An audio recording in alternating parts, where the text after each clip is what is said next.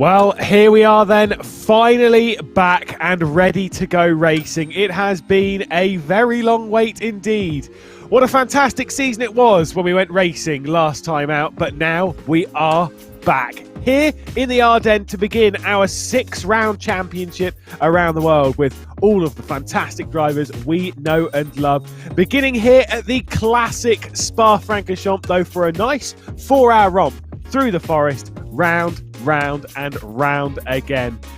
A series which delivers brilliant racing, we know that. Always the threat of a safety car on the horizon. And how is that going to play into things today? I'm Lewis McGlade. Cameron Roger is alongside to talk you through the fantastic action in the newly branded AHU Endurance by VCO, one of our new partnerships for this season. Obviously got to give our thanks to SimLab, Coach Dave Academy and Grid Engineering as well. But Cam, it is good to be back. Oh, it certainly is. This was one of the more fun and exciting series that we had in the last year or so. So to be back for another season is great, and we can see that the entry list is absolutely chock-a-block. So I think it's going to be a great season.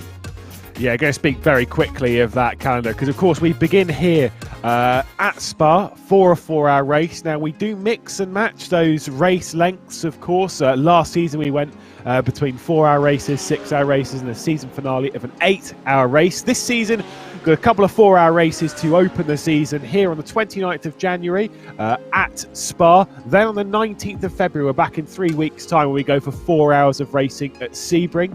On the 12th of March, we go racing for 6 hours at Suzuka. And then on the 2nd of April, something which we did have a little bit last season when we had a bit of a track change. When we went to Motegi as a bit of a fan vote. That's being kept on for this season. There is a competitor-voted round, and that includes, at least from my memory, race time as well as track as well. That is round number 4 on the 2nd of April. The 23rd of April, we go racing at Road Atlanta, a classic in American motorsport for 4 hours.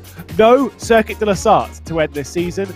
We are going to the beach of Daytona for a 10-hour race, which sounds great. It's a 1 o'clock start for us, but still, it's going to be fantastic. Oh, it absolutely is. And to finish a Daytona is amazing.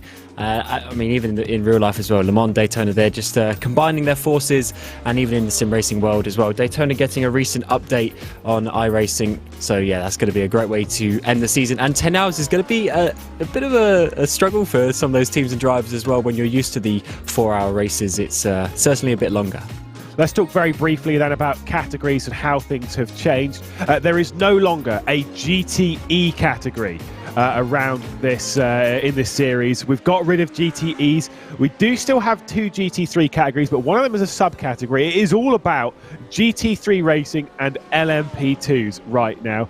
Obviously, the LMP2, same category as last season, it's using the Dallara P217. In the GT3 category, though, we've got the 2. So your primary GT3 category, and then there is the subcategory, the GT3 AM. Now, the way that works is kind of as you would expect. It's essentially one big championship for the GT3s, but then the GT3 AM, they play for their own little game. What it means is that, as they say on the website, in GT3 AM, the big boys, the pros, they can't steal your trophies, but you can steal theirs. And that's what this is all about. It's all about seeing those AM drivers getting up there and fighting with the big boys.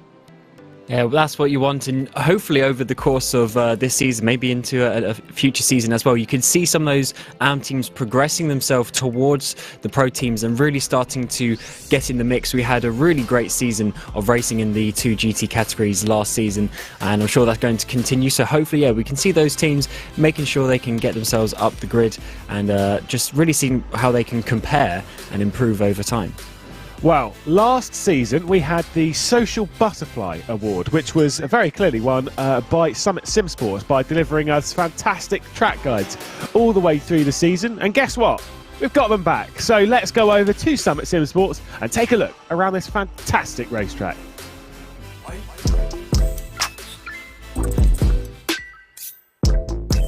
Hey everyone, welcome back to a brand new season of AHU Racing. We've got the Summit Sim Sports Dallara LMP2 car freshly painted by Flash Graphics, and we've got Liam Reston to take you for a lap of the circuit. Approaching turn 1, all the way down into first gear, heavy braking, turn the car in, over 90 degrees of lock, we can run the car nice and wide with the new off-track system, allowing us to get a great run down the hill towards Radion. We approach in 5th gear, hold it down in 5th, and we'll hit Radion at about 270 k's. Try and carry the speed as much as we can up the run up the hill. Watch the cars exiting the pits, especially if they are GT3 cars with the big speed differential that you can see here on the Kemmel Straight as we pull away. Now, approaching Lacombe, it's a heavy braking zone. Slam on the brakes, down into 2nd gear and try and carry the speed as much as you can. A nice little quick right-left chicane. Through here, another right-hander as you've got to watch the gravel on exit. GT car's been really nice to us. And then through the long sweeping right-hander, double apex, stay nice and tight in 1st gear, watch as you get on the gas. Through No Name, ride the inside curb and try not to run too far out on the right to avoid the off-track. On the run down to Puon, it's a very long sweeping left-hand corner. Shift down to 4th, run it as wide as you can without getting an off-track, and spot the 2nd apex, running wide to the curb. Through to another right to left chicane, although it is high speed as the car is grip limited, trying to hold on to the rear of the car as you're getting on the gas in 2nd gear, setting yourself up for the Stavelot corners. This complex is quite tricky, you've got to avoid that inside curve as there's quite a bump, run the car wide to the left and get a good run onto the straight as the car's trying to hold the rear of the grip as we get our run onto Blanchimont. This is a great spot to overtake GT3 cars before you get into Blanchimont because you don't want to be catching the rear of one as you approach here. 6th gear, 280 k's, no need to lift as you can see on the telemetry there, as we come into the braking zone of the last chicane. Slamming on the brakes down to 1st gear, whip the car right, turn it left, get on the gas as hard as you can without the rear going up, and away we go. There's a lucky Spa-Francorchamps. We look forward to 4 hours of racing.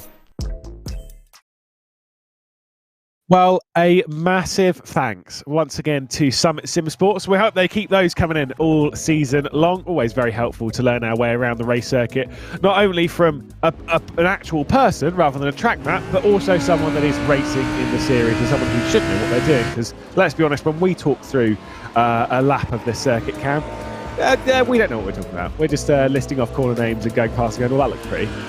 Yeah, not to the same degree as these drivers who have put in hours of practice, really learnt where the groove is around this circuit, and I'm sure it's going to be an exciting race coming up. It's a difficult track though. Obviously there's a lot of flat out sections, but there are some really tricky corners, and I'm sure we're going to get a couple of incidents here or there, but hopefully they can keep it nice and clean, because overall last season was actually pretty good racing wise.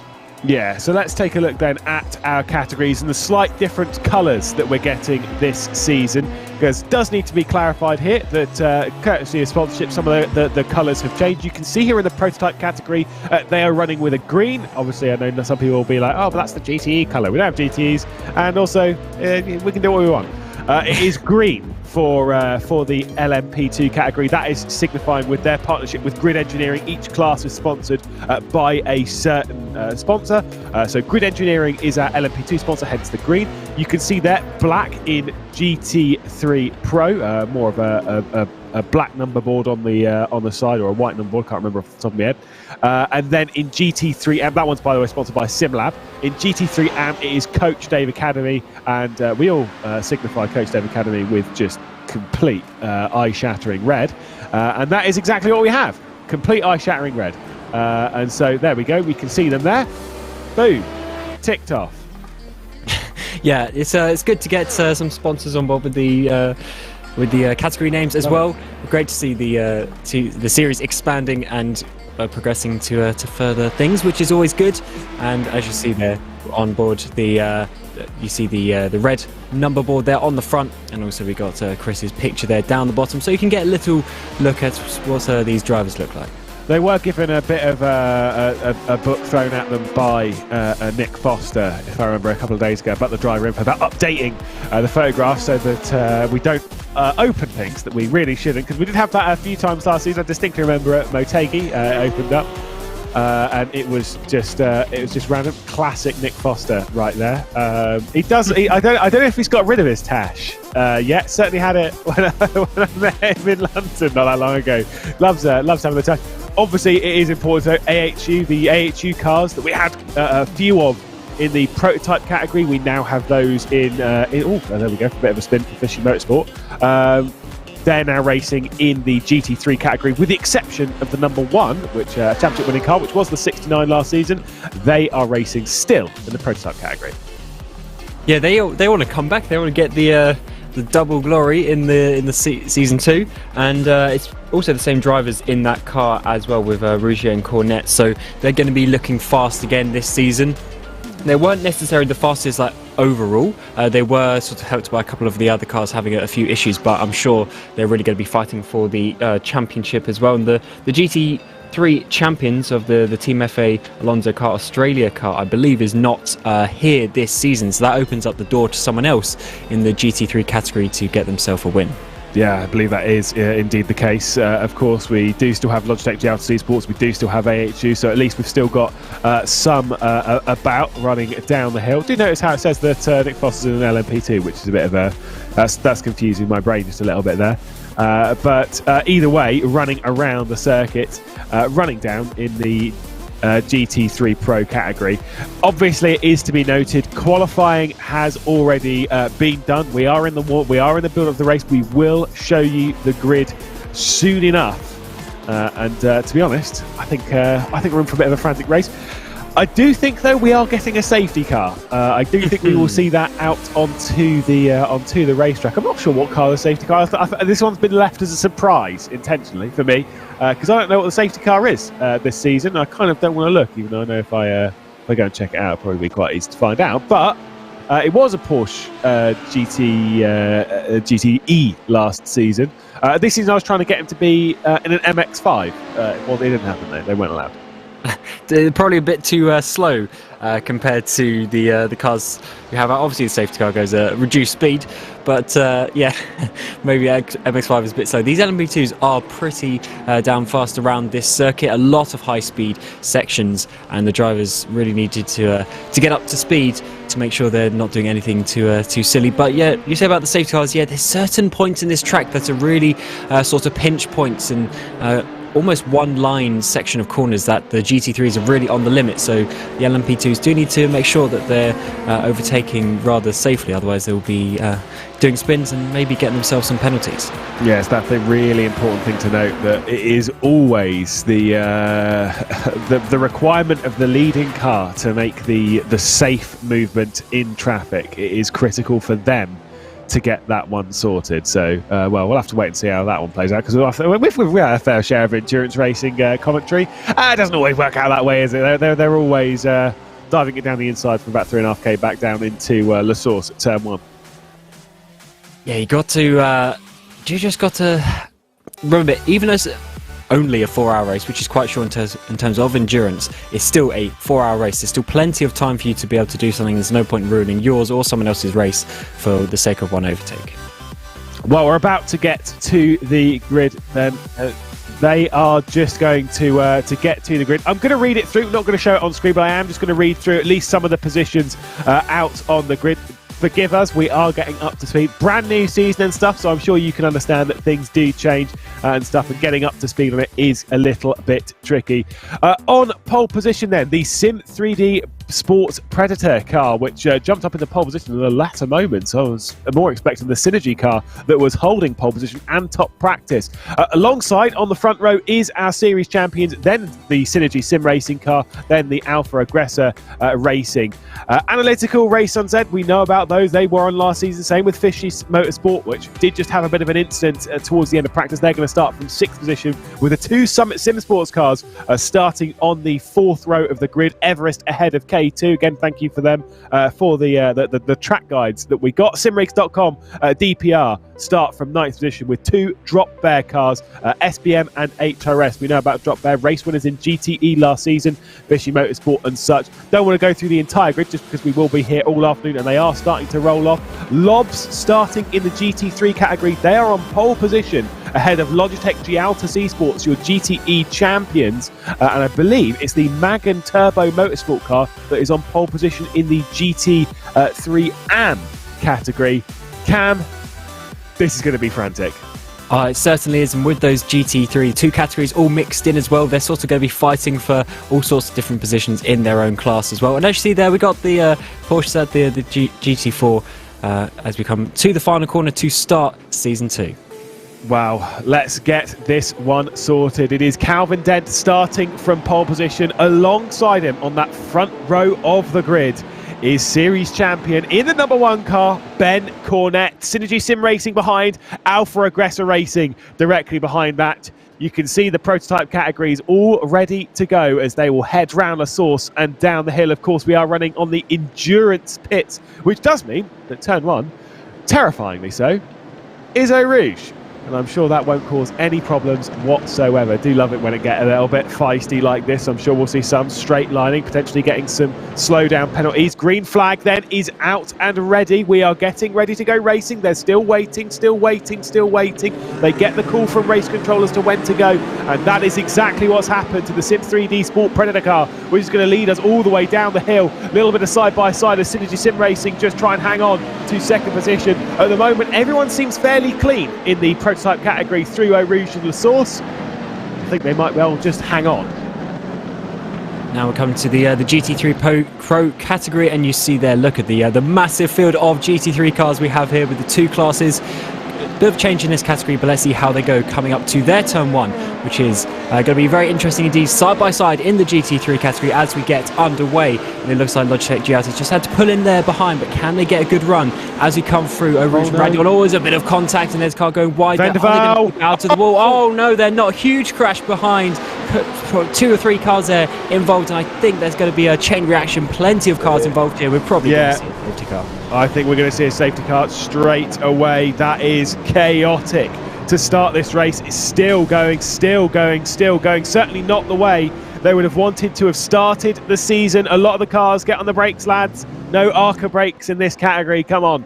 We'll all come to a complete stop, allowing it. That is an enormous crash for the Trans-Tasman car. That was the one that was thrown up into the air massively.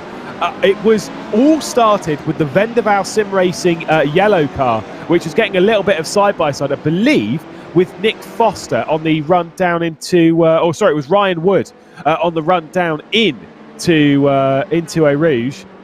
That really wasn't pretty. And they've already got the call, of course, to come straight on the safety car, which I can say we're not shocked with at all.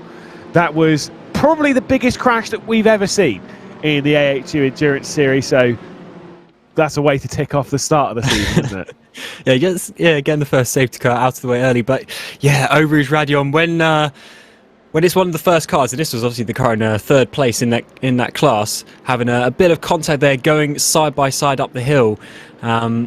It's so difficult. There's just so many cars coming behind that when cars are flying all over the place, at some point more cars are going to collect. And initially, I think there was only maybe 3 or 4 cars that went off to the side, but then obviously cars just get involved as the chain reaction happens. Yeah, we'll take a look once more at this. Now, what you'll see here, and I mean, you can see it there clear as day. I was going to throw Ryan Wood a bit under there, but to be perfectly honest, that is a massive hit. It was the 2 Vendaval cars as well, I think, that came together at the end of that. But either way, for Ryan Wood, yes, he was there. Yes, maybe you could classify it being as maybe a little bit too racy, but there was a stonking netcode in that. So, unfortunately, that is what it is. Lee Ellis straight across traffic. At this point, every single person in that grid is a passenger. Yeah. That's not a good way to start. Yeah, it's very unfortunate for those cars behind as well, because at that point, obviously, if you see a crash ahead, you are going to lift off and brake, etc. But when you're in that point of the race, you're not expecting anything like that to be happening. You come over the crest, absolutely flat out 5th, 6th gear. You don't expect someone to be spun around in front of you. Difficult to then just slam on the brakes and slow down, especially as brakes and everything would be cold at this point in the race. So very difficult situation for the drivers. Now, this is always the point where you kind of ask, do you go in the pit lane? Do you go and just get a little bit of fuel? Ooh. For me, typically the answer is no, but if you're already towards the back of the GT3 category, you know that you're going to start back there. Yes, you might pick up a few that are coming in for damage. Do you come in? I think, well, obviously, if you got damage, you might as well come in, because it's obviously a lot less time that you lose under safety car. But I think, especially if you're in a front position, you want to keep that track position right now. If you pit, you go back to the back of the pack, there's a lot of cars you've got to overtake, and right now you're only going to get maybe a lap extra fuel, maybe 2 laps extra fuel, so I don't think that's really going to be too much of an advantage. No, me neither. But you've got to ask the question every now and then, so you might as well throw it out there. Brody Kostecki, the driver that is leading in the GT3 category, starting from the pole position and still sitting, obviously, there in the Lobs Falcon Racing. Lovely to see, by the way, a mixture of cars within the category. I was saying this before when we were doing the Daytona 24 earlier on in the year in iRacing. The same kind of thing that's happened there. GTE category's been hit with a big old explosion, and off it goes. And now we get to see the rest of the GT3 contingent. That's exactly what we've got. You can see here, looking at the Logitech VCO Esports, the GTE champions. They're at the moment in second place in that GT3 category. They're in an Audi R8. P1 Lobs, nice Lamborghini Huracan in there. Seen plenty of Porsches. AHU directly behind Ryan Wood in a Porsche. More Porsches. BMW Mach 1 Esports. They were in a BMW, I think, last season as well. Obviously, the Trans Tasman car, that's in a BMW. And we do actually have confirmation then as to what the safety car is. The safety car by VCO is a Porsche. I think it's one of the OSR one, but it's a Porsche. Yeah, the Porsche getting the run out just again, and fortunately for us, it's a nice green colour as well with the green rims, which looks good. So we can identify that, and actually there's a safety car on the front there as well. So just going around nice and slowly, making sure that everyone is going to be all bunched up and all ready to hopefully go back racing, because obviously this time eats into the 4 hours, and the team's already probably having to potentially change their strategies just a little bit. For anyone who didn't join us at all last season, and I'm sure there are plenty of new people watching this for the very first time, there is reasons why we don't use the safety car in iRacing. It's because there's a bit of a lack of control over to how race control can sort things out, can assign penalties, then have to remove penalties and such. So we do this in a completely manual way. Now, whilst you can't just get up and drive an actual safety car, we make our own up. And that is why you are seeing a Porsche at the head of the field in that livery. It is because it is a manual safety car.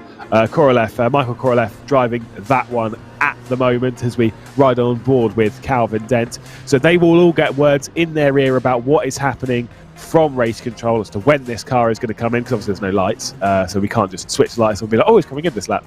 So they'll get that call from race control as to what is going to happen here. And to be honest, as you all know from being a safety car driver elsewhere, I think it's much easier to try and do it that way and sort it out, rather than having two eyes on, rather than just having one eye on and then having the AI take control of the safety car and not really know what's going on. Yeah, in a league that I organise as well, we also do this. It just gives you a lot of control, and yeah, just the ability to reorganise the grids and everything. Make sure that everything is in line how you want it, without having obviously a different power controlling you a little bit. So hopefully we'll be able to get ourselves underway as quick as possible for that.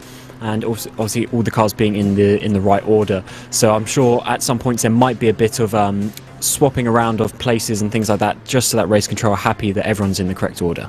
Yeah, Shane van Gisbergen playing a little bit of a role in race control. Of course, there are a few people within race control that are just trying to guide their way through and pick their pieces. Just getting the confirmation. So that is one of the things about this and why safety cars come out. Because the 177 has been still out on track because they have to get confirmation to tow, to return to pit lane from race control. They are not allowed to escape from the racetrack, to depart to pit lane if they can't move under their own power, unless race control give them the go-ahead. Kind of think it as marshals coming up to your car and helping you out. That has just gone to the 177, which was one of the cars that was completely stationary up at the top.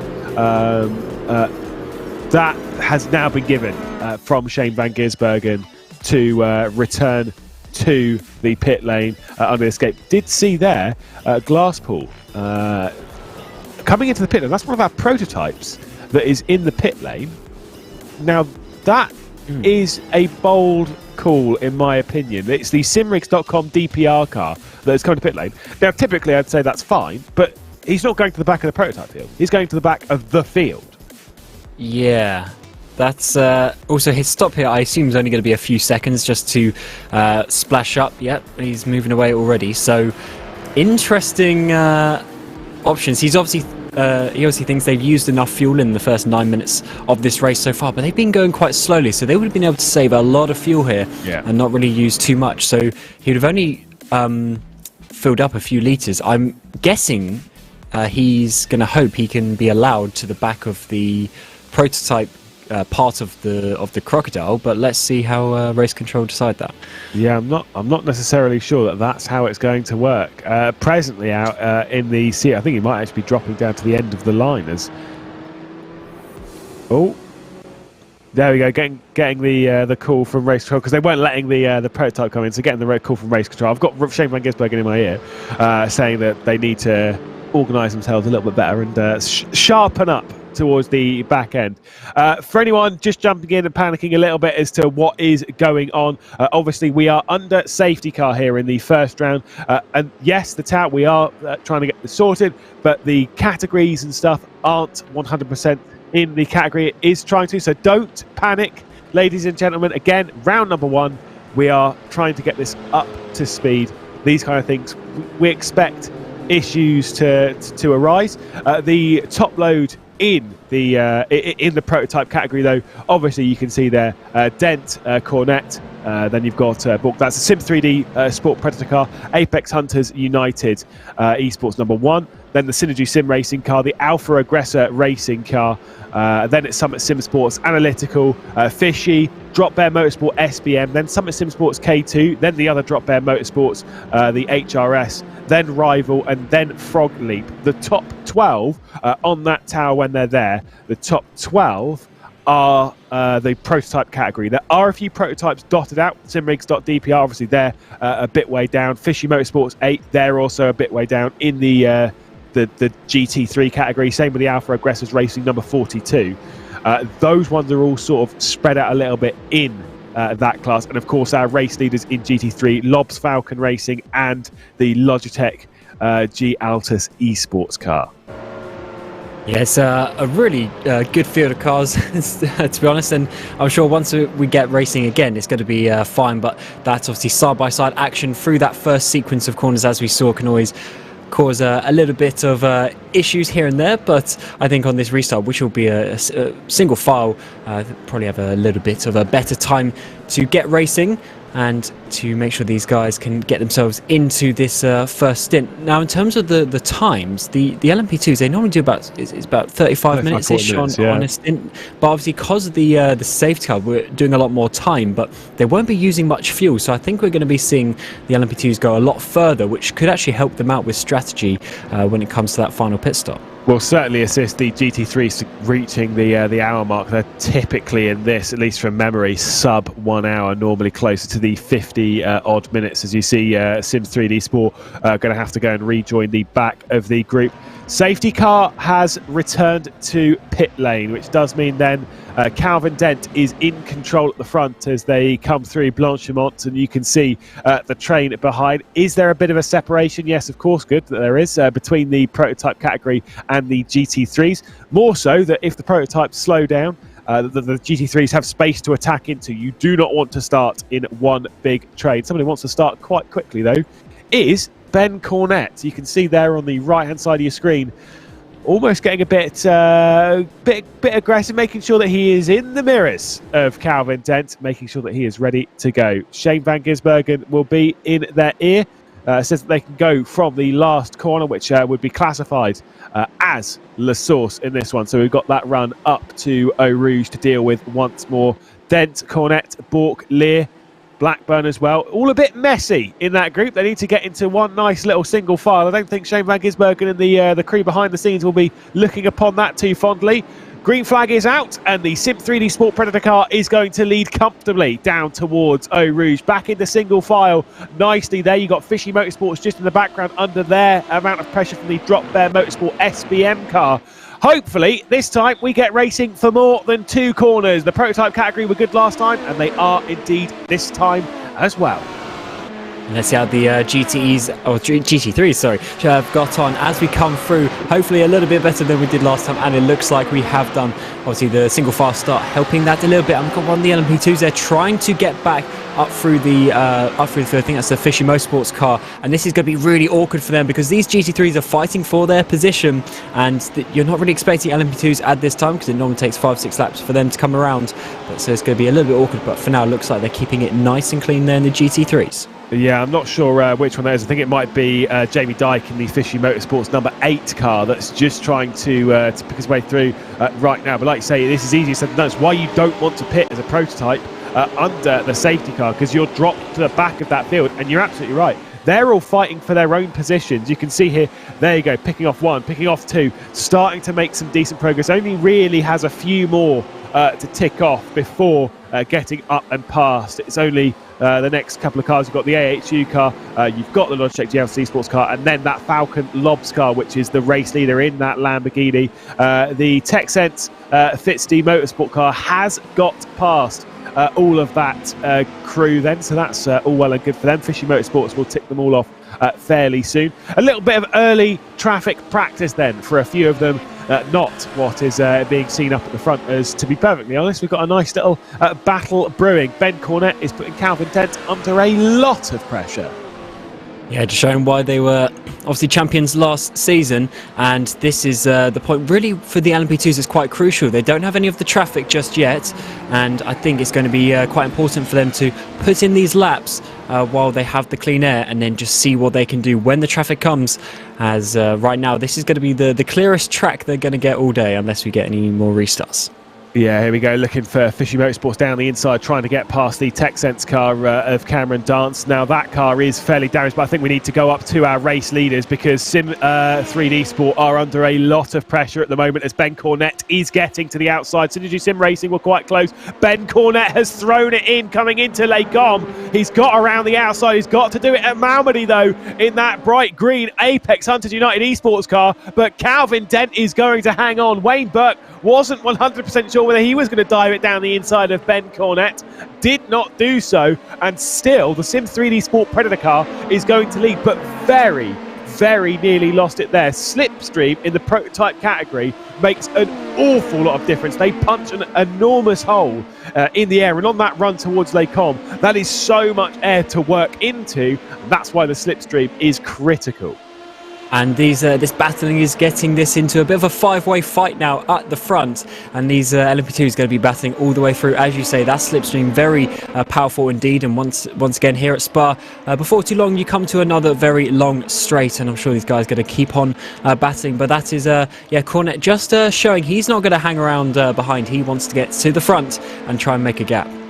Absolutely right. Just a reminder, this is the first round of the season, so we are again we're picking up as we're going along. So are some of the teams and drivers, because they're having to learn the new categories they're racing in, particularly again this car here, the Logitech Giautas Esports car. Same with the Lobs, they were in very different cars last season. Logitech Giautas were in GTE, the Lobs car was in the prototype category, all trying to learn the new cars. Whilst in sim racing, you can do as much seat time as realistically you want, but they're still having to learn their machines in a racing environment. And at the moment, I think in the GT3 category, at least what we've seen, we're having a 3-car breakaway at the front. And I think past that point, it's just them. I think they might work together here to try and build a gap on the rest of the GT3 contingent. Certainly, that is what you want to do. You don't have these big packs, because also when the LMP2s come around and start lapping them, it gets very awkward indeed when they've got to overtake multiple cars in one go. As you see just here, indeed, it's the 42s trying to get down the inside of Logitech Giautas. That's actually going to give a really good run to the Porsche there on the inside. Apex Hunters United getting a good run, but Logitech actually managing to keep it in there, but weaving all over the place, trying to get a bit of space. And then this slipstream up through Eau Rouge and Radion can be very difficult before the long run all the way up to Les Combes. Is he going to be too close though to get a good run with the slipstream? Yeah, well, let's see on that one.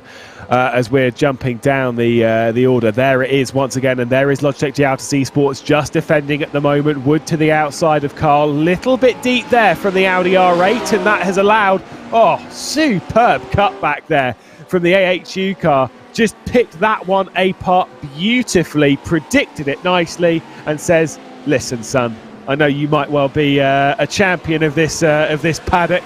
I'm still going to show you how it's done. That was beautifully picked apart by Wood. Absolutely superb. At the front, by the way, it is now a bigger lead for Calvin Dent after a little bit of a battle between the Apex Hunters United Esports #1 and the Synergy Sim Racing car. It has allowed Calvin Dent to pull out to 1.3 seconds as we head to the battle between the number 55 Summit Sim Sports car and battling with the number 89 Synergy Sim Racing. Those two battling for what I actually believe is third and fourth, if I'm not mistaken. But either way, well, that's what it's saying on my end, but definitely not what it is in game. That's bizarre. But either way, they're battling. Yeah, it's a good one so far. Summit Sim Sports really sort of a house name of this series for the last season and coming to season 2 as well.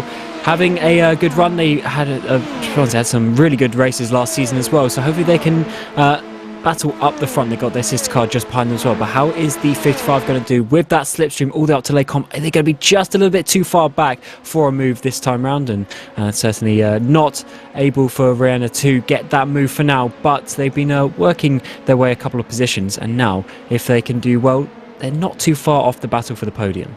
See, my panic's over. I worked out why I thought they were ahead of where they were. It's because they've dropped back a few positions. They were battling a bit further up the road, but unfortunately have dropped back in this battle for 5th and 6th. I think they were 4th and 5th. So either way, some progress is being made, naturally.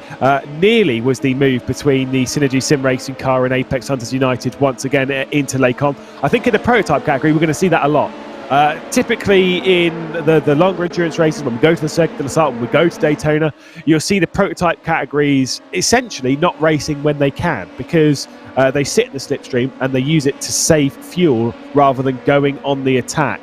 That is very clearly not what we are seeing here. They are going all out on the aggression, all out on the attack, and Summit Sim Sports trying to get past the analytical car. I think there might well be a bit of a dive into the bus stop, and whether it's the wisest place to go for one, because you're then wide open into Lecom. Either way, straight down the inside, and that is the position picked up for Jackson Rihanna. Yeah, nice clean move there. Nice and easy as well. No battling on the exit. He's got that position, and now he can just chase down the car ahead of him. Already up into a pretty decent position and not too far ahead for now either. So the Alpha Aggressor racing car just ahead of him. Let's see how long it takes him to catch up, but certainly looking pretty fast at this moment in time.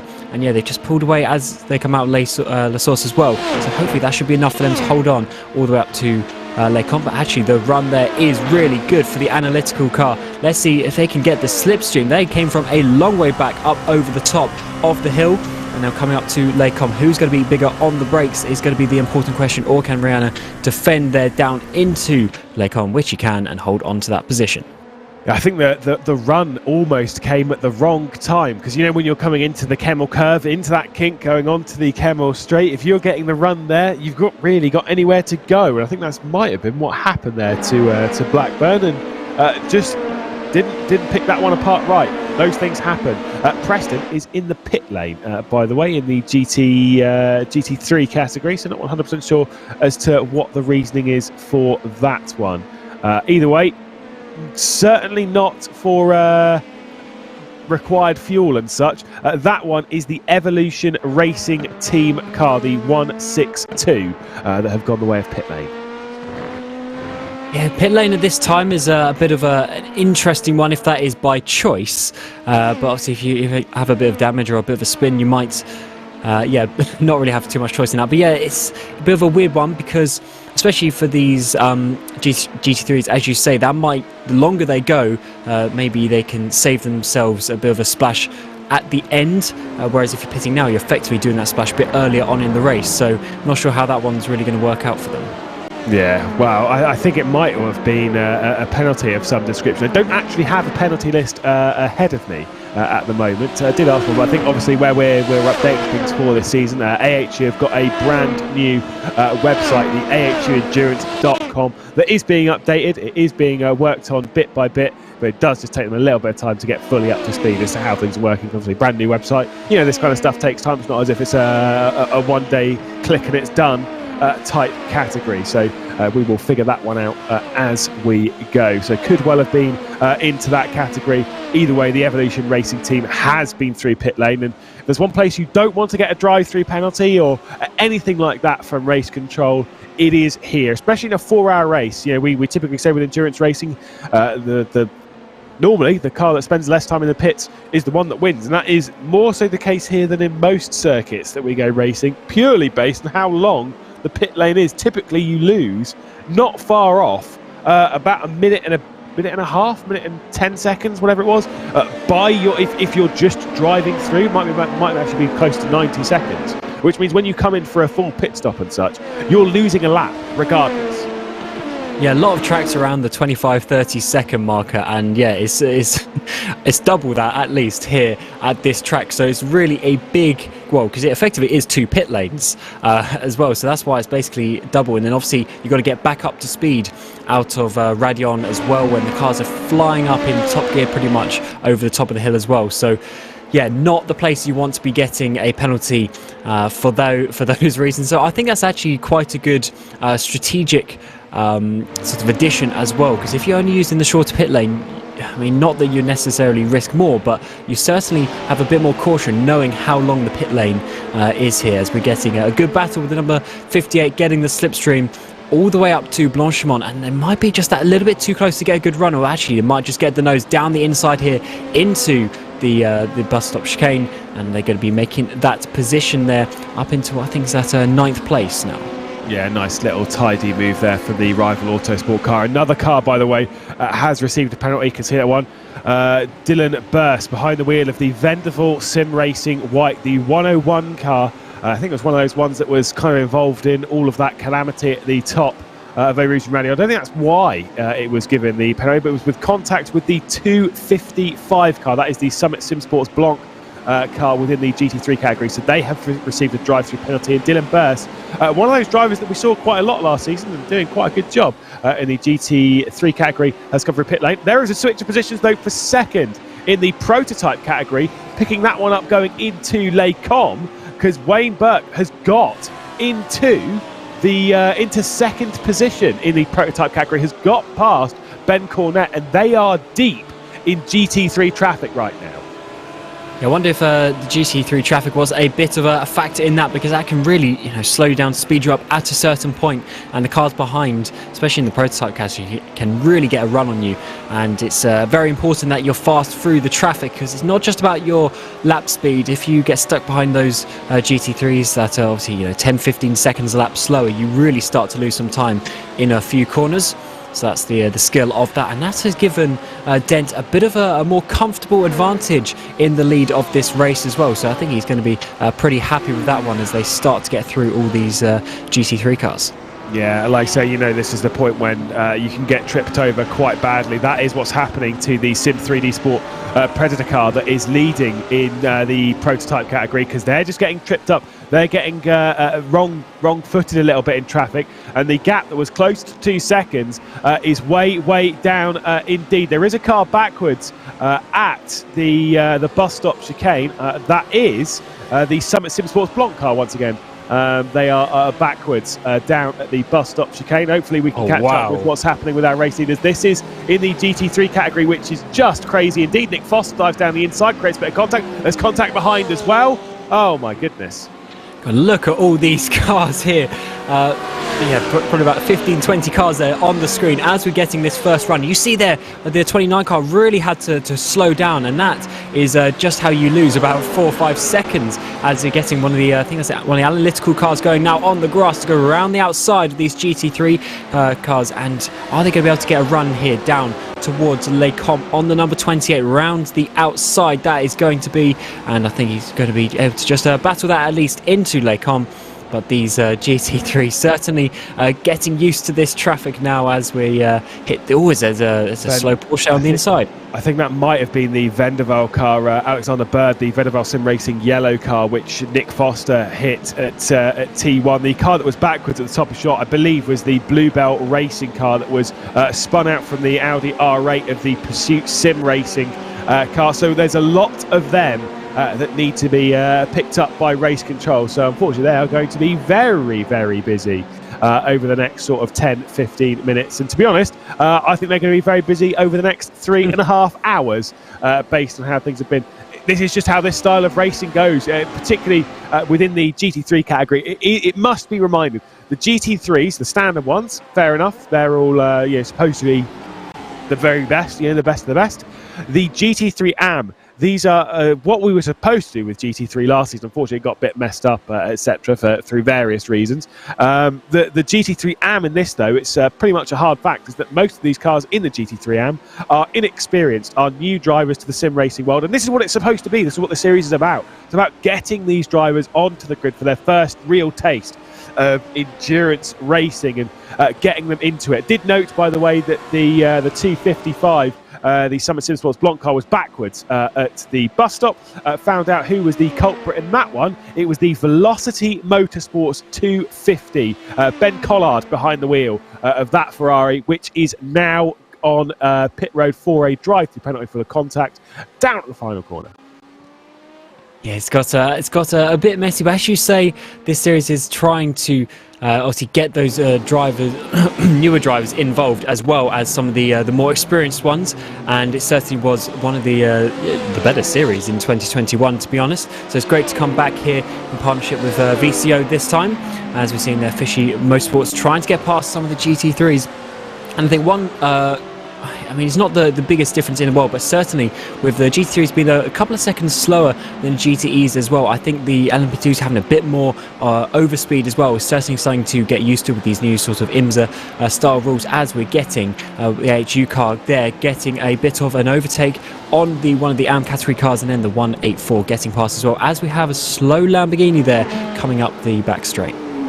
Yeah, I think a couple of cars are nursing at least some form of damage here through this race, which is typical and to be expected. Sean Lindsell in the 155 Apex Hunters car. There's a few of these, by the way, the Apex Hunters United. Obviously, we had a few in the prototype category. We've got even more in the GT3 category this season. Only the one, I believe, in the prototype category this season. So pick those apart with your eyes closed. It's a bit difficult. Either way, race leaders still once again quite close. It was a lot closer at the start finish this lap that just finished. But either way, the Synergy Sim Racing car, that I will remind you once again, I like to fall back on practice times to see what happened. This car did top the practice session on the build-up. And the practice session, it's not as if it's a 10-minute little build-up to this. It was 3 hours and 10 minutes. It started at 4 o'clock in the morning our time on the build-up to this race, getting all the drivers in, getting all the teams in, making sure they've got enough time to get ready and mess about amongst themselves, get a little bit used to the traffic management and such. As we've got a car there in pit lane, I believe, serving a drive-through penalty. That one was the, I believe it was 197. Which was in pit lane to serve a drive-through penalty. Oh no, it wasn't. The Apex Hunters United car, the 197, which is Nick Foster, which is damaged, by the way, going through Stavolo. They've got a drive-through penalty to go and serve as well, but I think they are going to request a tow because Nick Foster has become stationary on the back stretch. Hard to pick that one apart, but either way, that was the 197. Anyway, yeah, to my point, the Synergy Sim Racing car was topping in practice and looking incredibly fast. There is Nick Foster. And they're looking really fast in this race as well. Obviously, they found their speed that was maybe lacking qualifying when they didn't grab pole position. They lost out by 0.3 of a second to the Sim 3D Sport Predator car. Clearly, that pace is there for the race. Oh, is that Fishy? One of the Fishy cars, yeah, is heavy into the wall there on the exit of Les Combes, dead straight, which is a bit of an interesting one as well. But there must have been a bit of contact for them to end up there. Oh, safety car being called. Getting the safety car being called from Shane van Gisbergen. The call is from race control to make sure that Nick Foster can escape safely, as would be in the real life. He's not near any escape road. And same with Michael Whiting, who I believe is not only in the barrier there, but I believe is stuck on the front right and is asking for permission to return to pit lane. He's obviously getting told to hold, as we've got the safety car coming out. That's why the safety car is coming out, to make sure that these drivers can escape when needed. But yeah, bit of a shame there for Fisher, that we're actually running quite well, to be honest. They were up inside the top 10. Yeah, they were doing a pretty decent job, but that is how quickly these endurance races can turn on their head. And as we're now getting over half an hour into this race, I think we might see quite a few guys come into the pit lane, as we are. Burke and Rihanna also coming in for the LMP2 categories. I think a couple other guys as well coming in. So yeah, a lot of guys going to be taking that opportunity, especially in the LMP2s, because as I said, they run about 35 minutes or so on fuel. We're at that point, and they wouldn't have had too many laps remaining, even considering the safety car earlier. So certainly a smart option for them, and that is going to be obviously changing the strategies a bit for these guys in the GT3 category, because I think we're going to see a few of them take the opportunity with effectively a shorter pit stop. Yeah, absolutely. Especially in the prototype category, this is the perfect time for the prototypes to be coming in. It's about bob on the right car. I made a little bit too early, considering the safety car, the first one, which lasted a fair while, which allowed them to save fuel. Maybe they could have gone for an extra sort of 5-10 minutes. But either way, this is still a good time for the prototypes to come in to get their fuel. Most likely double stinting tyres. We know prototypes don't tend to use their tyres that much, and where their stints are so short, they can typically double stint tyres. Fingers crossed, by the way, the overlay. Thankfully, this is why we get Mike Yao in for this. No disrespect to Dan Handover, get him. But Mike Yao on the cameras this season has been juggling an awful lot behind the scenes, not only to pick apart what has been a chaotic start, the opening 35 minutes of this race, but also trying to sort out the overlay, which, fingers crossed, should be, if you do notice anything, please do let us know. But the overlay should be mostly picked apart and sorted, and so we've got our LMP2s at the top there. That was a mad opening 35 minutes, and you kind of got to ask the question, is the next 3.5 hours going to be the same? I kind of think not. I think Shane van Gisbergen will be losing his patience as race control if that was the case. And he's racing, isn't he? In one of the I'm not E3 cars, so not sure anymore. He's going to be obviously getting the adrenaline going just before he jumps in one of the AHU GT3 cars. And as you see now, all the cars are in the Crocodile, moving their way around the track, and there's a sort of a lot more of the categories mixed up now. So will the I guess race control will be sorting this out to have some of the LMP2s at the front, or are they going to be restarting like this, Lewis? I believe they will be. To be honest, I think they might be starting like this. Depends on how the prototypes come into the pit lane. 'Cause obviously, we've got our. So you've got the first car in that is the safety car. I know it's a bit confusing, obviously, with having the AHU car directly behind, because the liveries are fairly similar. That's why we need. I asked for it to be a police car, to be perfectly honest. It wasn't. But either way, the car at the head of the pack, that's our safety car. Then it is the prototype, the prototype leader. That is Calvin Den, and then it is the rest of the cars, whatever was behind. Obviously, not allowed to overtake. Not sure what race control will do in that scenario, whether they'll allow them to be waved around or reorganise themselves. Obviously, we don't know if the prototypes want to pit and such. You were saying about Shane van Gisbergen, by the way, in this race. The reason why I said I'm not sure he is at the moment is because he is signed up for a car. He is supposed to be racing, but it is the 197 that Nick Foster is behind, which is the one that's parked stationary on the exit of Stavlo. So I'm less sure about their participation in the rest of this race. You'll actually see him just on the right-hand side of shot, potentially. There we go. On the left, just parked over on the grass. So not sure if we'll see Shane van Gisbergen taken to the racetrack. Yeah, and I have to say, I do quite like this. Obviously, the cars have to wait there before going back, because that is one, I guess, benefit of sim racing, is if you crash on track, you can just press escape and teleport back to the pit lane. But of course, that does ruin some of the the timings and the realism of that. So the fact that they can sit there and the drivers have to drive past you, etc., is a good addition in this series. And these safety car periods obviously add a bit of unpredictability in the race, because you never know when it's going to happen, and you can't plan your fuel strategies because of this, and maybe even your tyre strategies as well. So I think it's going to be another good season of racing, and let's see how they reorganize this. There is quite a few of the LMP2s actually towards the front, but let's see if anyone chooses to pit again this time round. Yeah, fingers crossed it'll be a bit less chaotic. This one, by the way, we've got two safety cars. This one's the safety car by VCO. We've got safety car by OSR as well. So that was the GT3 car entering the pit lane, not the prototypes. I'm a bit baffled to not see the prototypes entering pit lane. Cool is that all the cars that need the tow can return to pit lane now. They can all escape, so that has been allowed to them.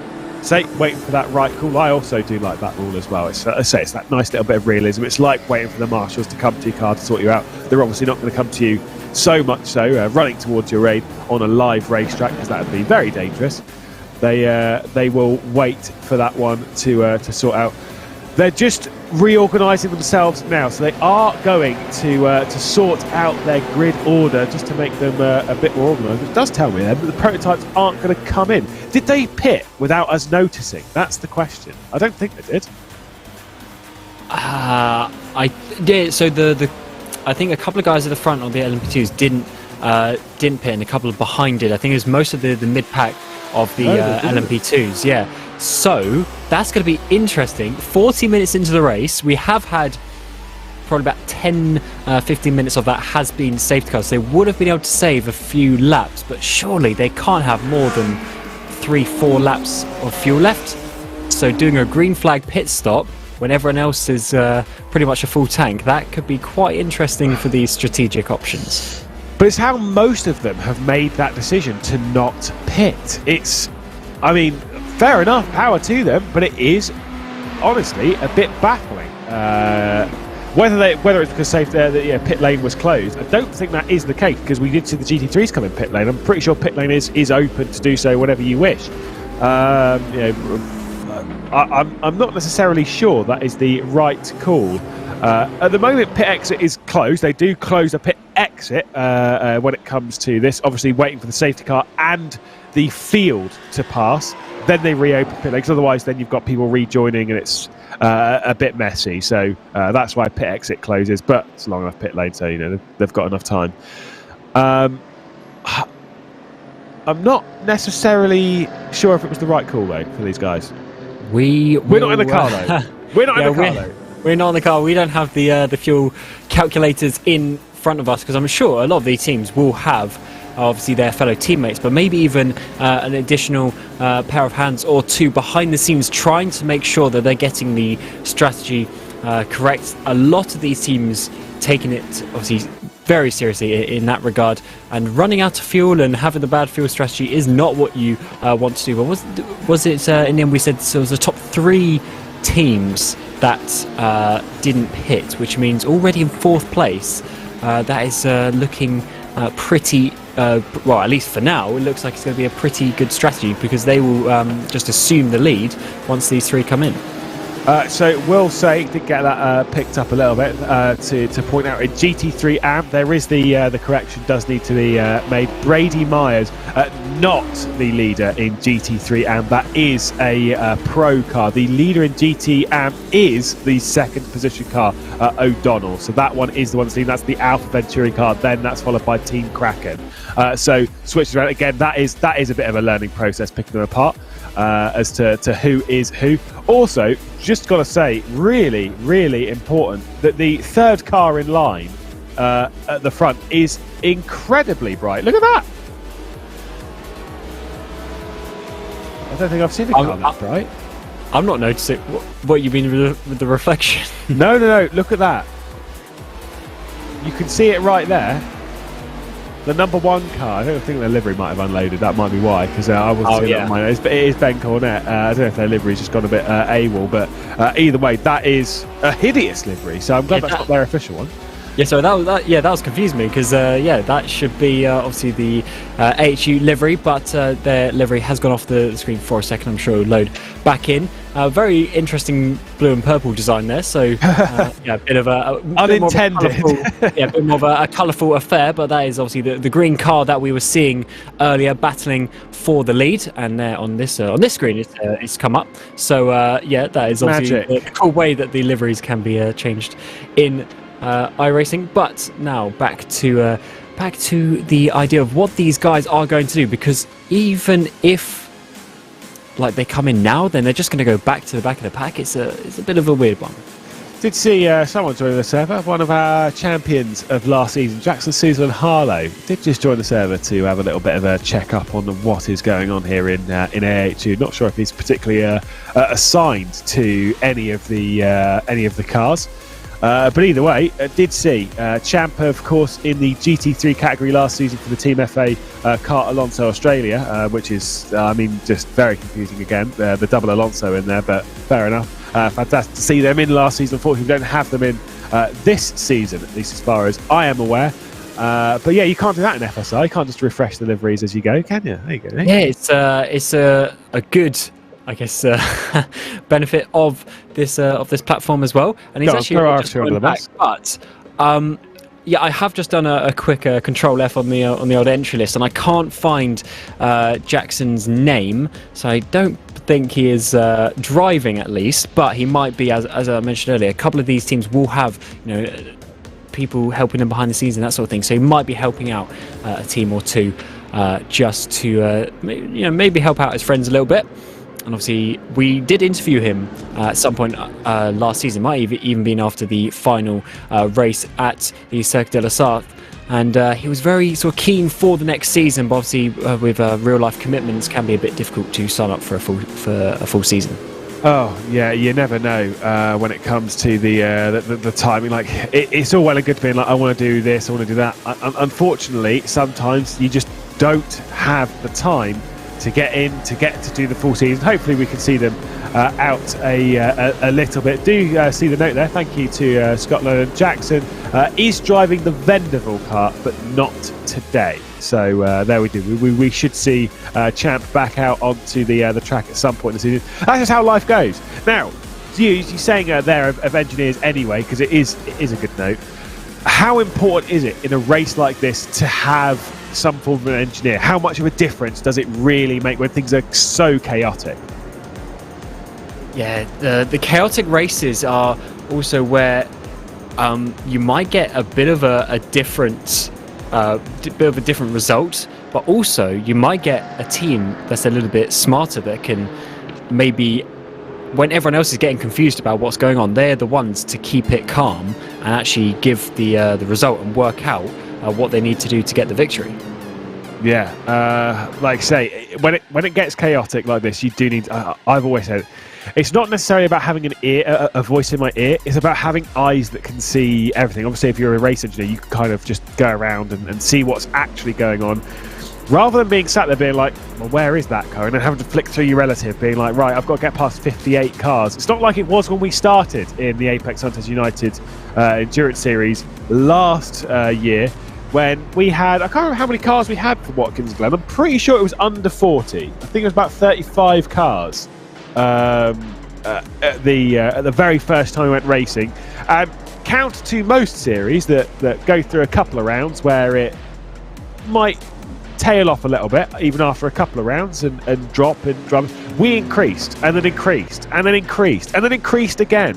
I think there was 72 cars signed up for this season. There is a pre-qualifying to sort them out to make sure that we have the required number, which I believe is 58 cars on the racetrack once they've gone through pre-qualifying, which to me is just, honestly, it's fantastic to see so many cars and new drivers jumping in and in a growing brand new season.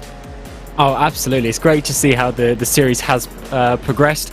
I think when obviously it first started, the idea was obviously to make sure that it was a place for some, because pretty much all of the drivers are obviously Australia, New Zealand based drivers and getting more people from that part of the world onto a broadcasted, commercialized race series that is obviously taken a little bit more seriously. And I think the drivers have really, and the teams as well, have really just got on board with that. And there's a really good atmosphere. If you obviously read on the Discord and things like that, everyone's just here to have a bit of fun, but take the racing seriously as well. And it's good to see that has just carried on, progressing into season 2 with the partnership with VCO as well, taking it to even more heights. And hopefully we get a really good season of racing, because there was some cracking races last season with some immense finishes. I remember Hockenheimring off the top of my head as well. So yeah, I think they've got some brilliant racing to come.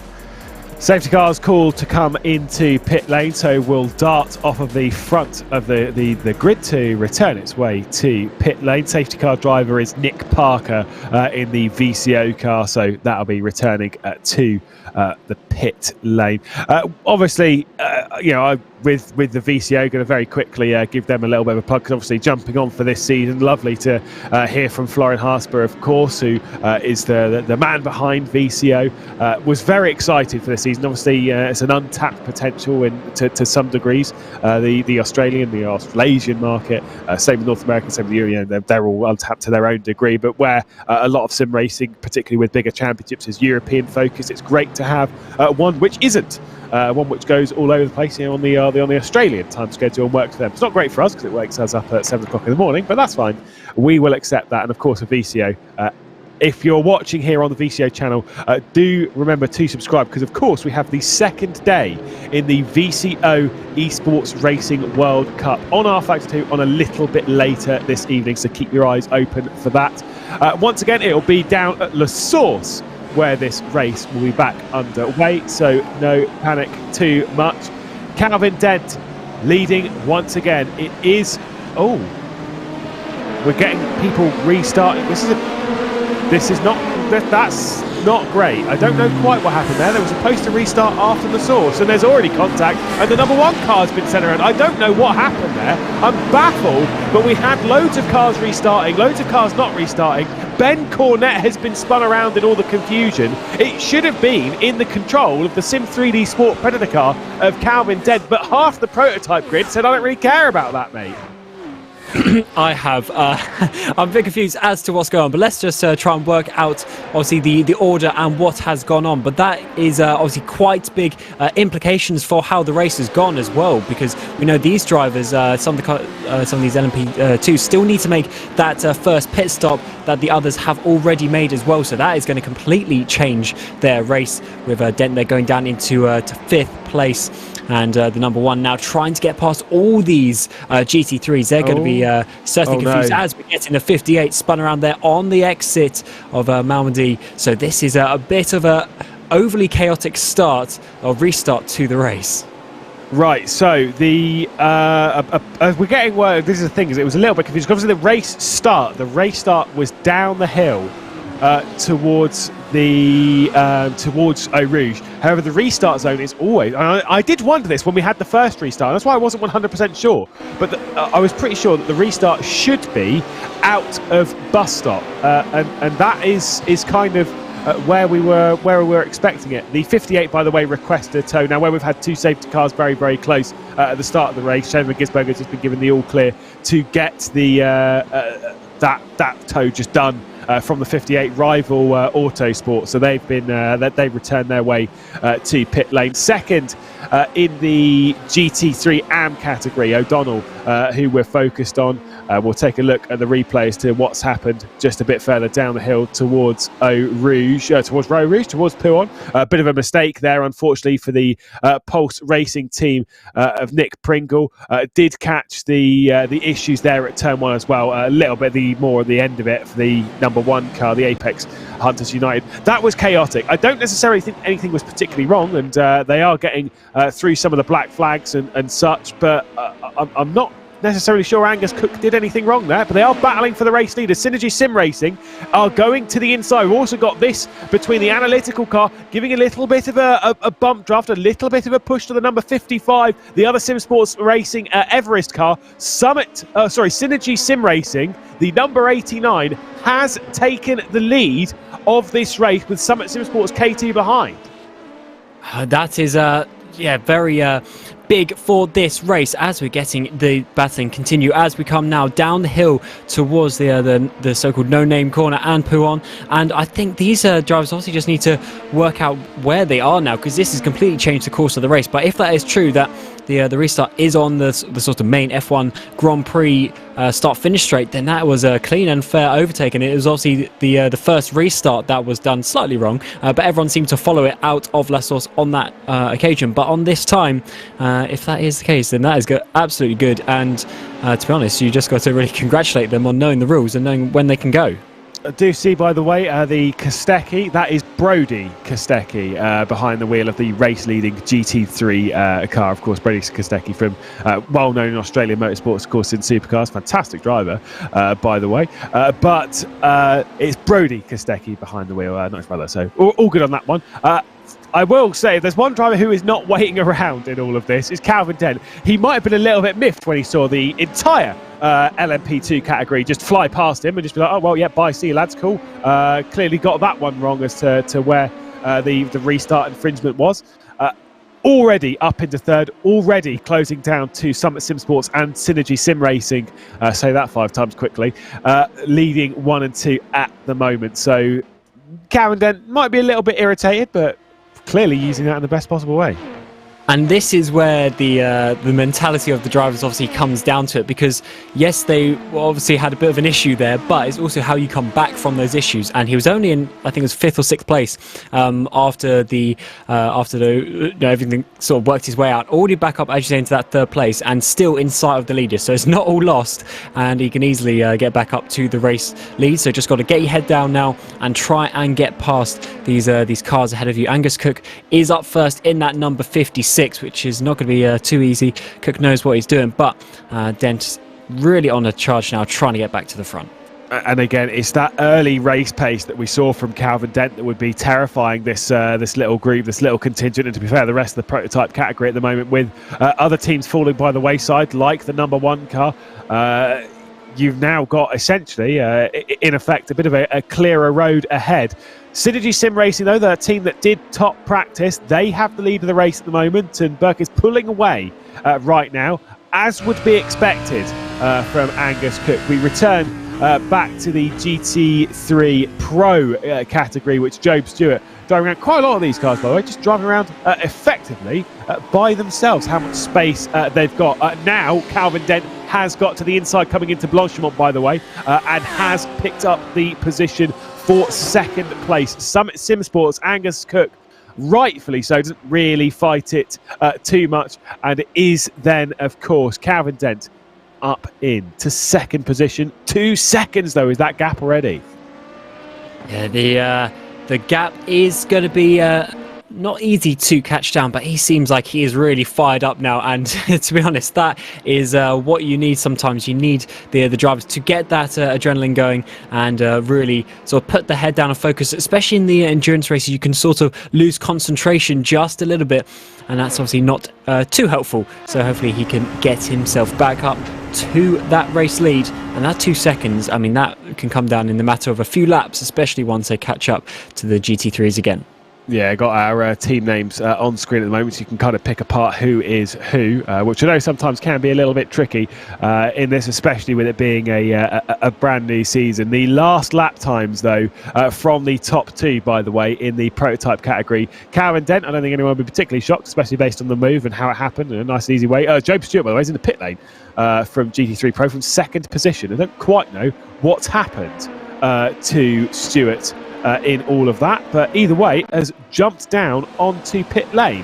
But yes, the last lap, Calvin Dent was faster by 0.2 of a second. Yeah, very fast driving at the moment, and needs to obviously keep that one going. But at some point, all these teams will be swapping drivers as well. So It also depends how fast their second driver is in these battles. But for now, I think Dent is going to be able to close that one down towards Borg for the time being. But the traffic is really going to be where that gap can fluctuate hugely. I mean, we saw quite a lot of LMP2s having to get out of it at various stages, and that can always cause a few seconds lost here and there.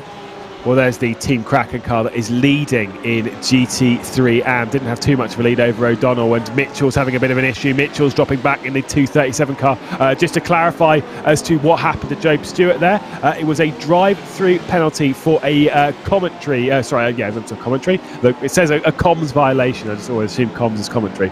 Obviously, it is in a sense, but it's the in-game commentary between themselves and race control. A breach of that. It's a drive-through penalty for that. That has happened to a few other cars as well. The 169 Ryan Wood also has the same thing, comms violation. They want to keep the channel open and clear so race control can use it. It's not a conversation channel. You're not having a chat to your mates being like, oh yeah, can you banter. I don't know how to banter with people. I don't understand. I'm not a funny person. Also, the other penalty, I believe, was to the car number 1 for car contact as well.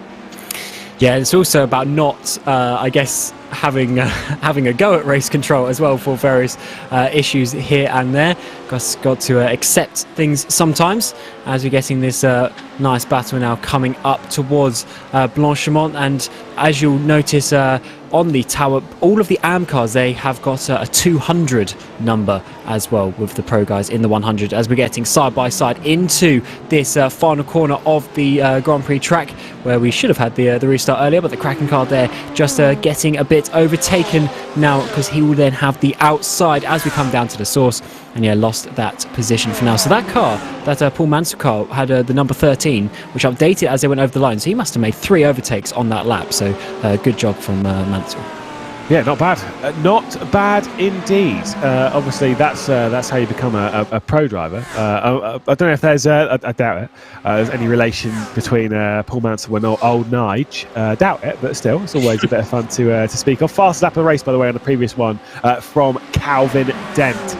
Obviously, closing that gap in, but to be fair, the two Summit Sim Sports cars that are battling out behind the 56 and the 55, they're not far apart either in the prototype category. So we're getting plenty of battles, as well as one for the lead in GT3 AM. I think that is one of those things that we do like to focus on. We do like to talk about our AM category, and realistically the space between the Alpha Venturi car and Team Kraken is really not much. See Logitech GLTC Esports just getting through there on them, just trying to pick up. That is 4th position. Obviously, Logitech GLTC Esports are GT3 Pro, getting past the 2 GT3 AMs, as much as they are 2 separate categories, but GT3 AM is a subcategory of the GT3. So they are playing for GT3 overall, but we're just treating these as an AM category at the moment. We will talk about the full standings within GT3 at another point. But either way, for the GT3 AM lead, Team Kraken and Alpha Venturi, very, very close indeed. Yeah, imagine if a GT3 AM gets a podium or even an overall win at some point. That will really be quite interesting for both championships, really, because as you said, the pro guys obviously have the AMs mixed in as well, so they're going to have sort of effectively gaps in their points. It's all getting a bit close there into the bus stop chicane, with Kostecki there trying to make sure the LMP2 doesn't get past him too easily. But yeah, the AM guys, if say they finished second, then the gap in the pro points would effectively go from 1st place to 3rd. That 2nd points will be effectively taken out of the way for them. So yeah, that could be quite an interesting factor if some of these AM cars have a good race. They are presently playing on the cusp of the top 10. It's 11th position that the Team Kraken car is in right now. Logitech GLTC Esports just robbed them of that top 10 finish. Again, as we said earlier, the way it's worded on the website, which I think is a perfect way of wording it, it's so that the GT3 AM drivers, their trophies can't be stolen by the pro drivers, but if they have a good race, they can go and steal the pro drivers' trophies. They're still playing in the overall category. Much akin to how things are with a rookie category and things like British Touring Cars and stuff, is that it's a subcategory inside the race. Doesn't necessarily, they're not playing in completely different categories. there we've got some drivers into the pit lane. Calvin Dent is in the pit lane, so the prototype category. We were saying it might be 2 or 3 laps. They clearly saved a lot under safety car because we've got past the hour mark for prototype, which is, to be honest, baffling that a prototype's been able to get this far. But either way, prototype's starting to come in pit lane now. Yeah, I guess the safety car was going quite slowly, about 60 k's an hour when we went on board with it. So yeah, it's definitely able to save a lot of fuel as we're getting now this battle for 6th place here with the number 73 trying to get the slipstream in the run round the outside of Cameron Dance, and I think he's going to be able to get past the Dance and TechSense VCO Motorsports, dropping down into that 7th place for now. So he's going to have to be trying to get that one back up, but certainly not too bad of position. Nice clean overtake, so not too much time lost. Yeah, nice little move around there, and like I say, sometimes just what you need to do, just a nice clean one. I think we see this quite a lot with racing and stuff. It's so easy to trip over each other through the midpoint of some of these moves, especially around Spa, where you seem like you've got so much space, so much runoff, so much everything to go and do. Obviously, less so in 2022 when they're getting some gravel traps back. But it seems like you've got so much space, but it's so easy to go around the outside of the corner, be left on the inside on a much tighter line, overdo it, create some contact. Those things can be where it gets a bit not pretty, by the way. I wasn't sure, by the way, with the TechSense VCO Motorsport car, that's why I was getting a bit confused. I'm pretty sure they're supposed to be a drop bear Motorsports SBM car in the number 22. At least that's what it says within the sim. So anyone getting confused on that one, that could be why, as they run around in 7. That's why I was getting confused. You were talking about Battle for 7. I was like, oh, there isn't a Battle for 7. No, we're right now. We're all sorted. Yeah, there has been a little bit of discrepancy with some of the team names and such between the two, but I'm sure we'll figure that one out as we come to look at the two Summit Sim Sports cars. The 56 still driven by Angus Cook. He is leading the way from his teammate. Currently a double podium for Cook and Rihanna at the moment, but they are some 4 and a bit seconds off the lead now, with Synergy up there leading the way in the number 89 car. So obviously, safety cars can always happen, but you don't want to let someone get too far ahead. Don't want to let them have too much of a comfortable race. And as we start to hit this traffic now, I'm sure the Summit guys are going to try and get some of that time back, because you don't want Burke to have too much of an easy race at the front. Yeah, we are getting word as well. They did actually pit, as much as it said 0 on there. They did actually apparently come into pit lane. So our live timing and graphics clearly not giving us the required information. But they did all come in the second pit lane sequence. So I did wonder if they'd come in before we'd caught eyes on them, and apparently that was the case. They'd all jumped in to get a little bit of fuel. Does mean they might be pitting. They've still probably got a little bit of space to go. We are on lap 24 of this race. They've still got plenty of time to jump into pit lane. Some of these teams and cars and such. It's whether they switch tyres though, because obviously they've not used them really that much, not as much. So double stints are normally okay. Spa's not a particularly high tyre wear circuit. I think quite a lot of these prototypes, if they're quick on their thoughts, quick on their thinking, quick on their feet, might well see a nice little triple stint to open the race. Yeah, well, I guess it would more be like a 2.5, which allows them to do it, because I assume they wouldn't choose to do a triple stint if it was full racing lap stints. I mean, you know more about the car than me, but yeah, I would assume they wouldn't do that. So yeah, if you can then obviously save a bit of tyres, save a bit of fuel behind the safety car, extend that out, then that just helps you later on in the race, as we're seeing already the 56 come into the pit lane. Does the 55 follow? No, doesn't look like they do so. So Angus Cook there. I wonder if he's going to be jumping out of the car, as we're already an hour into this race, and at some point got to make a driver swap. Yeah, that's it, exactly. This is it's not 4 hours solo. You are all in a team. As to who is your teammates, we will be getting to those in a moment. We don't have a specific entry list for this round, but we will be going through them. Obviously, we know the likes of Nick Foster and Shane van Gisbergen teamed up in the 197 car. I don't know if that car is fully out of the race. Actually, a good point to go and check on our Lord and Saviours. They are, I believe, out of this race, still in pit lane. So I think they are done. And I don't think we'll see Shane van Gisbergen out on the race. Brody Kostecki's teammates, the race leaders in GT3 Amp, Jared Filsell. Of course, we did see Brody Kostecki and Jared Filsell battling in the Lobs Esports car last season, battling for victories in the prototype category. I remember it all kind of coming apart a little bit at Monza, but either way, like those two teaming up in the GT3 category, I'm sure that'll be great for them. They are dominating at the moment, 5.2 seconds clear. Yeah, certainly a nice comfortable lead, and when you get to that sort of stage, you can't obviously become complacent. You just got to keep on pushing, trying to keep that gap out the front, because you never know when those few seconds are going to be needed at some point of maybe a pit stop or any sort of minor incident. When you've got cars right up behind you, it can really change the mentality and the stress going into a certain part of the race. But look at this train of cars as well. Really great battling for the front here of the AM category.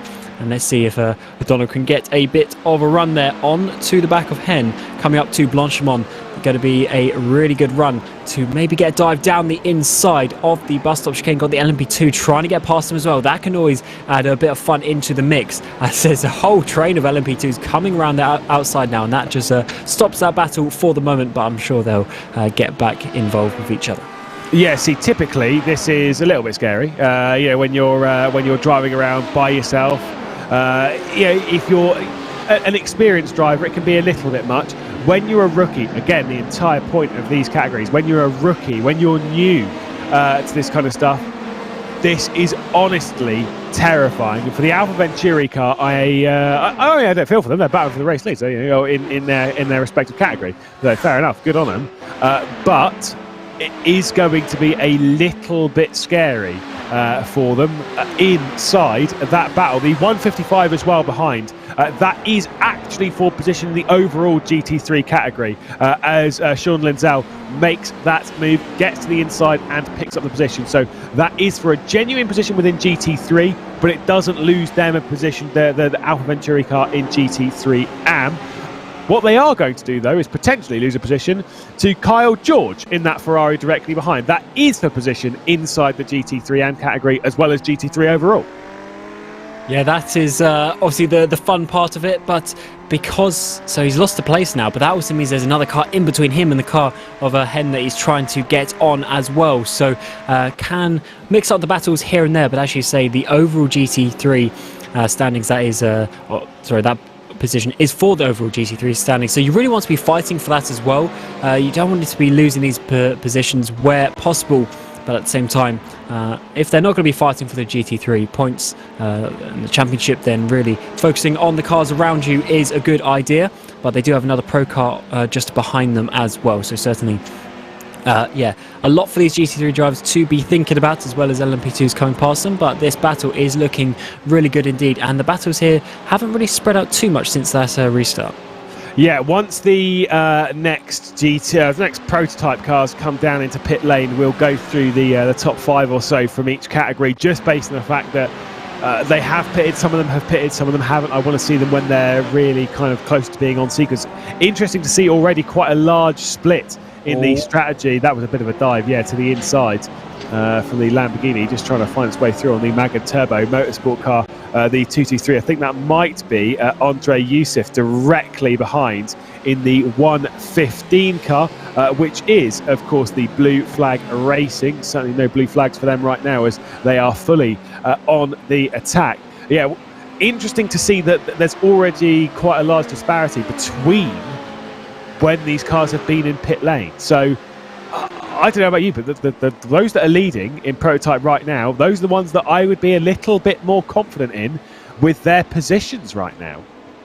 Yeah, I mean, going further is always a good place. It just gets you that bit further into race. You have a shorter pit stop at the end if we go green to the end of the race as well. It just puts you in that bit more of a comfortable position. You're a bit more control of the race. You're never pitting early and then getting back into the traffic. You're always sitting a bit more proud at the front. So yeah, I would say they're in a good, a pretty good position for now. And Burke's obviously been very fast as well, always at the front of this race. So I think they're going to be in a really good position. They're already, you can see the gaps already spreading out so much. They're really in control of this race. Now, do see that there has been a few off tracks and such appearing. I can see on the live time, we're getting it when it pops up with off track constantly from everyone. Now, let's speak of this very, very quickly whilst we can.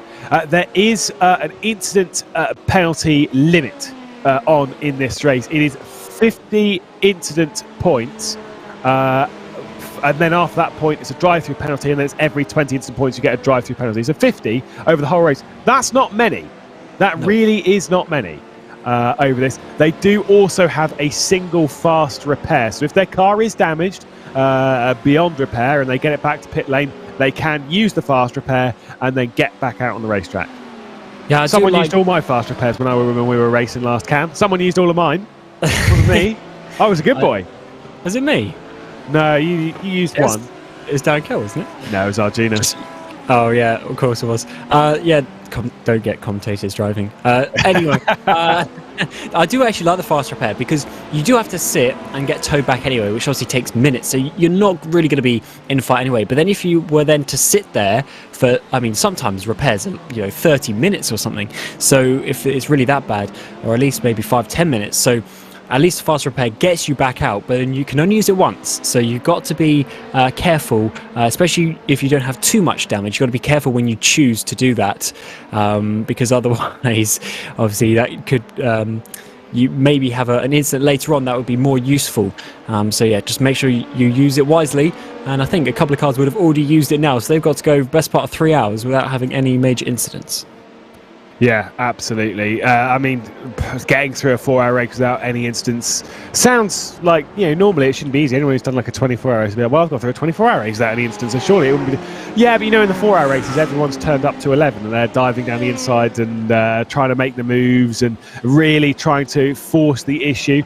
Speaking of forcing the issue, just slightly ahead of this, I believe it was the Mag and Turbo car. So we're looking a couple of positions back. This one's at the Trans-Tasman Ross Rizzo. Ahead of this, of course, we've got Andre Youssef, and then we've got that battle for second position in GT3M, which Kyle George was looking down the inside of Daniel O'Donnell in that Alpha Venturi car.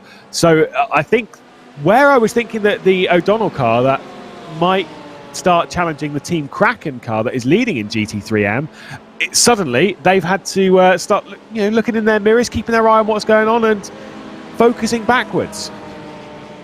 Yeah, sometimes you can actually just lose yourself time from looking behind you all the time as well. You need to make sure you're always looking forward, because it just, I don't know, it's just obviously some psychology within the human brain. But if you're always looking in the mirror, always concerned about what's happening behind you, you'll just naturally drive slower and actually just snowball and make the issue worse. Whereas if you just focus forward and just carried on pushing, seeing where you got, you generally end up in a bit of a better position. Obviously, you need to look in your mirrors, see what's coming. But you generally do slow down, and pushing forward in these shorter races is always what you want to do, because there isn't loads of time to get back any issues that may happen. Yeah, absolutely. It's just like I say, trying to keep clean in all of this, which is easier said than done. Lobs Falcon still leading in GT3 Pro, and of course it is the Synergy Sim Racing car that is leading in LMP2, and then of course the Team Kraken car that is leading in GT3M. Our 3 race leaders still awaiting some of those prototype cars to return their way into the pit lane, because there's a few of them that pitted slightly more recently than others. Of course, Calvin Dent did make the one pit stop on lap 22. Those that are still out on track, they pitted on lap 13 under the safety car. So that's why they're still going much longer into this race. So in that sense, we should be expecting them in, I'm going to say, within the next sort of 3-4 laps. We'll see the rest of the prototype contingent into pit lane, but it's basically a 50-50 split on who's pitting on one 10-lap sequence and who's pitting on the other. It does seem to be like quite a large disparity in that sense. And that's going to be crucial when we get towards the latter parts of the race if it stays like this, because that's really going to be a huge difference in pit stop times and things like that, and drivers getting stuck in traffic maybe at certain points depending on where the traffic accumulates around around the circuit. So yeah, it's going to be quite a big one for some of these teams, but they've chosen their strategy. They chose when to pit. It was no one else's doing, and they are trying to make it work. But sometimes the fastest way is just to drive as fast as you can on the circuit, do the things that you can control as a driver, and then let the team sort out the strategy behind you.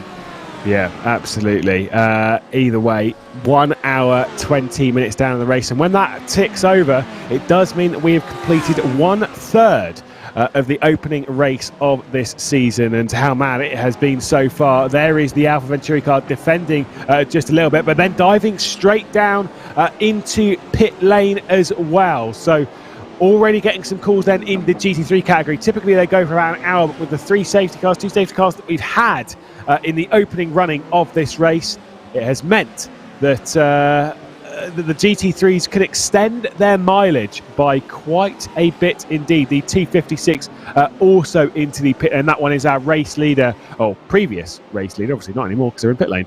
Previous race leader of the GT3 AM category, Paul Blomqvist, on the race circuit at the moment, running around in 4th position in GT3 AM. Maybe that's not correct because they're in the 148. Anyone who wants to know about the GT3 Pros, GT3 AMs, any car with a 1 before their name, so before their number rather, a 194, a 111, a 128, that is a distinction for a GT3 Pro. Anyone with a 2, so 224, 255, 256, they are all the GT3 AMs, and anyone without a number before their name, so just 89, 55, 43, obviously their prototype. So when it comes to those on numbers, if you see anyone flying past thinking what category are they in, pretty simple in that sense to pick them out. Yeah, and also the AM cars have the sort of red stripe on the windscreen, and all of these pro guys, as the pro sponsored by SimLab, you can see there on the windscreen they've all got SimLab as well. So hopefully as the season progresses you can learn to find out which teams are in which category. Obviously we'll try and help you as much as we can, as we're getting already towards I think probably another pit stop for those LMP2 cars at some point in the next couple of laps, from the guys who pit on that first time round rather than the second. I think it is approaching that pit lane sequence for them. Like I said, I mean, I don't know exactly how many laps because we don't really have a reference for it right now, because typically you just go, well, how long was the first in? And from the other guys, it's like, well, it was 22 laps, but there was a lot of safety car in there. So is it a 22 lap stint? No, not really. Considering they pitted last, the likes of Book, with the likes of Rihanna, Blackburn, Glasspool, all that are leading up there, they pitted on lap 13. Which then would mean, if you switch that back, if you were to add 22 laps, they're not going to be in for a little while. But where there were safety cars and stuff, there was a bit of an issue there. Was that Stanley that was round at the final corner, does manage to get into a bit of a flick spin to send that one in the correct way. Just going to try and look that one up just there. It was the Team JDR, Brady Stanley, that had been spun around and now is holding up in the pit lane the Magan Turbo Motorsport car as well. So clearly there's some very big damage on that Lamborghini in pit lane. Let's take a look as to what happened. We're on the Alfa Aggressor racing car. It's already been spun around there. I wonder if that might have been one of the Trans-Tasman racing cars that had spun the 221. Certainly looked like, actually, no, I'm not sure. I think that car had already gone through. That's not pretty, though. Yeah, certainly a bit of a weird sort of place to have that. Was it fishy there diving up the inside of Malmedy? But yeah, interesting place to have a crash like that. Let's see, bit of a dive here down the inside. Oh, is he going to just come off the apex a little bit? Lamborghini's leaving him space, going towards the outside, and I think he just gets helped and nudged around there by the TTR car, as you were saying, and the Porsche, the 148, having to get right out of the way, and the BMW stopping on the racing line as well. Fortunately not collected by anyone behind, but yeah, I think just that BMW going in just the tiniest bit too hot into the first apex of the chicane. Yeah, it wasn't this Mag and Turbo car, it was the other Mag and Turbo car, the 224. So I think of me saying Mag and Turbo out loud and then panicking a little bit that something's happened to Carl George. That is not the case. It's Matthew Scholes that was held back in the pit lane sequence, just trying to get into the pit lane whilst being blocked by a very, very broken Lamborghini. Still, a lot of these cars, again, a reminder, should have a fast repair, so should be able to tick them off. Although, if there is one thing that I would always tell drivers at the start of the race, is turn off the fast repair straight away. Because what you'll end up doing is you'll receive a little bit of a scuff on the side of the car, you'll come in and the fast repair will activate, and then that's gone. It's gone, it's in the bin.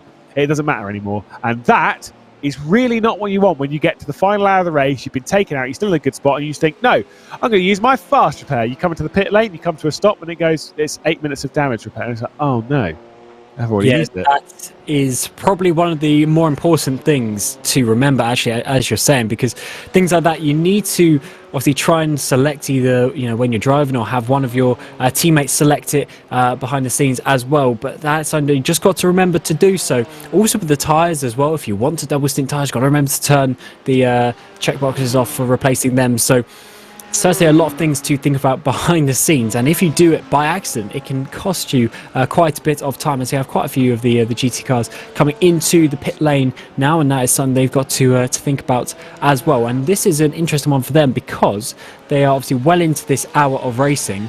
So I think if we go green from here, their final pit stop is going to be sort of not much more than half a tank, really. So there's going to be some discrepancies there, and someone might be able to save themselves a huge chunk of time.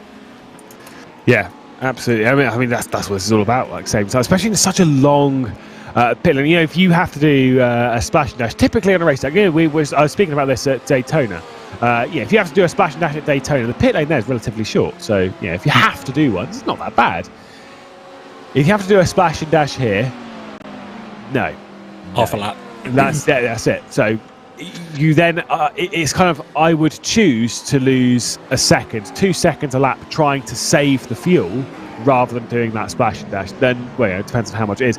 Either way, Mach 1 going around the outside trying to battle it out with Kraken.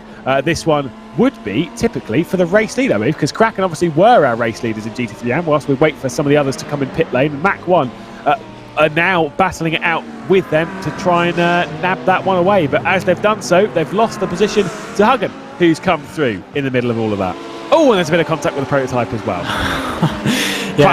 Getting very, very close between these cars here, coming up towards Eau Rouge, and I think there's going to be quite a big slipstream as well, all the way up. 2 Ferraris battling it out, going to be going side by side, I reckon, by the time we get up to the Les Combes chicane, already pulling out to be side by side. Who is going to be coming out on top of this? Who's going to be bigger on the brakes into Les Combes? Is it going to be on the inside? Is it going to be on the outside? Can Kraken hold on to that position? No, just going to lose out to that one as well. But now we've got BMW coming past them, so getting very close between these 2 cars as they're going side by side through Malmedy, and the Kraken car losing 2 places and maybe a third as we come down into the hairpin as well. That hasn't been a good couple of corners for the Kraken car. No, I will say, by the way, I was thinking that it was their teammate that had come through, just because I saw a word that began with K and ended with N, but it was the Carbon Mungbeam car.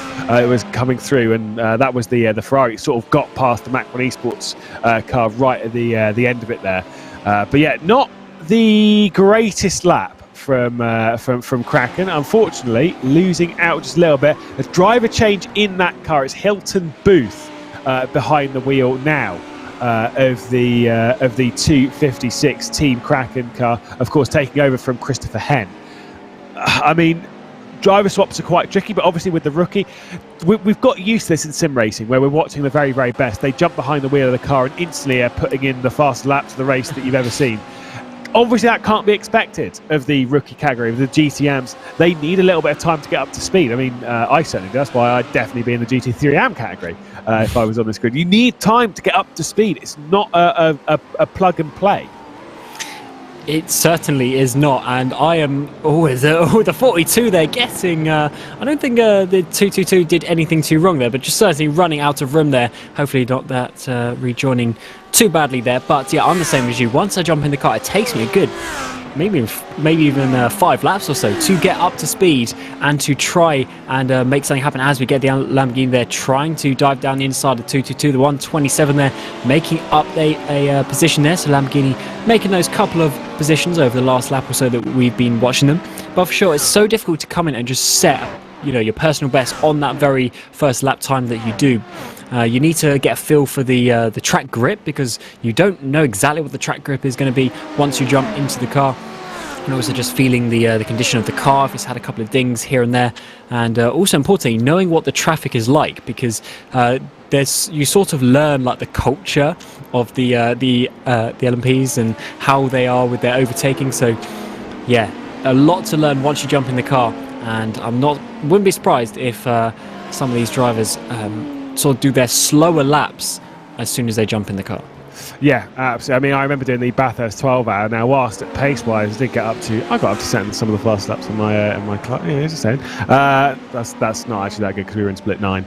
But still, it took 5-6 laps to actually get up to speed. The first few, I was 2 seconds off, just trying to get into the rhythm of the car, because the second you get in, especially with the lack of experience, your heart's racing. You're trying to calm yourself down. You're trying to get yourself into the rhythm of the race before it's even begun, and that is honestly very, very difficult. Either way, we've got cars into the pit lane. The analytical car, the number 43, into the pit lane. Of course, Glasspool as well, and the number 73 Simrigs.com DPR car was in the pit lane a bit very, very early in the race. And the number 22 Drop Bear Motorsports, all in the pit lane, taking their service. Should relinquish the lead then to the Sim 3D car of Calvin Dent, who should return to the lead of the race after losing it on the latest restart. There we go, straight up to the top of the leaderboard.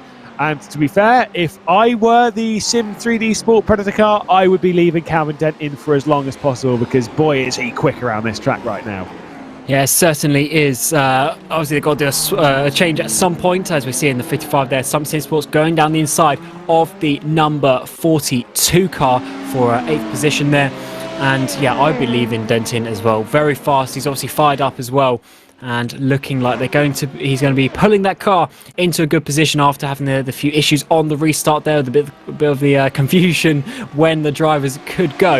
And it looks like the 42 car is going to be coming back, the Alpha Aggressor racing car. Is he going to be getting his nose down the inside of Summit Sim Sports as we coming up to Lake Com? That's going to be a really nice move if he can get down the inside, but Summit Sim Sports, they're trying to hold it on the outside. There might be a bit of contact on the exit there, and there is. The 42 goes around, and hopefully those GTs can get out of the way. We saw that coming side by side through that sequence of corners is very difficult, and the Alpha Aggressor car is going to be dropping down just a little bit there, as the number 58 is going to be getting past as well. That was, I mean, it's nice livery. I'll give them that at least. As well, see what happens to the Carbon Esports car. This is the Carbon Mungbean, which is a great name, by the way. Now, I'm going to assume that there might have been damage or a technical issue that's meant that they've just pulled straight off the racetrack, looking for a requesting of a tow into the pit lane. That's why they've pulled off the race. I'm not really sure what happened there with the Carbon Mungbean car, because they were running in a good spot. Might have also Classic run out of fuel, because we do know that we're approaching the end of the GT3 pit window, so it might have been that. And to be fair, good company in the running out of fuel. I've done it twice. Not that I'm great. Mike Epps, though, British touring car driver, ran out of fuel in the Le Mans Virtual. So, you know, fair enough. As did Red Bull Racing Esports. And they're supposed to be very good at this stuff. So, you know, terrible. It's, I would say, it's not, you know, obviously most people, they're going to be looking at fuel, etc. But I'd say it's easier to do than you would expect. Because when you're just driving, and of course, if your teammate in your ear, they might be like, oh yeah, no, pitting in 2 laps, pitting in 1 lap, etc. But as you're coming up to that bus stop chicane, especially if there's cars around you, you might not be thinking about the pit entry. You're thinking about, you know, just trying to avoid the cars around you, hitting the apexes, and then before you know it, you've driven past and then run out of fuel, which is, yeah, slightly embarrassing for some drivers. And what have you heard? Safety car is being pulled out. Safety car is being pulled out right now. So we are going to have it return to the racetrack. We're going to neutralise the race circuit. Shane van Gisbergen with the call. If there's any GT3 drivers that have actually been able to save the fuel enough, this could be a decent game, although you're going to have to pit in and then drop to the rear of the field anyway. So not sure which one that's for. It might be I think it is for the carbon Mungbean car, the one that we saw come to a stop. There was an ask from Shane van Gisbergen to ask the 263, do you need a tow? Responded with, yes, please. So, yeah, that's where that's gone. And so I think it is for that Mungbean car. Not necessarily for a crash, but either way for a stationary car in a dangerous position. Yeah, it's an interesting one, that, because I say well, I can't speak. Looked more like a choice rather than them having lack of choice. But hopefully they can get back to the pit lane. And also for them, because they're not far round the track, that's going to be quite a long tow by the time they get to it as well. So they're going to be losing quite a long time. Seeing quite a few cars coming into the pit lane, as you would imagine. But for those cars that just pit not too long ago, maybe they're going to stay out and get that track position back. Yeah, but then is that track position back for the short term? That's the thing. It's never an easy decision to make. And like you say, you're dealing with your strategy from ages ago. Like, for example, these guys that pitted on lap 13, likes of Calvin Dent, Freer, Lear, these ones that are in the pit lane now. The call could be argued they had to pit. They had to come into the pit lane because they pitted on lap 13. We're already 20 laps in. This was 100% the right call for them to come in the pit lane. It just means that now they're almost reset on the pit lane at times. It's only 3 or 4 laps difference rather than it being 10 now.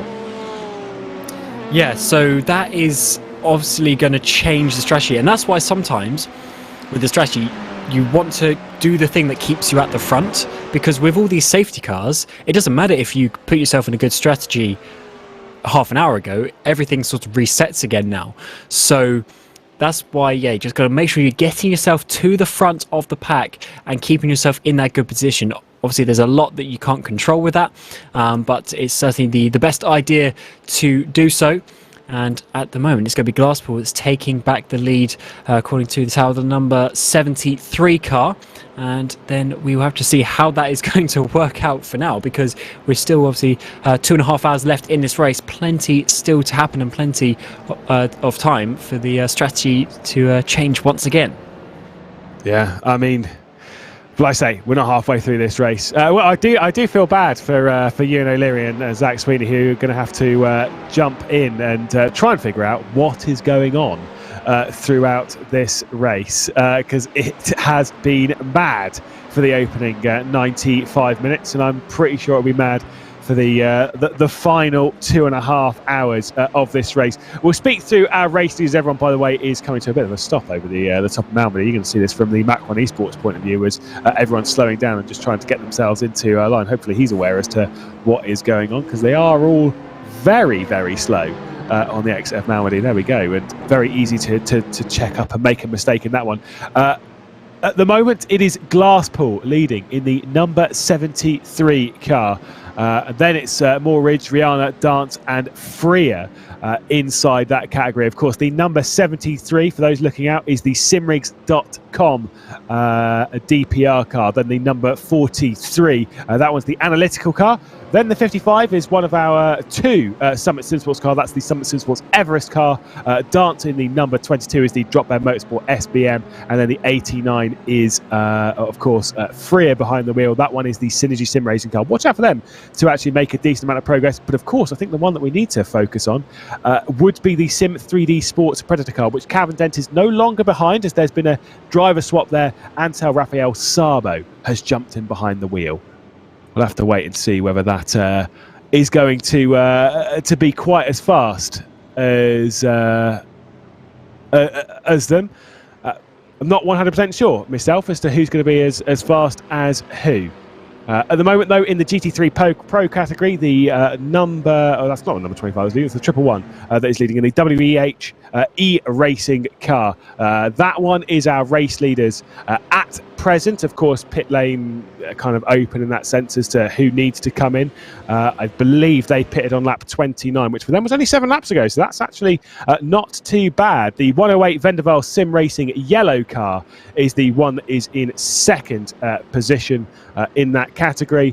Then we've got the 128 Myers in the Trans-Tasman racing car. Has been in the car since the start of the race. Jared Filsell in the 194. That was our previous race leader in the Lobs Falcon racing car. And then behind them is the 143 Logitech Gialtus Esports. In the GT AM category is Tanak leading, I believe, in that 223. That is the Magan Turbo car. I think it was the one that was held up in the... oh, no, that was the one that wasn't held up in the pit lane by the Lamborghini. So they're in lead by the Magan Turbo. Alpha Venturi directly behind them. Then it is the Apex Hunters United, that's 236 car. The 237 of the Team MRX. And then Green Tree in the Mac 1 esports car that we caught up with a little bit earlier on with their exploits around this racetrack. And this, I think this restart is going to be quite good as well. But I assume they're going to sort out the grid as well to get the LMP2s back in line at the front, and hopefully everyone remembers to go at the correct time, because it was a while ago, actually. It's about an hour ago. We got about an hour of green flag racing just then, and now we're going to see what the drivers can do for another time. But everything resets once again, as you say, a couple of drive stops coming into play as well, so we need to see those drivers getting up to speed as quickly as possible, because some teams will have a driver who's maybe even half a second a lap slower, and that could really change the complexion of the race. I mean, anything could change the complexion of the race at this point. I mean, we had a bit of a chaotic start. I distinctly remember in the very first race back in season 1, and it does seem as though we are getting in that same sort of vein in this one as well. The call is that the tow can be pulled out, so we should be back under racing not too long. To be perfectly honest, so I am looking forward to the restart of this race. There is quite a bit of damage, by the way, on the left-hand side of that Magan Turbo car. Shouldn't cause too much of an issue, but I'm going to say this now. This is not a wild stab in the dark. I'm pretty sure that we could take this with a nice pinch of salt. Definitely not the only car that is nursing a little bit of damage around this track. There's quite a bit on the right rear as well. I think there's quite a few out there that have a few scuffs and scrapes. Yeah, there's been quite a few sort of argy-bargy moments, and yeah, it does look like the GTs here will be allowed round to get the LMP2s all in a line on the left-hand side of the circuit there. But yeah, there's certainly been probably a few too many contacts in some way, but a lot of these drivers still getting up to speeds with the car, with the season, with the new classes that we have, as we had the GTEs last season as well. So I think as the season progresses, we will see the drivers being that little bit more clean, but it's good to see that they're leaving everything out on the racetrack, and sometimes a bit of bodywork as well. Yeah, I mean, it's easy to do, isn't it? Yeah, you're getting the old bump and scrape, and especially with how close some of the things have been. And also, remember, in the GT3 category, a lot of the GT3s will have already used their fast repair in that absolutely enormous crash going over Radion. Just getting the words from race control as to who's being unlapped, so they are listing them out one at a time just to get them going. So that's why we're seeing all of the GT3s unlapping themselves, so we can get that prototype category nice and close. I always like it when it does this. I remember watching the V8 Supercars race at Sandown about 5 years ago, if I remember correctly, and I can't remember. I think it was Jamie Whincup that was leading. I was like, oh, this is going to be a great end to the race. But they started it, race leader, lapped car. Then I think it was Scott McLaughlin. And I thought, has that been? Yeah, but I want to see the two leaders quite close. There was like 10 laps to go in this race. The way we do it is we do bunch them back up, so we do have them close on track, so we do get them to go racing. That is the way to do it in my book. Get me some racing.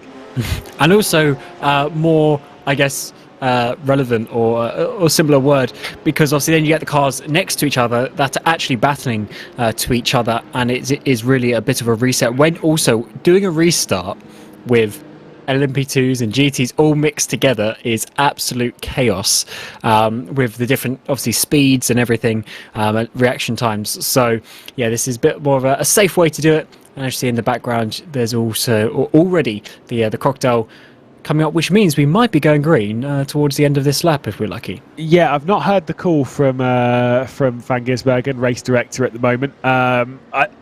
To be fair, the calls haven't been on the lap. They do come a little bit late. Typically, it's going through Fania. What do you call it, by the way? Because obviously after Pooh, it's got 3 different names. I can't remember what one of the names is. The 2 great ones is Fania and Piff Paff. Yeah, there is. Campus is the other one, is it? Yeah, Campus is like 3 different corners, so Well. Yeah, but for some reason around this track, it's not just that corner. There's a lot of corners that have multiple names. For some reason, I guess it's probably because the track has changed a lot over the years. While obviously Spa itself has been here for 75 odd years.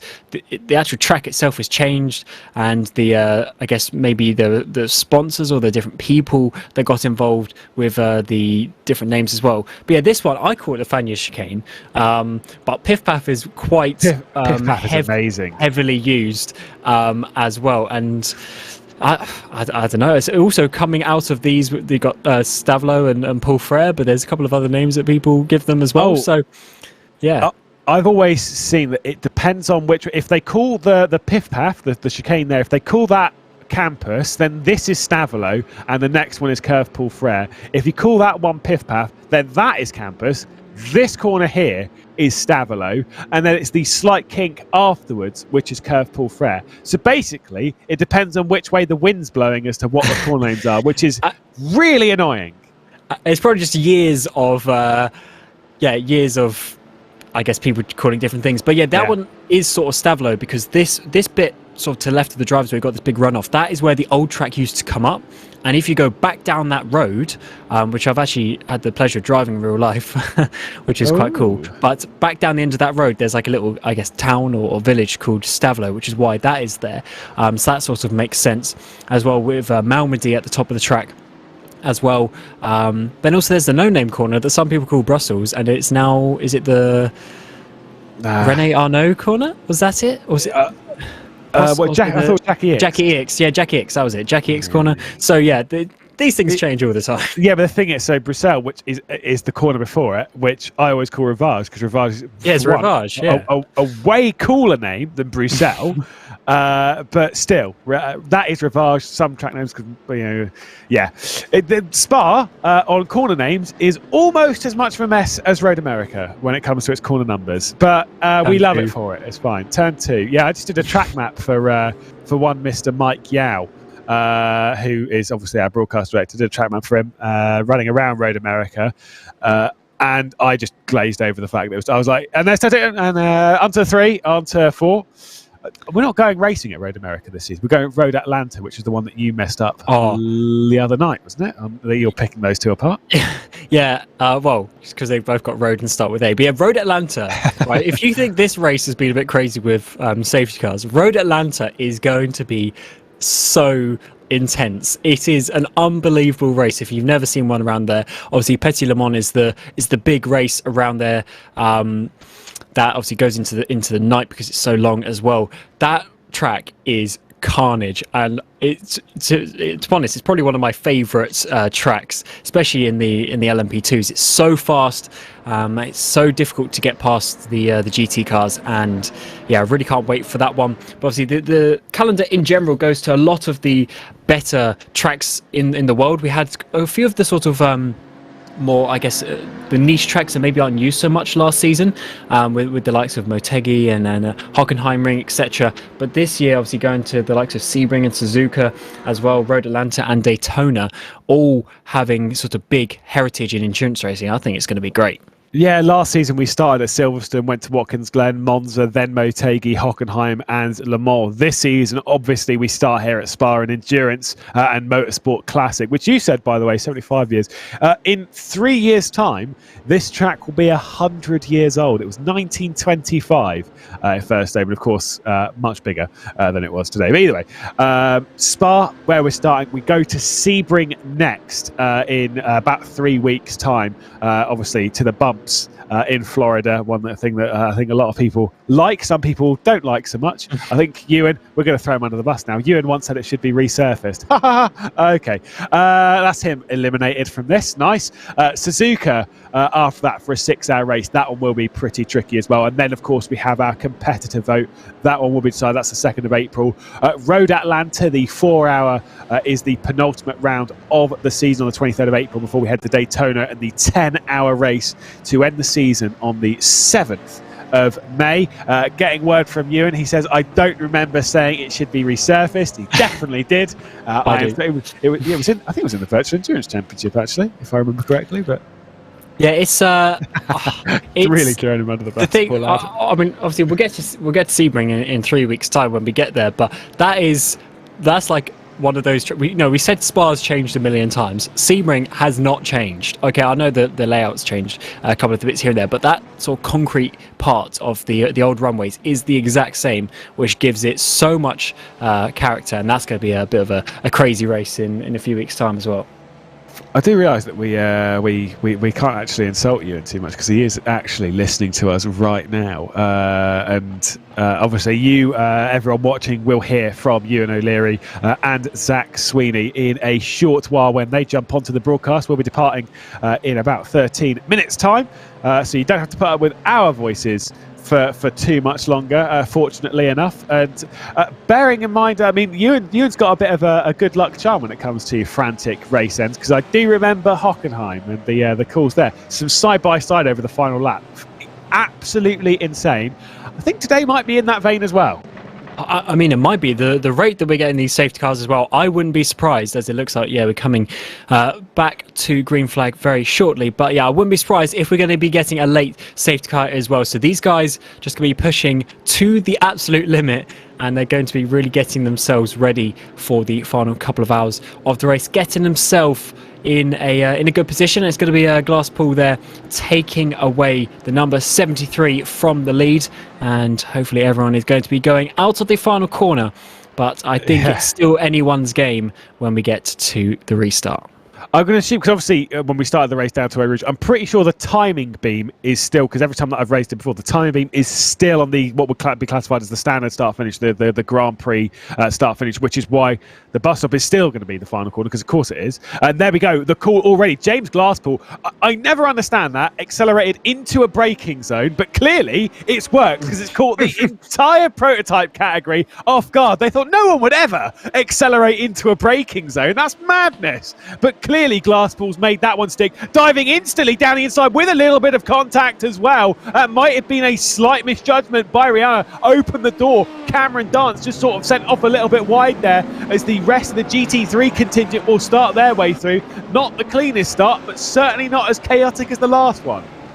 Yeah, the drivers weren't expecting that. The early start is always good because you just get those extra couple of meters, and really as we came out to the final chicane, he was gone. He was halfway down the pit straight already, and that is going to be a Glasspool in a fairly comfortable lead as it stands for the time being. So let's see how the GT3s do as we come up Eau Rouge and Radion. Always already a spin there in the background. That is going to be a hard hit into the wall actually no, he's not saved it. Is that one of the AHU cars actually going for a bit of a spin there towards the mid-pack of the GT3 category? Looks like he managed to save it, and was that Andrew Waits is that we're on board with there in the 148. Gone for a spin, got himself back, and hopefully it's just a few flat spots there, because that could have been a very big crash.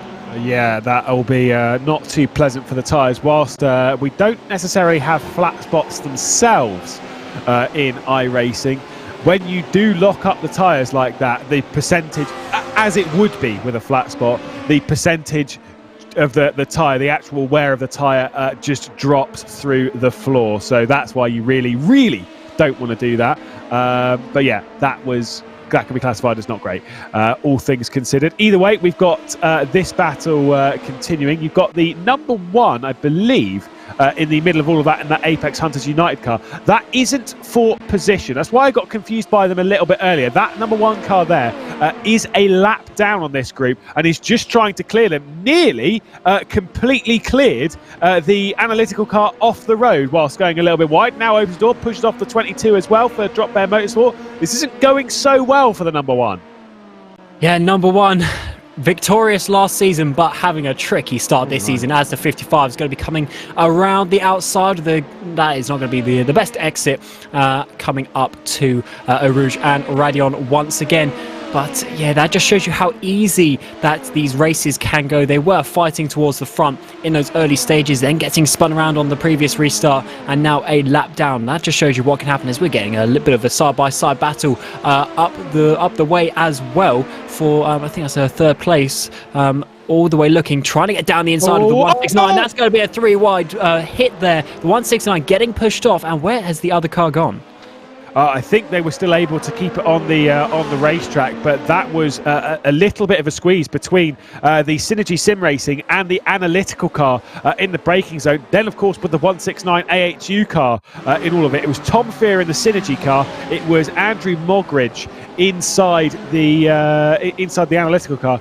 Let's take a look at what's just happening down into the chicane. Oh, complete misjudgment. Mag and turbo straight to the rear end of Summit, and then basically just everything else happening in that as well. Yeah, that was a bit weird with the Summit car just not really moving off the final corner. There obviously a couple of cars in front of them, but yeah, fortunately there was not a huge crash there as we came into Les Combes. I really thought there was going to be a sort of 3-way squeeze there. Just the cars there trying to find their space in the braking zone, just getting caught on each other, but fortunately not having too big of an accident for now. But let's see Cameron Dance here. Now currently in 3rd place, coming up behind the number 43 car as we come towards the bus stop. We've seen a few dives here down the inside. Can he get his car there on the inside, or is there going to actually be a bit of space there for the number 60 or number 89 car coming back up the inside for the Synergy car? And he's actually made the position. So instead, the 22 lost place and has now got the number 1 car a lap down all over the back of him. Just going to say, by the way, one of the Pursuit sim racing cars, Job Stewart, does have a drive-through penalty. He's behind that in the 127 car, so there is a drive-through penalty dished out there whilst we continue on with this racing. And I mean, it's a bit of a shame to have a drive-through penalty when it is like this, but like I say, it is what it is. It was through car contact, so yeah, you can't really argue that one. Either way, Mogridge up towards the front of this little group is under a lot of pressure right now, as I believe he's going to be passed for 2nd position from the Synergy SimSports car. Whether anyone else will try and find their way through, unknown, but the slipstream is, like I said earlier in the race, it's punching a very, very big hole, and that is what we're seeing now.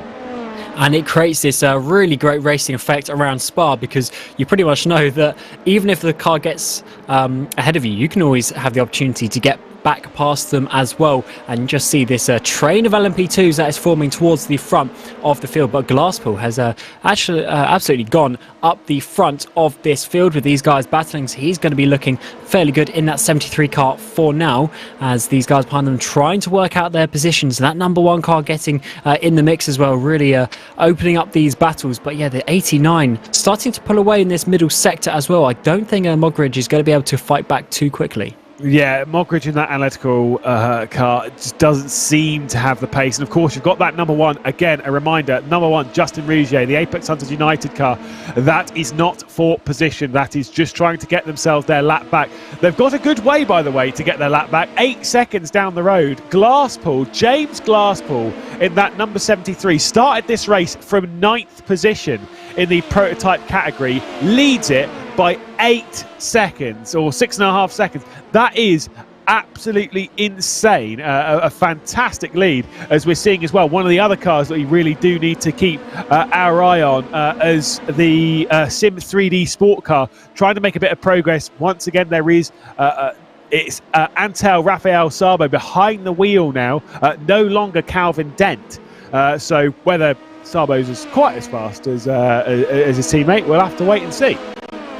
Certainly making a nice little move there on the 55 car. Verena still in that car. And so we're trying to work his way up. But as we mentioned, the number one car is sort of a bit up there to another car to get past as well. But certainly the number one car seems to be making some good moves. And here is another position unlapped from the number 43, the analytical VCO Esports car as well. And just 2 more cars, and he will have his lap back by quite a ways. One of the BMWs there, a bit slow on the exit. That's going to give the opportunity for number 22, Drop Bear, to dive down the inside of Analytical, get that position, and that's 2 positions lost in pretty much the same corners. Yeah, that's a bit of a shame. Just really caught out by, I think it was one of the Pulse Racing Team cars. That was... it was the Pulse Racing Team CM Security BMW that was just there on the exit. I mean, to be fair, just trying to keep out of the way as the prototypes come through at high speed. I mean, very easy to get that one wrong again. It's one of our GT3 AM cars was that BMW. So, to be honest, you'd be sat there thinking, oh, who was... And you go, fair enough. Yeah. It is what it is. Either way, battle for the race lead in the GT category as Vendeval Sim Racing are trying to hang on. It's the Vendeval Sim Racing yellow car. Alexander Bird, you've got the WEH E-Racing with Logitech Gialtas Esports as well, with the Lobs Falcon, the car that's done the most leading today in the GT3 Pro category. A nice quartet for the race lead. All 4 of them separated by a second. And the way I like to see it as well, we've got a few different marks in this. We've got the Porsches leading 1 and 2, got an Audi, and then got ourselves a Lamborghini as well. And if you do look a little bit further back as well, the Trans-Tasman Racing in a nice BMW M4. So great to see all the different marks battling out of the front. One thing we do need, I need to see a McLaren. I want to see the flamethrower on the grid and at the front. Yeah, because last season there was a lot of Porsches, wasn't there? And it made it even more difficult because we had the GTE Porsche as well. So it was always difficult. That wasn't very difficult, Cam. It wasn't. I was saying that was fine.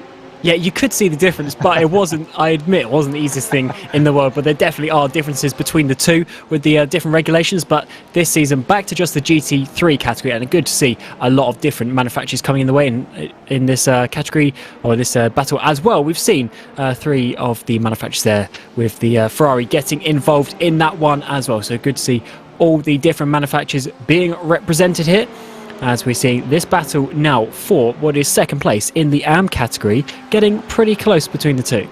Yeah, obviously the race leaders in the GT3 AM category is that Magan Turbo car, which is under pressure from Andrew Waite in that Apex Hunters United car. He's a little bit wide. Oh, this is going to be a little bit messy here. That was Magan Turbo taking a big slide through Blanchimont. It might open them up to not only lose the position in the overall GT3 category, but also in GT3 AM, diving it down the inside and making it 3 wide. Little bit of contact. Wow, Waite still make that one stick with a little bit of a brush, but Alpha Venturi are going to go around the outside and take the lead in GT3 AM. They're side by side with Magan Turbo, and it's going to remain that way. Diving it back to the inside now, trying to grab themselves a position. Connor Kingston behind the wheel of that Alpha Venturi car. That was so well judged and honestly completely terrifying. And he made that work. 3 wide into the bus stop is not what you see, especially in the same category, where obviously, you know, they've got fairly similar cars, but he managed to make it work. No contact between the 3, so well done to all of them, because we've seen a bit too much contact so far in the first couple of hours of this race, and taking the risk and making it work as we go side by side into Eau Rouge on the exit of Radion. Who is going to come out on top? He's off the track, but is he going to be keeping it all in a straight line? I think he is, but look at this 4-way battle now for the sort of mid-pack of the AM category, getting a little bit crazy with 2 side-by-side double action here as we come towards Les Combes. A little bit crazy, a little bit crazy. My goodness me, this is absolute madness. In all this side-by-side at the front between the Evolution Racing team and the Trans-Tasman 184. Ross Rizzo, we've caught up with him a couple of times during this race. And of course, as we roll back the Sim 3D Sport Ghostbusters car, that one, of course, they've got their prototype that's doing very well in this race as we go side-by-side to see what's happening back up in the prototype category. When you see 4 cars in a clump like that in an absolute cluster, it's so hard to pick apart, and that one was pretty mad. Yeah, these guys taking all of the risks, even with half the race still to go. So the guys, they know how to push in this series, but still keep it pretty clean overall. As we've seen a dive there down into the old Piff Paff corner, we'll call it this time, in the GT3 category. The 172 trying to get past, but the 250 holding on there for the time being at least. But now again, the Lamborghini dive down the inside of him, opportunistic, and this is what happens. You start battling, you start attacking, but then the cars attack you from behind as well. There's no holding up here in Spa. Now we are halfway through this race, and straight after the pit lane, the safety car sequence, it has been frantic. Unfortunately though, Cam, our time is up with this race. Talk us through the opening 2 hours from your point of view and how crazy this has been. Oh, it's been absolutely crazy, and these last few minutes have really just been the picture of that. It is absolutely crazy. The guys go for every single position, get the 89 there, coming through the traffic as well, and it's pretty much one of those things. If you don't overtake the car ahead of you, you will be overtaken yourself. And as these LMP2s come up to this GT3 category in the background, I think it's going to be even more crazy in the final couple of hours. Well, we're going to hand it straight over then whilst they can continue on with the action. Ewan O'Leary, Zach Sweeney, final 2 hours of this frantic opening race of the AHU Endurance by VCO.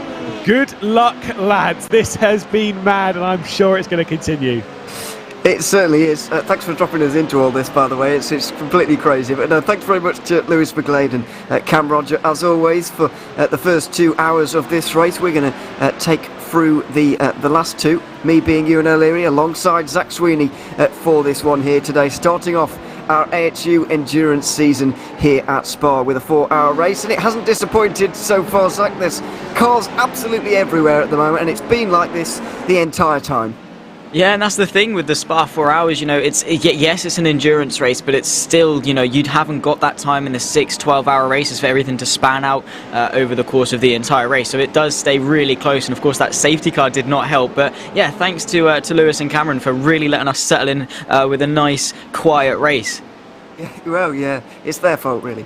As we look through P1 at the moment, let's just give a very brief rundown of the top 5 in each category, because we don't really have time to do this, but I kind of want to set the scene here because it is changing all of the time. At the moment, James Glasspool is leading in the simrigs.com at 73, car ahead of Tom Freer. Cameron Dance is in 3rd position after a tricky restart in the last 20 minutes or so. He's found his feet now, though. He's inside the top 3. We've got Antel Rafael Sabo in 4th, ahead of Jackson Rihanna in the 5th position. That's all LMP2 and indeed overall. And this race has been so chaotic that the GT3 cars are actually only 1 lap down, even 2 hours into the race.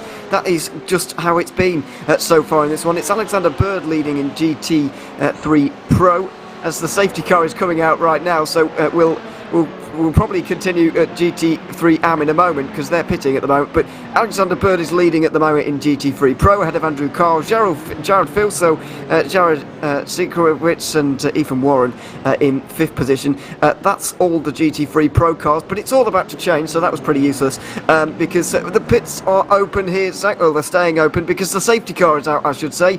4th time today, an average of every half an hour, and yeah, it's just kind of fitting as to how this race has been here so far. People in the pit lane once again. I don't know quite what's going on here. A couple of GTs going past the safety car by the looks of things. Whether they should have done or not, it remains to be seen. But it looks like the safety car came out just after the first few cars went past the pit lane there, because Cam Dance was able to get in the pits, but it doesn't look like Glasspool and Freer were able to here. So it looks like the front of the race has been entirely split apart once again. Yeah, that's the thing. Of course, it's all about timing. It's that awkward moment. You've just passed the pit entry, you then can't come in. But yeah, it means if they do come in, they obviously had this lap under the safety car, which could allow, you know, the likes of the people that did pit to then close a bit of a gap. But yeah, the safety car once again coming out. It's going to spice things up. We're going to have all the LMP guys and all the GT guys all back together, and it should really entice some good action once more. But it's, you know, it's a 4-hour race. Of course, course the strategy is going to come into effect. But how much do these safety cars knock the cars off sequence? It's you're thinking about your tires, thinking about your fuel, but then the safety car comes out and you're like, well, I'm going to be onto the back of my grid anyway. I might as well come into the pit, and I'm not going to lose as much time. But you've got to think ahead. You've got to think, well, can I manage this? Do I have to go for a splash and dash towards the end of the race? It's a really awkward sort of turn of events. It really is here. So with 2 hours to go, the GT3 cars are going to be good to make this on one more stop, and it's probably going to be 2 more for the LMP2s, but the likelihood of us going green for those final 2 hours, I feel like they're very, very small. And by the way, you're talking about how much the safety cars have disrupted strategy in this race so far. Robert Gibbs in the Drop Bear Motorsport 22 car, 6th position at the moment, as you can see, just about 50 seconds down on these guys.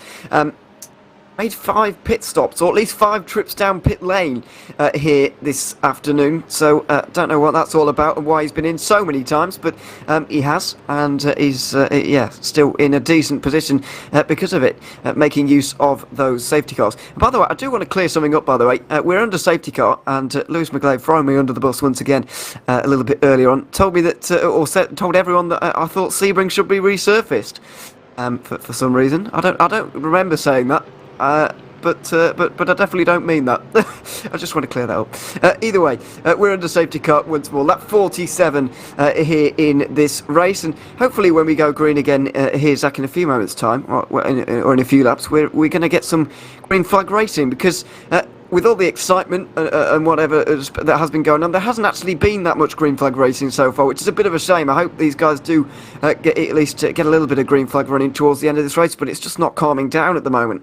That's the problem with it being so close, and of course it being Spa as well. It's such a tricky circuit. It's so, because it's so historic, it was built at a time where, we didn't have these fancy dancy, tarmac runoffs and things like that to slow the cars down. So you look at all the runoffs, it's either grass or gravel. So if you run a little bit wide, you're going to sort of ruin your momentum. And with every car being so close, with all these safety cars, you've got the LMPs, then you quickly got the GTs just behind. If you mess up, you're going to ruin the momentum of everyone else behind you, and then it just causes calamity. And of course, the more cars that are around you, you've got everyone just trying to funnel their way through. It's a 4-hour race in terms of endurance racing standards relative to the 12 hours and things like that. It is sort of in a sense a sprint endurance where you've got to make the most of every opportunity. So that's why you're going to get these aggressive cars, the ones that sort of just look for a move, get it done, and then try and sort of maintain the pace in front, and it will just breed more incidents. And as they say, safety cars breed safety cars.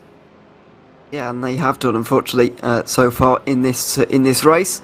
Not entirely sure why this particular one was called out. By the way, we didn't really see anybody stopped to be recovered, but or I'm forgetting something. But yeah, it's for whatever reason I don't remember that at all. We're not going green this time, by the way. There's still a lot of stuff to sort out. Not least the GT cars being in the wrong place. At the moment we have, I think that's 31st in the GT3 category. Just a long way down in that Ferrari. They're clearly not the first of the GT3 cars and that's what needs to happen basically. So we're going to see that in a few moments' time, hopefully. And then maybe we'll be able to go green at the lap after that. But the safety car, the pit lane has been open this entire time. It is Australian racing after all, which is a little bit different, as we do see the leader in now. This is an interesting call from James Glasspool, because everybody's stacked up here. He's going to be last of the queue, and so he is going to be behind some GT3s. Here is the back of the queue, as they all stack up and nearly hit each other at the bus stop here. Taking the bus stop a little bit too literally there, you might say, really. But yeah, leader into the pit lane for whatever reason. Clearly needs some fuel and whatever. But yeah, this is going to set him back quite dramatically, or set them all back quite dramatically in this race, really. And I'm not sure I would have done that if I was leading in LMP2. No matter how many laps you've done on fuel, it's only been 10 or so laps since James Glasspool was in, so I wouldn't lose all that track position just to take on a bit of fuel at this stage. But clearly they've decided that it is the best call for now. Yeah, well, I mean, it's better. It's better to come under the safety car and have that fuel, full tank of fuel, just to, secure it. Because it's the thing. He didn't pit now. He's then 10 laps or so, less on fuel than everyone else. He has to then come in under the green flags, which, he comes in under the safety car. He goes to the back of the grid. He can make that time up. But, sorry if you can hear anything in the background. It's just chaotic. But if you come in under green flags, you're going to lose a lot more time than if you just go to the back of the queue. Yeah, it's true, but as Scott Sislavsky gets into the car, so a driver change clearly needed as well for the 73, and we'll be seeing that Simrig's car out soon. Probably last of those on the lead lap. There's now 10 cars on the lead lap. The reigning champions, Apex United Esports, with Justin Rougier, is in 11th position. First car 1 lap down for the number 1 car. Not the dream start to the season for those guys, unfortunately. You'd expect a little bit better from the reigning champions, maybe. But clearly it's not been their day. And being a lap down, really not very helpful, as we do see the wave around now, by the way. A good thing to see that. But yeah, not good for the number 1 car. There's a long season ahead with 6 races for them to pick themselves up, of course. But you don't like to start a season off like they have here today. No, it's always good to get the season rolling with that good momentum, and of course, being the reigning champions, they obviously come into this race with a good mentality. Of course, we've got a couple of new people on the grid and things like that, so you can never really tell how you're going to stack up. But coming in as the reigning champions, you sort of have that confidence, you have that morale, and then to start the season off on such a low, it really does tarnish the rest of your season. As much as endurance racing is, and racing in general is very skill orientated, you've got to be in the right mindset for it. You've got to have confidence in yourself, because as soon as you start doubting yourself and things like that, that's when the small mistakes start to creep in, and that's when the pressure sort of starts to get to you. So it is really important that they recompose themselves, and if they can, just limit the damage as much as possible for the rest of this race. Yeah, they'll be trying to do that. At least finish first of those 1 lap down, and that you can pick up as many points as possible from there, I suppose. But yeah, still not great for them. As we're looking at Mike Wayne in the 88, hopefully we'll be going green at the end of this lap, but I'm not entirely convinced at the moment. It's still, and by the way, Jamie Welch apparently is, according to this, is leading at GT3 Pro. I'm pretty sure he's driving an LMP2 car since he's on the lead lap, and has a number not starting with a 1. In case you've not quite figured out yet, the car's starting with 1 for the most part. I think a GT3 Pro, and then starting with a 2 GT3 Am, and the double digit or the 2-digit numbers are LMP2 cars, just to make things a little bit easier for everybody, really, which we thank them for, of course. The guys at Apex United organising this series for us, or for everyone, really. And there's a lot more teams involved as well, might I add. We saw pre-qualifying early this week here, Zach. There's a lot of teams looking to get into the 60 car grids, and unfortunately some won't make it week in, week out, which is very unfortunate to see. Some teams are going to miss out, but we can't have everybody. It's a very popular series. Yeah, and that is, a tribute to the success we had last season. It was a really good debut season for AHU, and of course that attracted a lot of people to come in and sort of have a go. And it is a really welcoming series. We've now got the introduction of the GT3 Pro and the GT3 Am series, where we've got the GT3 Am. It sort of encourages and gives a nice platform for people that maybe are a little bit more intimidated to sim racing, and we're still under the safety car for at least another lap or so. So yeah, still a little bit while left to go. But it gives the people that are maybe a little bit more intimidated into endurance racing to have that platform to come in. So yeah, it's nice for AHU to sort of have this and things like that. But as you say, you can't accommodate everyone. You've got to have the best 60 that were there for pre-qualifying, and sometimes you make it, sometimes you don't. You've just got to be on it week in, week out. Yeah, you really do. We see Tom Frere coming through the final couple of corners. He'll be deciding how he's going to be taking these in 1 lap's time, because we might be going green. He's going to be in control of the field either way when we do. So we look forward to that. But for now, still under the safety car. The GTs having to catch their way to the back of the field again. And yeah, we've still got indeed a few of them on the lead lap. Just 1 lap down in this race here. Actually, a great number of them, up down to 34th. Oh, it's even further than that, actually. Now I say that. Down to about 40th position, I think. All of those guys one lap down in this race, which is quite remarkable. But it's just a testament to how chaotic this race really has been so far, really, because normally by this stage there'd be a good few laps down. I would say more than 5 probably, but the safety cars allow them to catch back up to the field, some of them to wave around as well, and get back onto the lead lap in some occasions, or just one lap down. So yeah, it's really been it's really been a chaotic race, and it didn't start off in the best way either, I might add, with that crash up through Radion. It's kind of to be expected, I suppose, because it's such a dangerous corner. But you never really want to see it. Unfortunately, I reckon a few cars have been set back by that immediately. I know the faster pair does exist, but it can only do so much in terms of getting you back into race contention. And we do have a few cars out of this race already. It has been a chaotic one. Hopefully, it's going to be a little bit cleaner to the end from here. And we get some green flag running to the end, but for the moment, it's been a very, very disrupted race. Yeah, it really has been. And it knocks the people out the rhythm as well. And yeah, it's they've got to keep it clean. Of course, it's still, what is it now, an hour and 44 minutes left of this race to go.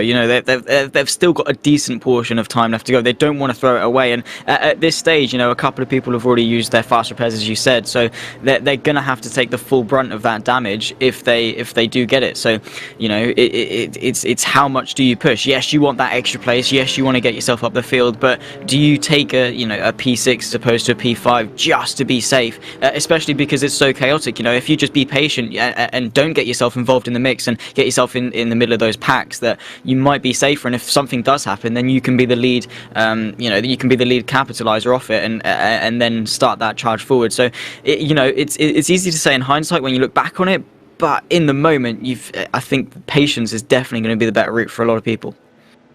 Yeah, I think it will be from this point onwards. Just a word on the Logitech Giartus Esports actually as well, because they are another one of our reigning champions in GTE. Obviously not able to defend their title because we don't have a GTE here this season. But they are in the GT3 Pro category and currently leading with Andrew Carl. So it's a good start to the season for them, while the number 1 car reigning champions not having the best of times. They are just behind Tom Freer here, as you can see in the background of some of these shots. So they might be able to get back onto the lead lap in the next couple of moments. But certainly not having as good a day as the other reigning champions in the field. I haven't seen the previous GT3 champions as an entry here this season, but I might just be a bit blind. We'll wait and see on that one. Either way, we can stop waffling now, because the safety car is indeed into the pit lane. 1 hour and 42 minutes remaining on the clock here for the 4 hours of Spa. The first round of Epic Hunters United Season 2 by VCO here this season. And it's going to be Tom Freer for Synergy Sim Racing in control of the field. Last pitted around 12 or 13 laps ago, so he can't go on forever here, and he will need to pit at some point in the next 20 minutes, you'd imagine. But for now, he's going to be enjoying this lead, and he's got a bit of a margin over second place Sabo because of some lap cars in the way here. Some LMP2 lap cars that are kind of are separating these guys just for the moment. So we'll see how those guys play into the battle. We saw the leader accelerate into the braking zone of the bus stop last time around. It's not going to be that on this occasion. A bit of a late one, maybe. Is he just going to go for it out the final corner? The old classic from Tom Freer, and it looks like it's worked very well indeed, because we see the number 1 car, Justin Rougier, not really sticking to the back of this car. He kind of needs to, really, because of course he wants to be back on the lead lap soon. So we'll kind of want to make a move here, as we see Mike Wayne a little bit further down. There's Jamie Welch, who's scored as the leader in GT4, but that is not the case. We did see a spinner there coming out of the first turn. Didn't quite see who that actually was there, Zach, but clearly problems for somebody coming out of turn 1 immediately on this restart. Yeah, it could just be down to cold tyres or anything of those sort, but that is the worst way you want to get going, because you're sat under the safety car waiting to go, and then as soon as it comes in, you've spun, and it is just so unfortunate for them. But yeah, they've just got to recompose themselves and get going. And yeah, I think well, we're on board with Andrew Carl, who again managed to control the restart pretty well for G Altus. And of course, remember, look at last season, they tragically lost the first race of the season due to an unfortunate safety car time, and so hopefully they're going to hang on to it this time around. But for Tom Freer, an absolutely incredible restart, did what he needed to do, pretty much just textbook, just punched it off the apex of the final corner and managed to control it from there. So yeah, he's looking to control pretty well. But Sabo in the 29 is closing the gap and is going to be pushing really hard to close that gap, and as soon as he gets into the slipstream range, should be able to just coast onto the back of Tom Freer. Goodness me, there's some people going wide through Pooh a little bit there, but keeping it on the road. Jamie Welch being one of them. Where is he overall at the minute? 9th position overall, the penultimate car on the lead lap just for the moment. So yeah, he's doing fairly well. But yeah, the gap at the front of these classes, very close indeed. Andrew Carl versus Ethan Warren for the GT3 Pro honours at the moment, and I'm glad to see actually that the GT3 field is a lot more diverse in its car selection here this season. It was fairly same old for in terms of everyone using the Porsche in season 1, but that is a thing of the past. We've got Audi and BMW up towards the front at the moment, but there's Ferraris and all sorts in this category here this year, and indeed Lamborghinis. So we like to see that as we go through the bus stop with Logitech G Autos Esports and Trans-Tasman Racing as well, down towards turn 1 as they go over the line once more. So good battle between these two, but certainly not over, and it's going to be a long time before this one really resolves itself. Lap 35 and 36 the last time these guys came down pit lane. It's kind of surprised they didn't come down pit lane here once again, as we see Frog Loop Juiced Racing out here at the moment, going through the bus stop chicane and into the pit lane. Did hear from Lewis that they might have been, or they might be out of the race now after having an incident. So yeah, we'll get confirmation on that. But either way, not having a good time of it as we go down towards Le Com. These two cars very evenly matched. These two teams very evenly matched by the looks of things, but going to have a bit of juggling around to do with strategy a little bit later on. They're not going to be able to do one stop to get to the end of the race, I don't think, like everybody else. No, it's going to be that awkward time, but yeah, they're staying very close together, and I think the frog leap that we just saw was the one that we saw spinning off the exit of La Source on the safety car restart, so obviously involved in an incident or something there, and have had to come into the pit lane. Hopefully it's not going to be the end of the race and they can get out going, but yeah, Carl and Warren very closely matched. The BMW versus the Audi, two German manufacturers going at it for the lead of the GT3 Pro here at Spa, and they've still got a while to go. And yeah, it seems like the BMW is kind of just wanting to find a way through, let the prototype through, just to maybe sort of, you know, use the better timing and help, you know, use the prototype to help him through on the Audi. But it doesn't look like that's going to be happening this time around. I mean, actually, the Audi was on a compromised line through Stavlo. That's going to give the BMW a nice drive in the toe down towards Blanchemont, and then of course the bus stop chicane. But how powerful is that slipstream? How much is going to help Warren to get through, and how much does Warren want to get through, especially because they're sort of awkwardly timed in terms of strategy? Does he want to just sit in the toe at a track like Spa, where a lot of it is taken at full throttle? Is it beneficial to just sit behind, sit in the toe and save some fuel? It could well be, especially when you see guys like Jared Filson and Jake Burton currently out there having pit under the last safety car, which or immediately before it, which has really helped them. They're definitely going to be able to get to this race at the end of this race on just one more stop, and even if these guys do manage that, well, I say that, Jake Burton's into the pit lane now, so don't know what that's all about. After only 7 laps on this stint, he's into the pit lane for the 108 car. So we'll see what that's all about. But yeah, goodness me, it's been a strange race so far, I have to say, but also entertaining at the same time as we go up through Eau Rouge and Radion once again. I think you're right here though. Ethan Warren doesn't really want to go through at this stage with the bouncing they're going to have to do on fuel a little bit later on. It does make life a little bit more complicated for them. It's not just a case of having a battle. It is going to be a little bit different to that for these boys, which is what we like to see, of course. Going through Malbody at the moment, and yeah, still locked together for these two.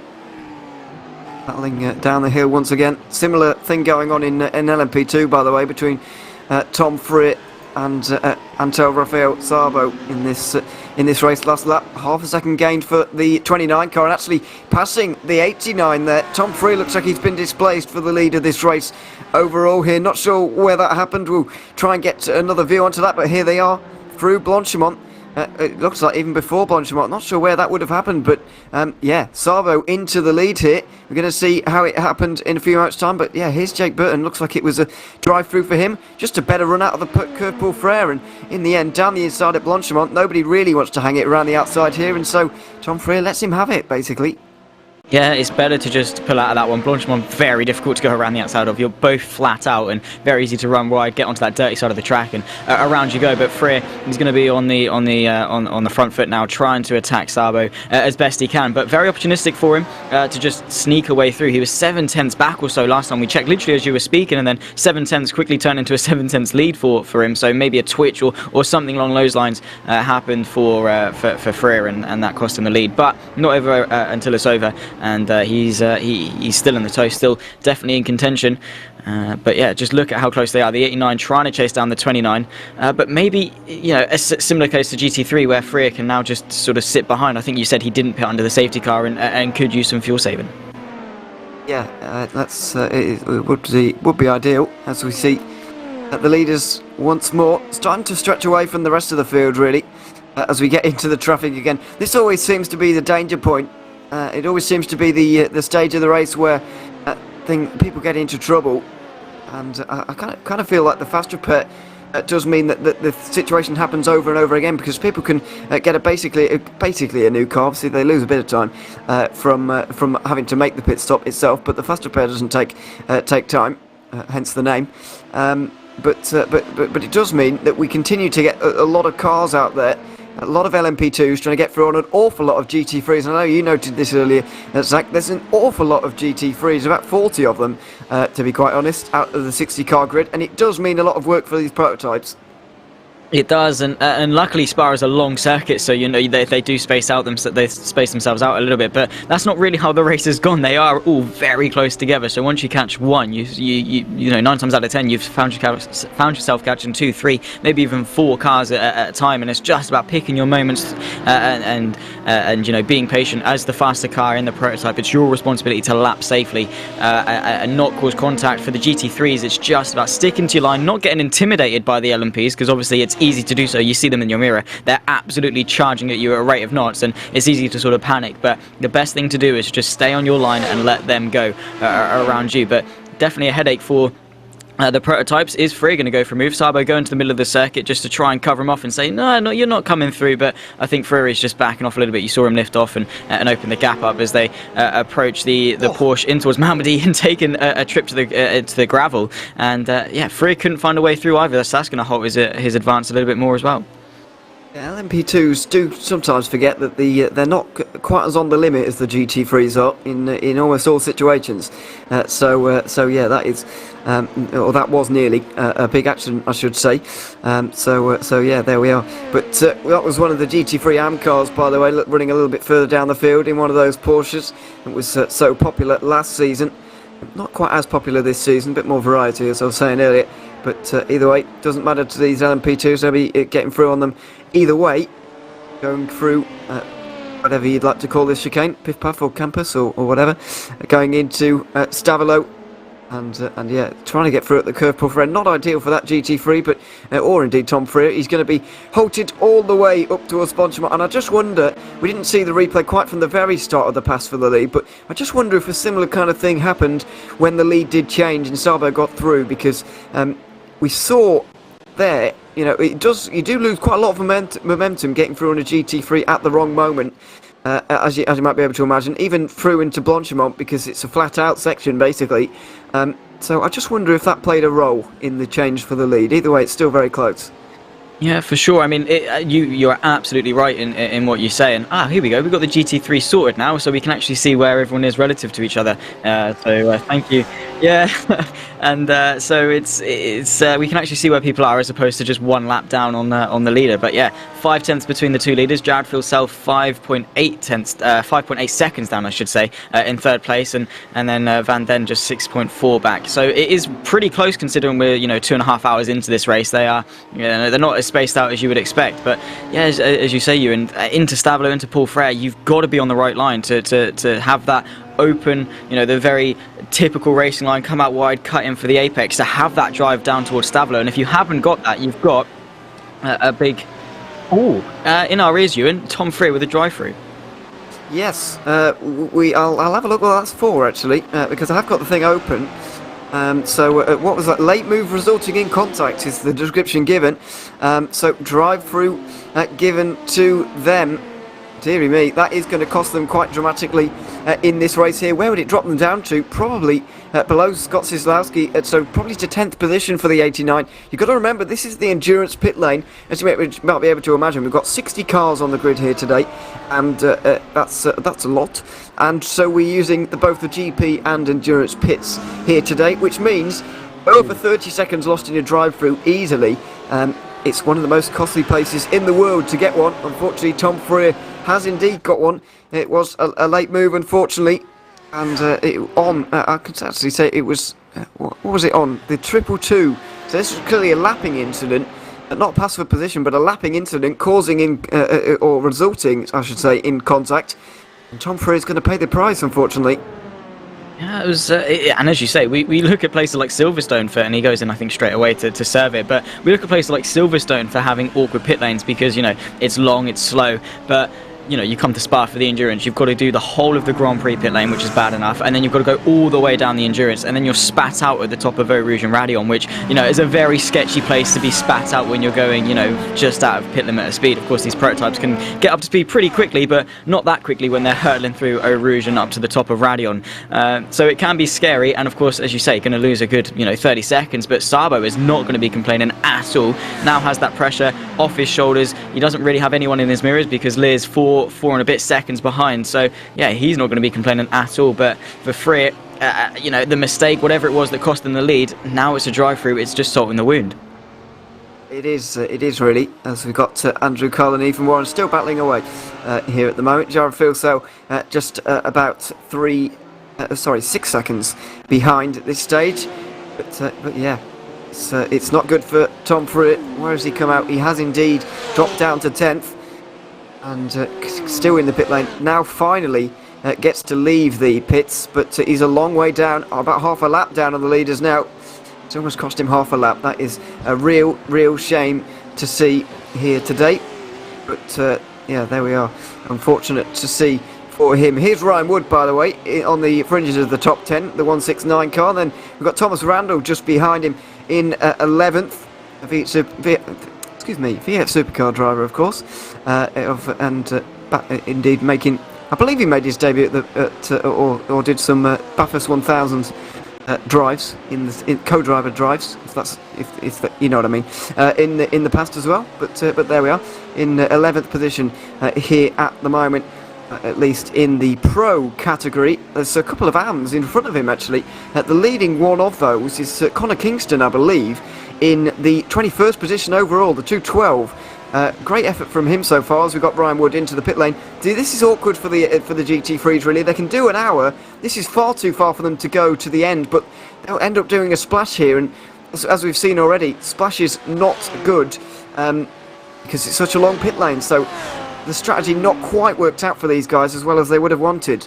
They're just going to be hoping that there's another safety car in 20 odd minutes time so they can get to the end on a tank of fuel, because yeah, it's awkward. That's the thing with the safety cars, it knocks you out of your rhythm, knocks you out of those ideal strategies. Of course, all the teams have got their sort of on paper ideal sort of moments as we see a pass in the prototypes. This is Mogridge getting himself into the top 8, I believe, or well, something happened, but we saw a change of position. But Andrew Kyle and Ethan Warren still going at it, still separated by only 0.5 of a second. But yeah, the BMW still not able to really make any progress forwards, whether that's intentional, because I think they both at this point are realising, Yeah, it's not ideal for us in the GT3s in terms of strategy.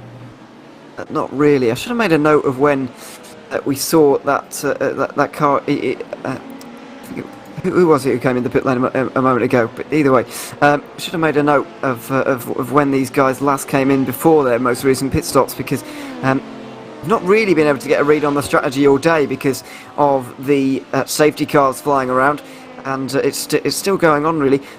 I was going to say something about safety cars there, but I don't want to jinx anything, so I'll leave that maybe for the end of the race, if indeed it turns out true. But here's Liam Reston, because he's in third position at the moment in the 55 car. This is Summit Sim Sports, just ahead of Ryan Howe and Robert Gibbs in fourth and fifth at the moment. That's you can see all of the top six in or the top five in all three categories just for the moment. GT3 Pro is fairly similar to what we did earlier on, and indeed Connor Kingston is leading in GT3 Am. I mentioned that a few moments ago, but he's got 14 seconds at the moment over.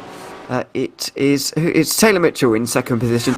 Then we've got Peter Hunter and Hilton Booth rounding out your top four at 35th overall. But some of these GT3 Ams really showing themselves to be quite promising. There's always an argument about Pro and Am categories, and especially with the Am category, whether they're too good for that one or not.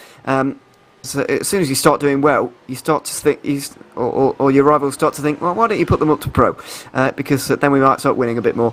But yeah, we'll see how it pans out over a season, really, because of course we do have the 6 races, and indeed, just as a side note, going off on a bit of a tangent here, but we've got the community voted one. AHU will supply some track choices, and then people can decide where round 4 is, which I think is a fantastic addition.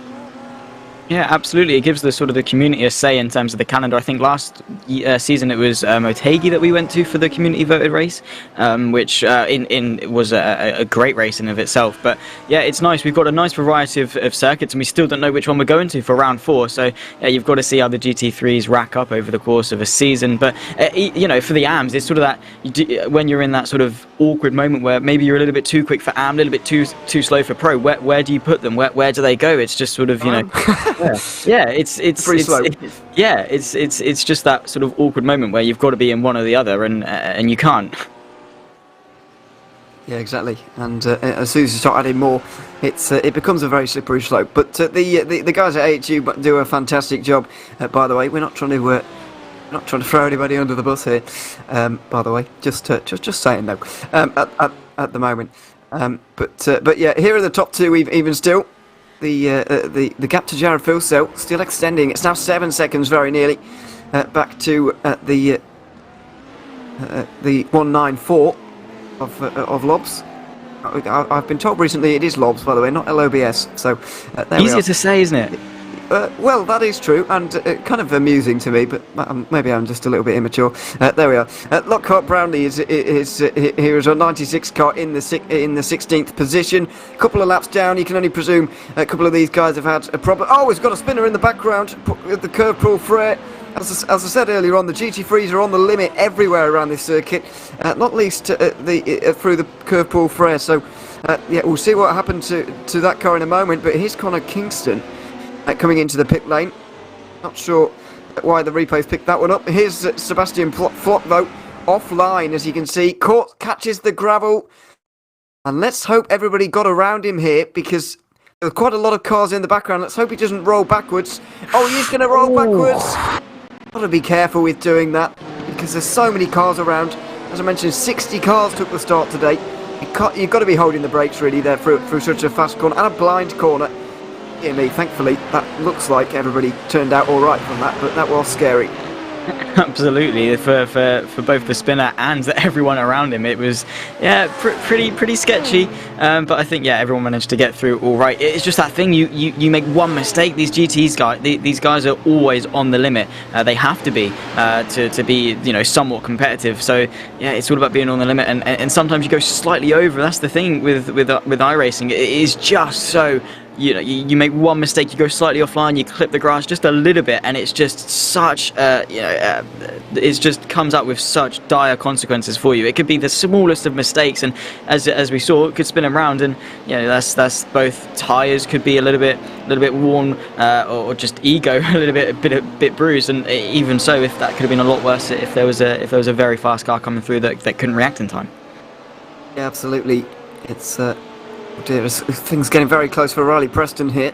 He's trying to hold off Thomas Randall, which is no mean feat, and Ross Rizzo as well, actually, for Trans-Tasman Racing. I feel like he's been at Trans-Tasman Racing for forever at this stage. I might be remembering that wrong, but certainly a season's V8 Supercar racer here on iRacing is Rizzo, in the top categories for a very long time now. Well, I don't want to make him feel old or anything, but that is probably true. As we see LMP2 pit stops starting to happen. The 27 car of Ashley Lear into the pits after 59 laps in this race. This is going to be one more stop after this one for those LMP2s. I reckon they can do about 40 minutes if we're running clean and green. If indeed there are safety cars, then obviously they might even be able to go that little bit longer. But for now, 40 minutes I would hazard a guess, and with 1:20 to go, this is pretty much the perfect time to be in if you're a prototype. Absolutely, it's going to play out to really nicely into their hands. So yeah, hopefully for them it stays green till the end. I mean, we've had a pretty decent portion, touch wood, that of the race so far, where we've had a nice green window. So hopefully that's a sign of things to come. But for them, for Lear, that is going to be, hopefully for them, it's just going to be clean to the end, because that is as clean as you'd like it. Not the same story when you go down to the GT3s, though. They are going to be, it's going to be who plays it the best, who maybe comes in that lap before, lap later, and gets to the end. It's certainly going to be sweaty palms moment for them. Yes, it is, as Ricky Roy is trying to get into second place here. Double Ferrari battle for second in GT3 AM. Going up towards Lecombe. A few damaged cars around, aren't there? Goodness me. You can see the front and right fender of the 250 just damaged, and the rear end of this Magan Turbo Motorsports car is quite damaged as well. We'll get a shot of it here. It crumpled in there. Looking a little bit sad, I'm afraid. That fender's properly crumpled in as well. It is really. Battle scars. Yeah, exactly. Yeah, and what car hasn't been involved in incidents here today really is what you've got to go for, because it has been a chaotic one, as we've said many times already. I'm sure you're sick of us. But yeah, this is the battle for second in GT3 AM. Very big deal for these two teams, and pretty big deal in this race here as well.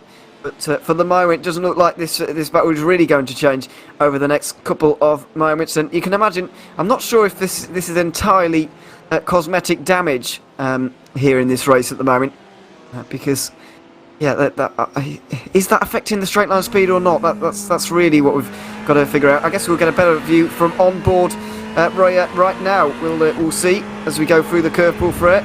Looking at the GT3s, as I said earlier, on the limit through this corner. And they've made it through on this occasion. Going up towards Blanchimont on this occasion. But too far apart for anything to really happen in the next couple of moments.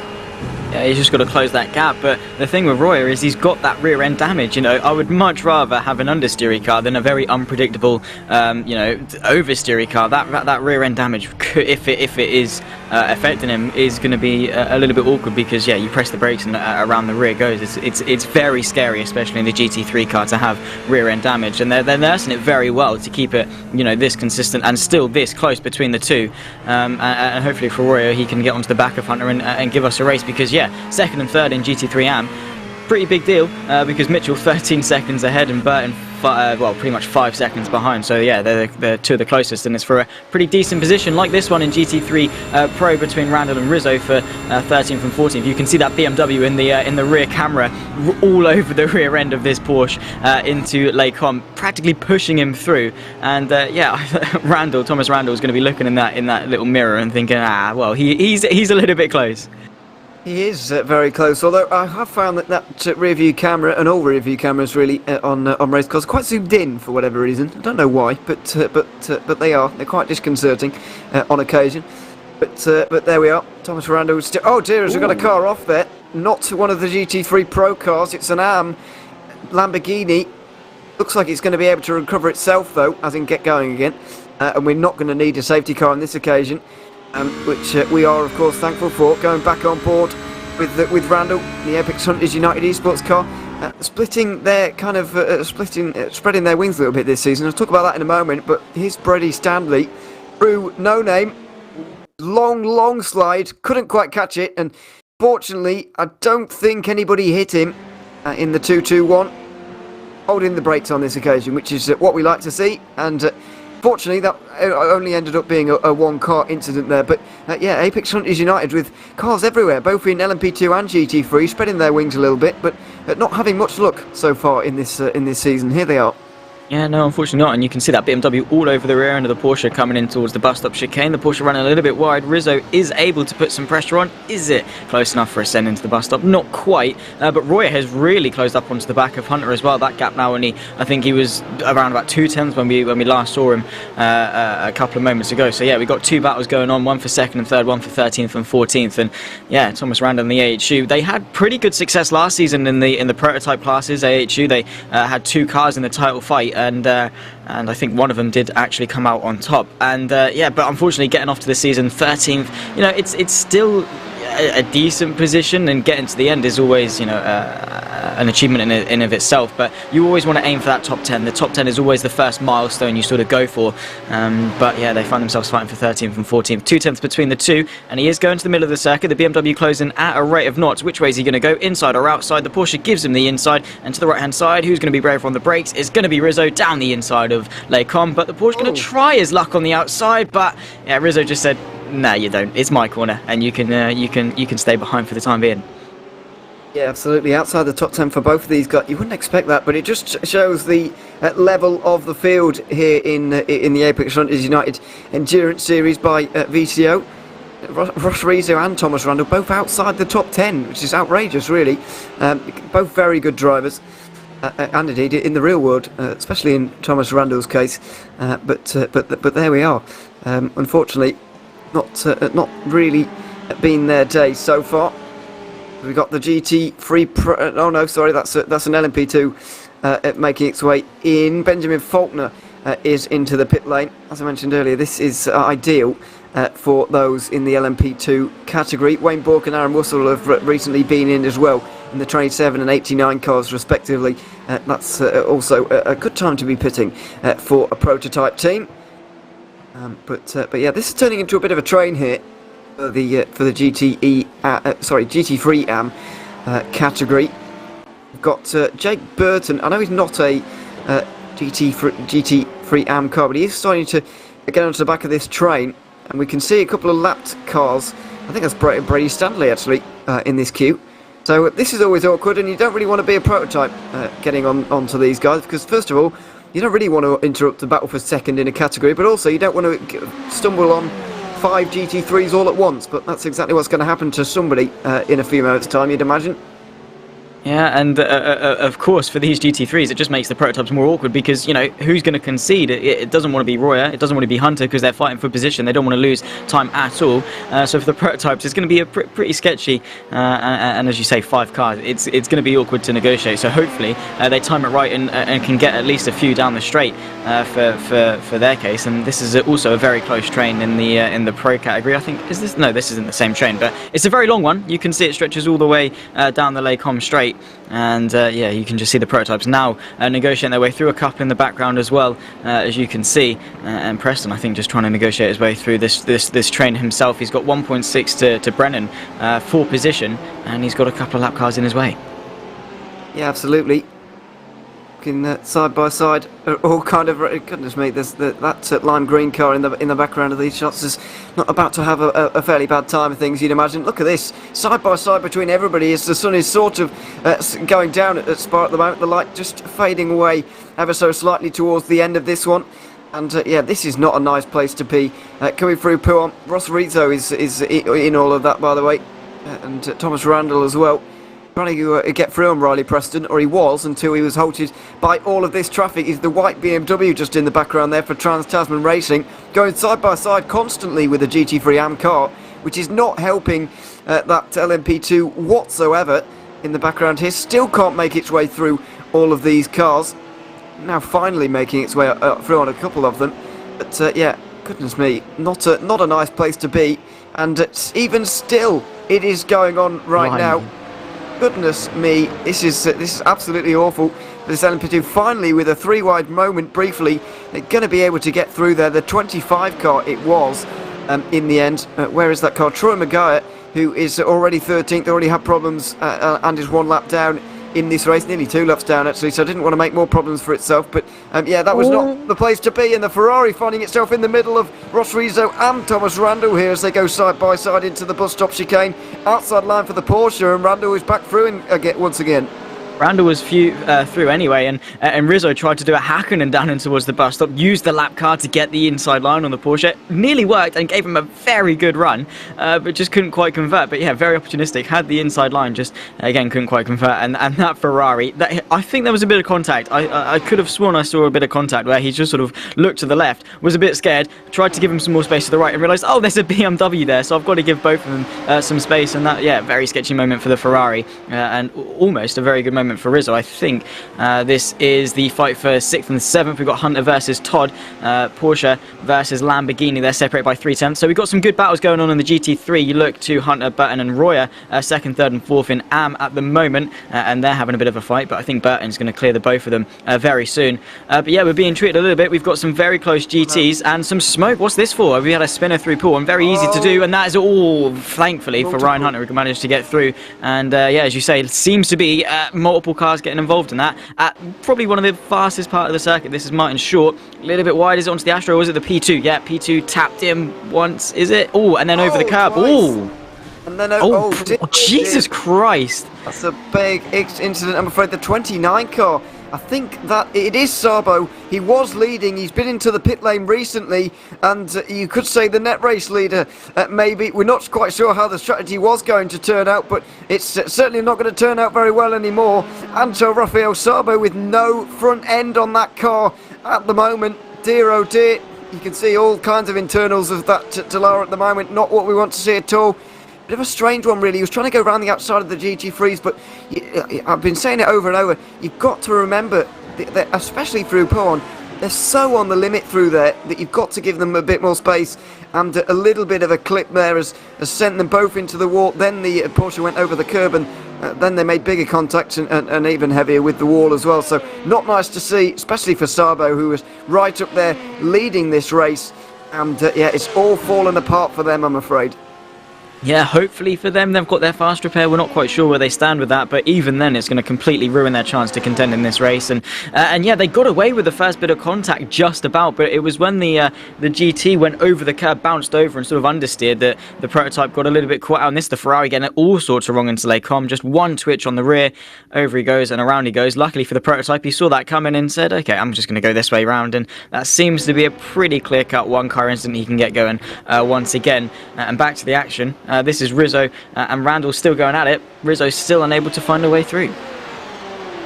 He did get in front briefly, but not for long. Riley Preston was sort of involved in this battle as well. But we saw that heavy clump of traffic a few laps ago, and well, you can see some of the cars that were involved in the background of this shot here. But it's cost them a heap of time. 7 seconds back to up to Preston now. Just trying to make a move on the 158 at this point. Only 1 second between them. So yeah, a little bit hard to know where to look at the moment as we look at Tim Altus. Should have driven for Logitech G Altus, to be honest.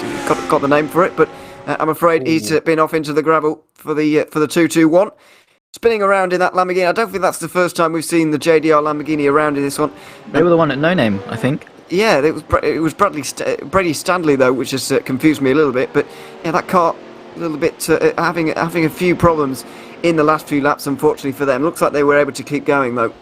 Yeah, thankfully, but yeah, it's never ideal. But still, this fight now for 14th and 15th in the pro category for GT3, the BMW versus the Porsche. Again, another time we've had two German manufacturers going at it.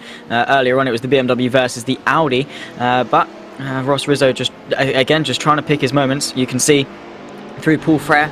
Just needs to get the good launch. You can see they're always on the limit, always using that extra bit of curb. Hopefully they're not going to run it too wide to this AstroTurf, because that is lethal if you get it a little bit wrong. In the slipstream, it is quite strong, and the Porsche definitely looking in his mirrors through Blanchimont. Is he close enough to go for a move? He had a little look in towards Blanchimont, but that was never ever going to work. Bit of a twitch from the Porsche, could put him on the back foot. Is he going to go semi-defensive into the bus stop?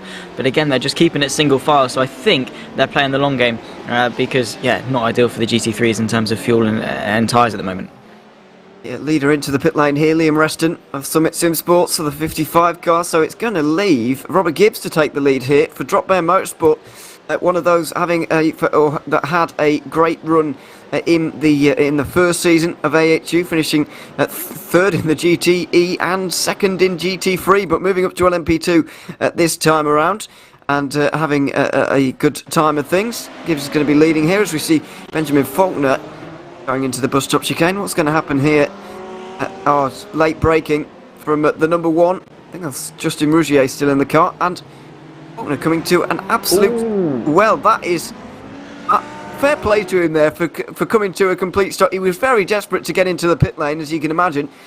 Clearly about to run out of fuel. Came to a dead stop there to find a gap in the traffic. That was like trying to find your way off to the motorway services, wasn't it? Just comes to a complete stop. Well, hopefully you don't do that on the motorway, by the way, if you're watching at home. But coming to a complete stop, getting into the pit lane, very nicely done. Could have caused quite a big accident, to be quite honest, but he executed it well. Yeah, luckily for him. But I think it was Lewis and Cam that were talking a little bit earlier about, your team's in your ears telling you that, you've got to come in soon, your fuel's a little bit low, and when you've got a lot of cars around you, you're not really focusing on the pit entry as much. But luckily for him, he thought ahead a little bit, and just, it's just one of those things. It's a very tight pit entry, and when you've caught the GTs in some traffic at the wrong time, you've got to be careful, and they're running on such fine margins that they don't have that extra lap to go if they need to. So he just had to slam on the anchors, and thankfully they managed to react to it quite well, because he was quite a way off the racing line. So yeah, thankfully that wasn't because that very easily could have been. It is quite a slow speed part of the circuit, so the worst that would have happened probably is a bit of contact and a spin. But still, you don't really want to see that. But it didn't end that way. So yeah, it's all eyes forward. We see Andrew Carl and Ethan Warren into the pit lane from the GT3 Pro category lead. They were 1 and 2, of course, and now they are going to be a little bit further down. We'll see if they're still going to be... Well, it looks like they are still going to be in their cars, I would imagine, at this point. Although they've only just come to... It's such a long pit lane, I've forgotten. They've only just come to a stop now, so they're just starting their pit stop.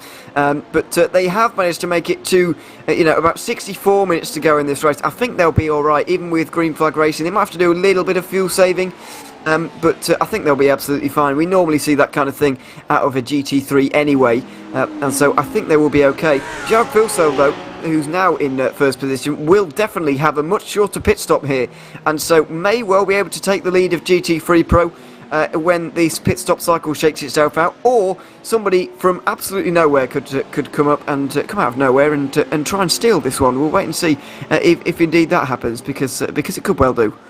Yeah, certainly, and don't count out Jackson Susan Harlow, because him last season in the GTE, it was the GT3, in the Porsche for Team FA, he didn't lose a race all of last season, so he definitely knows his way around a circuit, and only 10 seconds off Phil Stout at the moment. He's certainly pretty quick, and with the whole strategy thing going on at the moment, can't count anyone out, because relatively speaking, they're quite close. So a shorter pit stop here, a shorter pit stop there, having the lighter car to the end of the race really is going to go a long way. And you never know, if one team just has that sudden burst of pace, gets the strategy right, that's going to be the big decider in this race. It's almost in a sense that the last 2.5 hours really haven't mattered because of that safety car disrupting things. So yeah, it's just about saving the fuel, timing it right, making sure traffic, because that's you don't think of it over the course of a 4-hour race. You think, oh yeah, we're going to get past this. It's those things, but you've got to negotiate it well at this point, because those 1.5 seconds lost a lap is going to add up.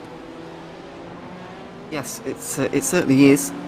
Right, Hunter, there's an obvious pun there, so I'll let you draw your own conclusions at home. But yeah, trying to get third position here in this race. Obviously, they're gaining positions all the time because of the pit stop cycle that is going on here.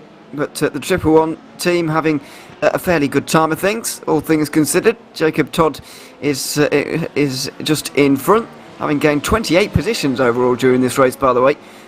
Starting all the way down in 44th overall. Now all of a sudden inside the top 20, so a very good job from them. As Robert Gibbs, from the very lead of this race, comes into the pit lane for the number 22, just over an hour, so still one more pit stop after this one to go for these guys. And yeah, that's going to make things interesting for everybody at this stage. 8 seconds of a lead he had. He's not going to have that anymore. Liam Reston is going to retake the lead of that one, I think. And given the demise of Sabo, I'm afraid, and the fact that he's still in the pit, or has he made his way out the pit lane in the last few moments? I think that car may well have done. Or he's dropped way down the order. No, either one of the two. But with the demise of that car, this race all of a sudden is very much up for grabs for everybody here, and Liam Reston, I think, is going to be taking Summit Sim Sports to the lead here. We'll see if they can keep it or not. Yeah, and just heard from Lewis that Sabo has been disqualified. He just let us know, and we completely missed that. Not entirely sure if that's if that's actually happened, but yeah, we didn't quite see what happened there. Maybe, well, it could have been he maxed out his X's or something like that. So not quite sure. But while you were talking about the strategy, Andrew Waite managed to get past on Leach for P8 in the GT3 Pro, so he certainly wasn't waiting around at all. And that Porsche definitely has got some pace in him, and is going to be trying to extend that gap and chase after Stadler for P7 2.5. He's got to do that. But yeah, I'm really curious as to what happened to Sabo. Of course, probably one of the favourites for the race win. Had that contact with the when lap in the GT, and then well, just we haven't seen him since. Yeah, it's a strange one, really. So we're not sure. Well, obviously we're sure that he's crashed. We saw that, but why is he disqualified? Is the question. There might be something on the sheet here. As we see, oh yeah, he has been disqualified for something. I don't think it is an on-track issue. We'll put it that way. I think it might be something settled not on the tarmac, unfortunately, and I don't mean just in the grass or the gravel either. But anyway, let's move past that. Aaron Russell currently is in 4th position right now, ahead of Scott Cisłowski, another fairly seasoned V8 Supercar driver in the LMP2 category. The 73 car, of course, simrigs.com. And yeah, they were running out in about 10th position on the restart, but made their way up the field now.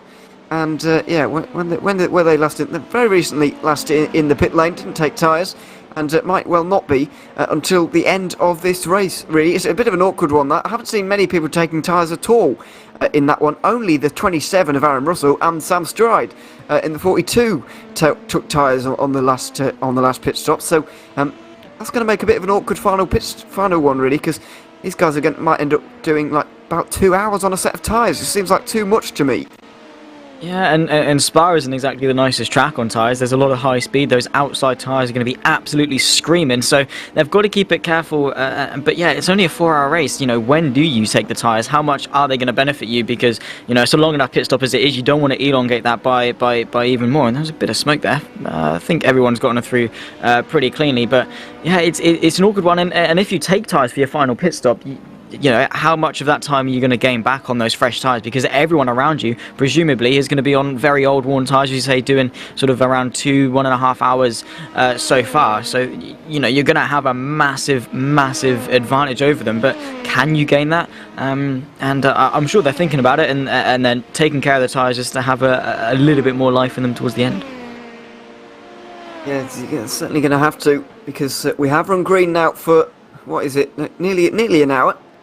Just the longest of the season so far. I was going to say a little bit earlier on. I know I've jinxed something now, but yeah, it is true.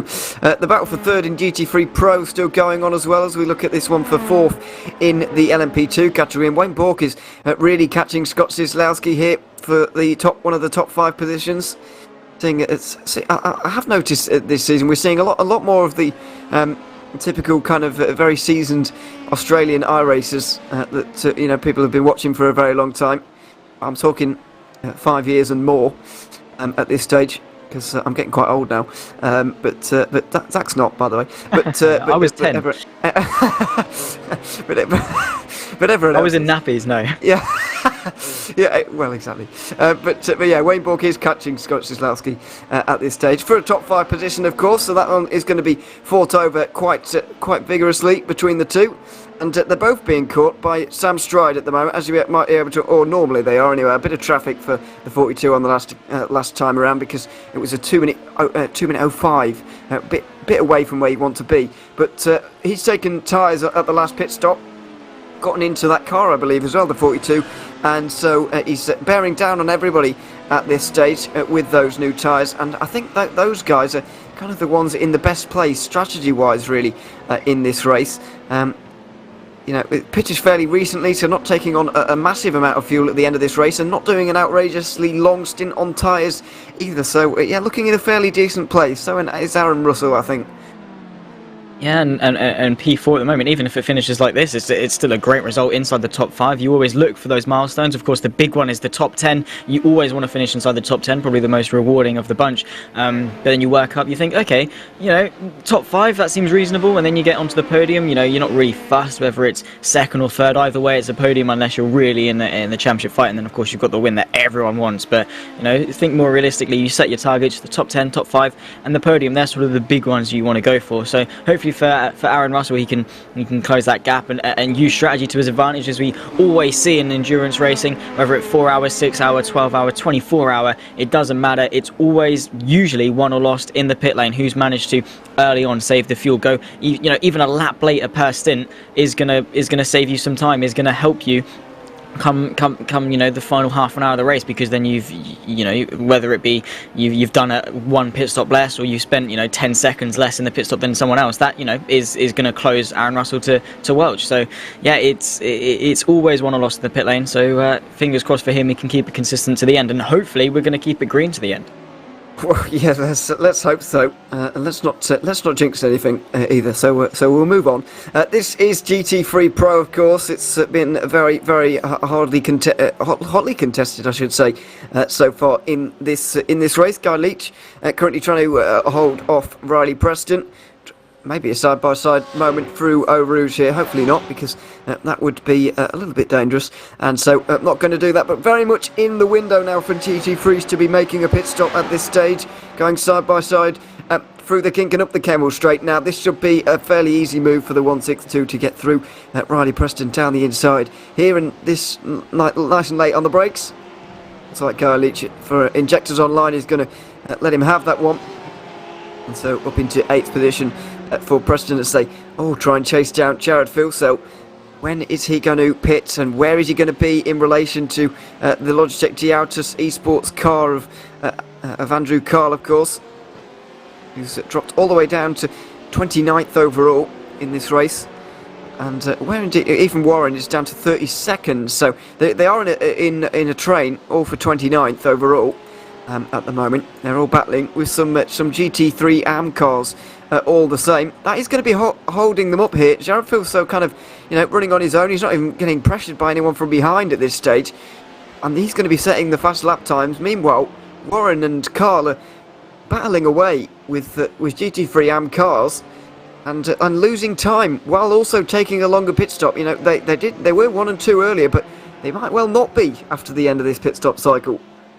Absolutely not. And for Jared Phil, he's got the clean there. He's just on his own, in his own rhythm, doing his thing. But yeah, for everyone else in this fight for the top positions in GT3, it's, you don't want to be caught in traffic. It's going to slow you down, especially with the AM guys. Of course, they're not going to be ridiculously slow. It's not like a P2 getting stuck behind a train of GTs, but it's still going to slow you up. It's not the clean air you want, especially at such a crucial time. As you say, they're going to take a longer pit stop. They're going to be in the pit lane longer, which in of itself is going to be a disadvantage. This is Leach coming in from 9th place for presumably going to be his final pit stop. Yeah, should be pretty plain sailing, 53 minutes, pretty comfortable. So yeah, at least a couple of the GT guys are going to make it comfortably to the end.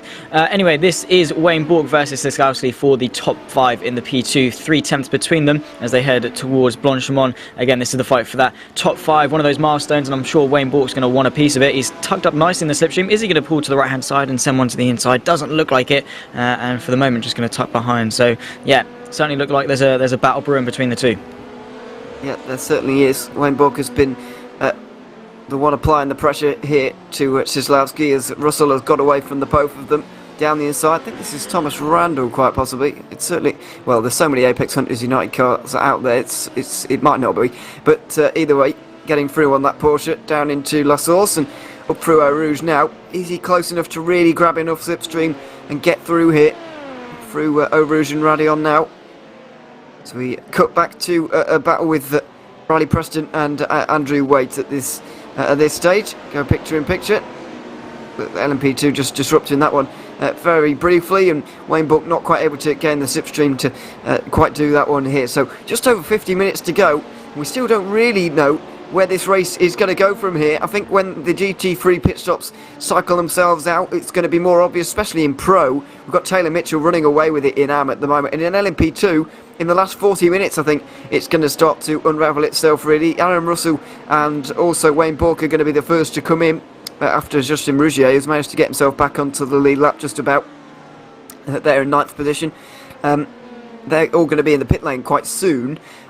Or in the next 10 minutes or so, and then after all that we'll start to get a handle on this race. But so far, because of all the safety cars, it has been very, very difficult to kind of figure out, and I bet it has been for the teams as well, to decide what to do at each safety car, to know when to pit and if to pit or not under these safety cars. Yeah, because you never know. It's always easy in hindsight. You look back on the race and think, maybe we could have stayed up for that safety car, because half an hour later there was another one. But you never know what's going to happen, when it's going to happen, and racing always does seem to throw a curveball with you, especially in the sim world. And there's so many variables the team have to take into account. As I said earlier, they're going to have their textbook. This is the ideal strategy: pit here, pit here, pit here, take tyres, then this much fuel, etc., etc. But that's never how the race pans out, and it's constantly changing. And they're having to react to everything that's going on around them. It's a headache enough for us to try and keep up about it in the commentary booth, let alone for the drivers and the teams that are actually on the track fighting for those positions. It must be such a stressful environment, and you have to give them full credit for what they do. Even if it doesn't quite work out for them, it could just be a small mistake and things like that. But again, and then you have to really praise the teams that do get it right, because they're the ones that have dealt with it the best. And endurance racing, that's the thing. That's one of the many wonders about it. As good as the drivers are, they need to have arguably an equal or even better team behind them. That's me. That was a 3-wide moment as the battle for 9th in GT3 continues just in the background there. But I'll tell you what also is very difficult for all of these guys out here this season is the fact that, well, some of them obviously making their season debuts here. As I was mentioned a little bit earlier, a lot of names we didn't see before on the grid here this season, which is, of course, what we like to see. But it does make things difficult. But also, we're not, apart from the community vote track, which we don't actually know yet, but none of the tracks on the calendar this season were on the calendar last season. So for every single race, nobody has a real reference point in this series. You could say they can practice and whatever. There's other series that will have been there, but not quite in. This is quite a unique format to me. 4-hour races not massively common.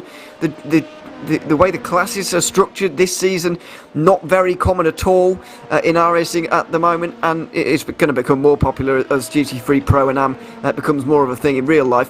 But for the moment, it's not really a popular thing, and also the fact that we've got the safety cars, which I think makes this series incredibly unique, and obviously we love that about it.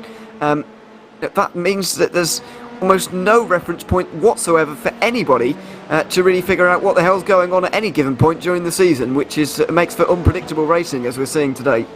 Yeah, it certainly does, and you go into each race on an uncertainty. Of course you can look back on the last round and think, okay, these guys were quick, but then we've got such a variety of circuits, and of course that one we don't quite know yet on the calendar, so it can top and change, and the order can be all shaken up all over the place. So yeah, AHU a very unique series in a very good way, it must be said as well. The safety cars, we've seen today how well they can work and really bring some good action, because in a lot of endurance series that perhaps don't run a safety car at this point, it'd be very spaced out, and of course we'd just be waffling for the entire thing. But we've still got a fight for P5 here in P2 with 48 minutes left to go, and Wayne Bourke and Slazowski still going at it, as we've had for GT3 and GTM all the way through. And yeah, it's a very unique series, and we don't have the reference points, and it's so unpredictable. There's always that uncertainty, in racing in general, but even so in AHU, and I think that is why we've got 60 cars on the grid with even more that want to race but can't, because it's just that attractive. Yeah, it's a few missed out. Unfortunately, I can't actually tell you how many cars that got cut from this one. So we have 15 LMP2s running here. 3 of them got cut, unfortunately. A couple of them missing out by 2-3 tenths of a second in that one. In GT Pro, we saw 6 cars get cut to make a 25 car order, and then 18 cars in GT 2 of them getting cut from that one. So yeah, we saw in the end more than 10 cars being cut, 71 cars pre-qualified for this race. It will happen all again when we visit the Sebring 4-hour, of course, in a few weeks' time. But yeah, it's very, very brutal indeed for all of these guys. Wayne Bork, though, we're still watching this battle. Not much has changed really for this one, and I do feel like the 89 car of Synergy Sim Racing just waiting at this stage, really. Scott Cislawski does look like he's under pressure at some stages, but then Wayne Bork just kind of lifts out and saves that little bit of fuel. So, yeah, who knows where this battle is going to go, as we've got trouble at the bus stop chicane, multiple cars off, loads of GT3 cars in here, Jared Filsell included, which is going to change the face of this race, and this has gone out from a long way out. Andrew Waite somehow managed to get himself involved here. Sorry, he was just picking his way through there. So, yeah, not sure quite what happened. But yeah, it's another incident at the bus stop, I'm afraid. More LMP2 and GT3 interaction, it looks like. Yeah, it just seems to be the site for incident for sure, but yeah, whether... Oh, wait, that was a bit of a lock-up. Yeah, but anyway, yeah, it just seems like this is the time for all the GTs to start coming in, and of course for that pit stop, and when you've got cars coming in, you're not really sure if they're coming in, which again, just throws the uncertainty, and of course the prototypes coming through. It is very easy to make a mistake, and if you're a car behind, you don't really have much time to react, and you're already on the brakes. If you press a little bit harder and try and turn, you're going to go around yourself, and yeah, it's just that negative feedback loop of one spin, then another, and yada yada yada all the way down. And thankfully that wasn't as big as it probably could have been, but yeah, certainly a less than ideal situation for a few people. This is Wayne Bork and Cislawski still getting their way through the GT traffic, working together very nicely. Bork is just saying, okay, you can just I'll use the gap that you made, I'll stick behind you for now, and just wait. And I think he's just waiting for that moment, that opportunity to find a way through, because there's no need to force anything. He's in 6th at the moment. Of course he wants that top 5, but he's 3 hours 16 into this race. He doesn't want to throw it all away with one rash move, and he's just got to pick his moments well, obviously in the slipstream, and we've seen numerous times he's just lifted off to save some fuel, so that's going to help him in the long run. Big moment in GT3 Pro, by the way, as Jared Filsell takes his final pit stop of the race here for Lobsfalken Racing. The 194 car, after starting all the way down in 59th position in this race, all of a sudden is going to be leading GT3 Pro, because it's had a 9 seconds quicker pit stop than Andrew Cole, and also the amount of time lost by Logitech GT Esports in the traffic has really cost them, I'm afraid. So they are down in 3rd position, third for the moment. It's going to be 2nd in a few moments' time, when Jacob Todd completes his pit stop for Blue Flag Racing in the 1:15. But yeah, Jared Filsell taking the lead here in GT3 Pro. A strategic masterclass from those guys. Let's see if Carl and Warren can catch up to them. Logitech GT Esports, GTEE reigning champions, of course, trying to get another AHU title next to their name, but doesn't look like it's going to get off to a winning start the way it's going. Jared Filsell and that team playing a very nice strategical game indeed. Yeah, indeed so, and as you say, remarkable feat, and never ever say never in endurance race, and you've got 4 hours to do it. Yes, they started 59th, but they picked their way through. They played their strategy absolutely perfect. Still, 43 minutes left to go, and not over until the checkered flag waves and they cross the line. But they're looking good, and they've put themselves in the best position possible. So yeah, for Lobs and for Filsell, definitely getting the season off to a good start and showing their pace as best they can.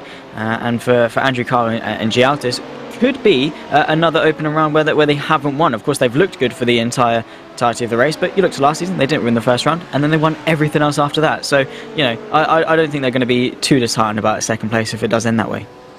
Well, yes, of course, it's a long season as we look at Jamie Welch getting closed down on by Robert Gibbs quite dramatically here as Liam Reston is continuing in the lead of this race, and given the fact his pit stop's going to be very similar in length to that of Welch and Gibbs, it might well be a victory for the 55. Let's wait and see and hold our horses though on that one as we continue to look at this battle for second. Also the battle for fifth still going on here, but I still don't know if Wayne Book really wants to get through or not, as we were looking earlier in this race. Just over 40 minutes to go though, and we're going to be seeing the final pit stops of the race very shortly, these LMP2s, and then they'll be able to go to the end, and we'll see which battles are left and which battles could change over the final half an hour or so of the race. But this one for second just tied up kind of under our noses really. Wasn't expecting Gibbs to be able to catch Welch, but here he is. Wants to get second place. The win may be out of the question, but he'll be grabbing every position that he can get at this stage. Yeah, you know, points are points at the end of the day, so he's going to be trying his best to get past them. Yeah, he's not that far off Welch at all, and 40 minutes left to go. Anything can happen, as we always say. This is the fight for the podium in GT3 Pro. This is Anderson versus Warren, and back between Bork and Slezgowski, these two still going at it. Oh, that was no. Don't do that. into Puon. Had a little look, filling his mirrors, and then he was just slightly offline, and look at how it's killed his momentum. Maybe for the better, because now he's got this backwards momentum going into this train of GTs, where Slezgowski has to go around the outside of the Lamborghini. Both of them do, and then to the inside of the BMW, who very wisely just stays to the outside and just sort of waves them both through. But yeah, that is sometimes the best thing to do. Bork saw the train and just thought, okay, I'm going to take a step back here and use that momentum to then drive my way through and hopefully not get bogged down like Scott did in front, but it sort of leveled itself out anyway. Yeah, that's always good, and he's still on the attack, or at least trying to get close enough. But again, with all the GT traffic getting through, you never really know. And now we've got Healy versus Nicholson for 13th and 14th. A lot of battles then up and down the grid, and it is nice to see how close it is.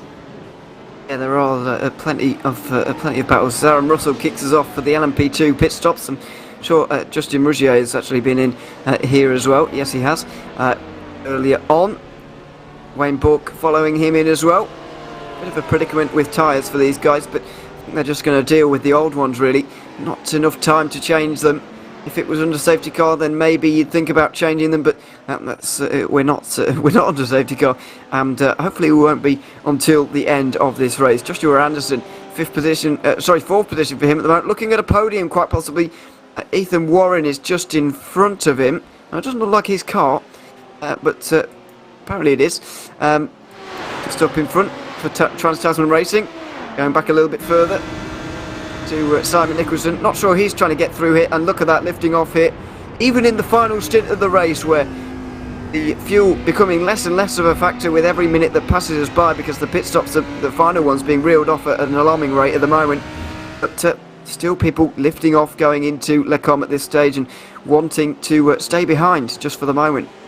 Yeah, don't really need to send one now, because we've seen time and time again where you get through, and then even though you might seem like you're the quicker car at the moment, you get through, and then as soon as you're in front you lose all that pace and you can't then make the headway. So it's about getting through at the right moment when perhaps they can't then get you back, and you've just got to put the pressure on, save some fuel as best you can, so then, you know, it's not as much of a headache. You know, you can be out of the slipstream and be going full revs, you know, getting through that fuel, and then come to, you know, 2 laps and you're on 2.1, and it's sort of that bit that starts to become a little bit shaky. So it's about that security, it's about comfortability, more importantly in endurance racing, because if you're on the limit, you know, with 1 lap to go, it's going to be heartbreaking if you run out of fuel, you know, half a lap to go. So it's better to be on the caution side, better to be safe than sorry when it comes to this, but they're still close, and I'm sure in 10-15 minutes time they're certainly going to open up and get their elbows out.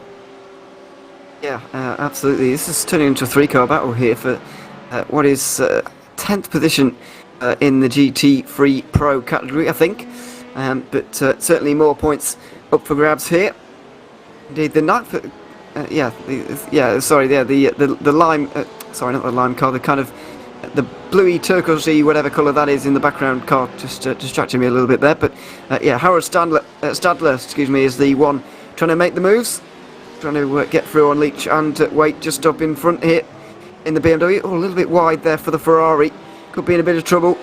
3 different cars involved in this fight. Of course, we're going to see the straight line speed difference between them, because of course that's what you get with the GT3s, something that different to the LMP2s. There's strengths and weaknesses of the different cars, but they should about go all around all the circuits at roughly the same speed. Bit of slipstream for the BMW here, but it doesn't look like he's anywhere near Leach really to get through. Yeah, he's gaining it just a little bit, but not really, as one of the cars 1 lap down, I think that is, the 122 car, getting through. Jake Burton up the inside as well of Nicholson. Now this is the battle we were seeing earlier on, but Jake Burton is here for Vendoro now, and making moves once again. So yeah, I'm not quite sure why he's fallen so far back actually in this race, because pretty sure when we came into this broadcast, like, they were right up inside the top 3 or battling for the top 3 positions, but all of a sudden well outside the top 10. Yeah, that is weird, but it shows this race is very topsy-turvy at the moment. So you might be third, and maybe there's a couple more pit stops to filter out. I can't see that happening though, because a lot of the GTs we saw come in around about that point where we had that big kerfuffle, we should say, at the bus stop, and then we saw everyone coming in at one point. But yeah, a shame for Jake Burton, because him and his teammate, very quick drivers, and they did very well last season as well. But yeah, for the time being, it seems to be probably P13, maybe P11, because they've only got 5 seconds. Then it's a very close between Phoeben and Stadler. So maybe they've got a top 10 on the cards, but we'll have to wait and see. But Gibbs and Welch very close together, 5 tenths, or well, around about 4 tenths, very fluctuating between the two. Second and third, Reston is sort of taken off, and Sisowski and Strider sort of a little bit further back. So for P2, it seems to be second and third is the fight to watch at the moment. Oh goodness me, up the inside through Blanchimont for one of the LMP2s. Here is that battle that you're talking about for the top 10. No numbers on that Guy Leach car for some reason. I don't know why. So clearly something's gone wrong somewhere along the line. But yeah, I do believe this is the battle for 10th in GT3. By the way, I think something's gone slightly wrong there. But either way, Leach is pretty comfortable in that place now. Ever since the lap car got involved, the 122. It's been a little bit easier for Leach to defend himself with that car just in between them. Well, down the inside through Eau Rouge, not a nice place to be.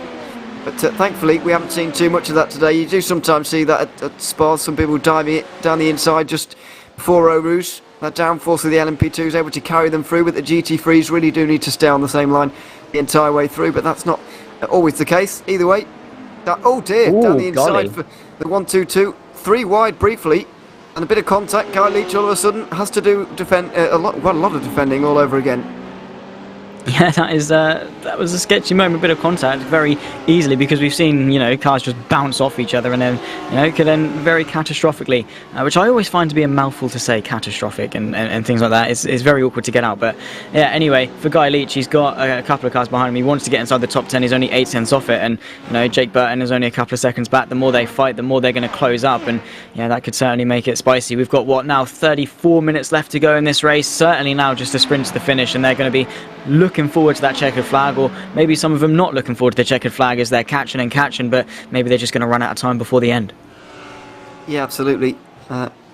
We'll see on that one as we look at Michael Healy for Trans-Tasman Racing right now. Just got overtaken by Jake Burton, and yeah, Burton is going to fly away very shortly, you'd imagine, in that Porsche here, because he's particularly quick in that one right now, as you can see. But yeah, either way, this is the battle for 13th in the GT3 Pro category. Nicholson just behind, but as we were on board with Nicholson earlier in that Lamborghini, not really willing to go through just for the moment. Trying to look towards the leaders really. The top 6 haven't been into the pit lane for their final stops yet. Wayne Bork and Aaron Russell have been in, and it won't be long until the top 6 are in in kind of quick succession.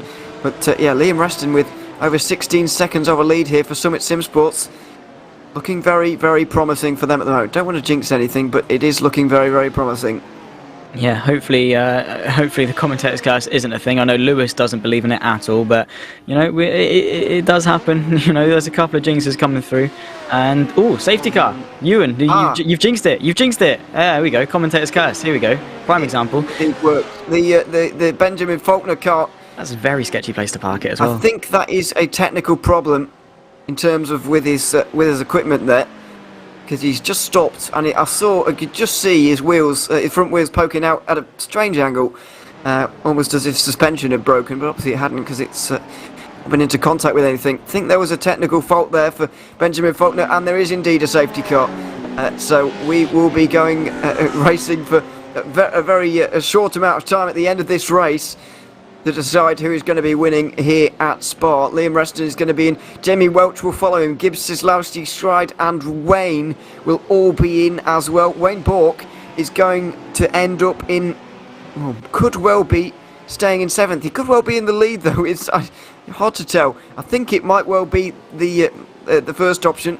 He might well stay down the order a little bit further than what he would have liked. But this is quite ideal for the top 6 really. I know Liam Reston's big lead has been wiped out, but he's still able to take his final pit stop under safety car, which is going to help.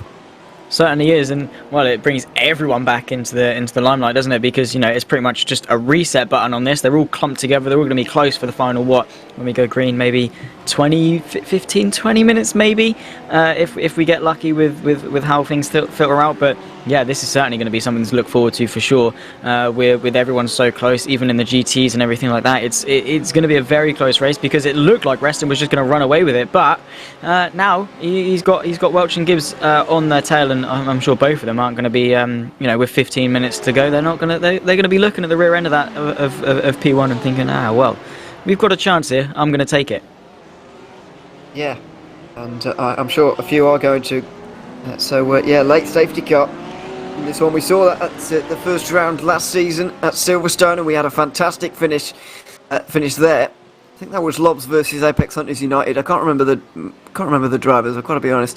It was a long time ago now, but it was a great ending to the 4 hours of Silverstone to kick off our first season in this championship. Now we're into season 2. Another late safety car. Admittedly, this one has been a lot more disrupted than that Silverstone race was last season. Only one safety car in that race, and a whopping 5. I think this is. I'm beginning to lose count here. We're almost running out of fingers, but I think it's the 5th safety car. Also, that Benjamin Faulkner car not parked in a particularly ideal position in terms of pit exit. It's actually made it a bit narrower there. Thankfully, we're not under green anymore, but that would be quite dangerous if we were still under green. But thankfully, not the case anymore.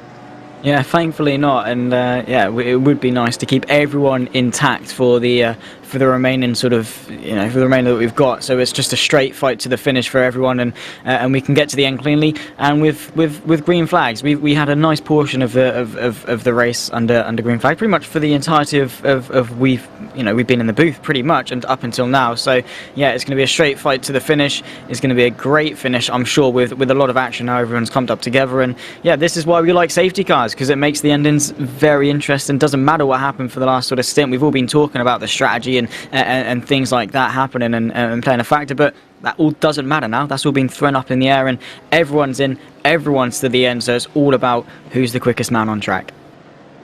It basically is. Yeah, so while we are under a safety car, we are going to be for a little while. Let's run through the top 5 in each category, because I've been trying to do that for a while, and it always goes wrong. So maybe finally now we can have a look at the top 5 in each. First of all, LMP2. Robert Gibbs has had a very short final pit stop here. He took on fuel only, and so managed to jump Liam Reston, who's taken tyres at that pit stop.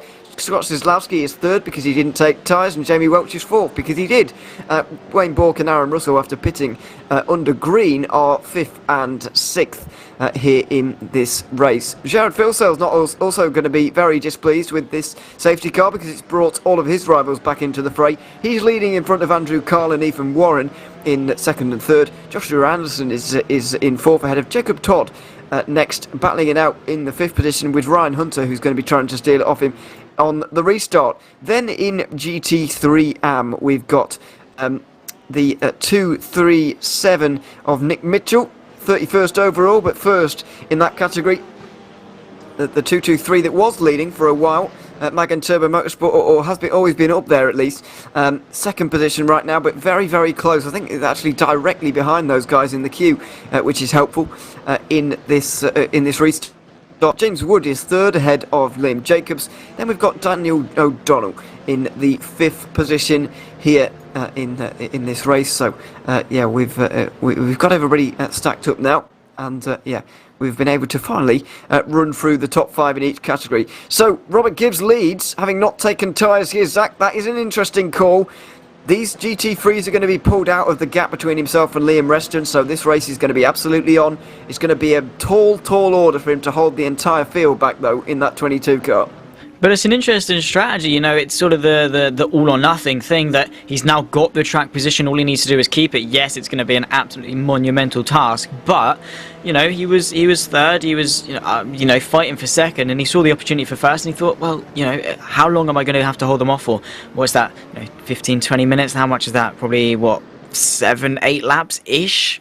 So all he has to do is have good exits and make sure to cover them off, make sure that P2 is as wide as possible for it. But that's the thing, it's a risky strategy. If it works, he's going to look like an absolute hero. If it doesn't, Reston, Sasowski, Welch, Bork, they're probably all going to find a way through at one point.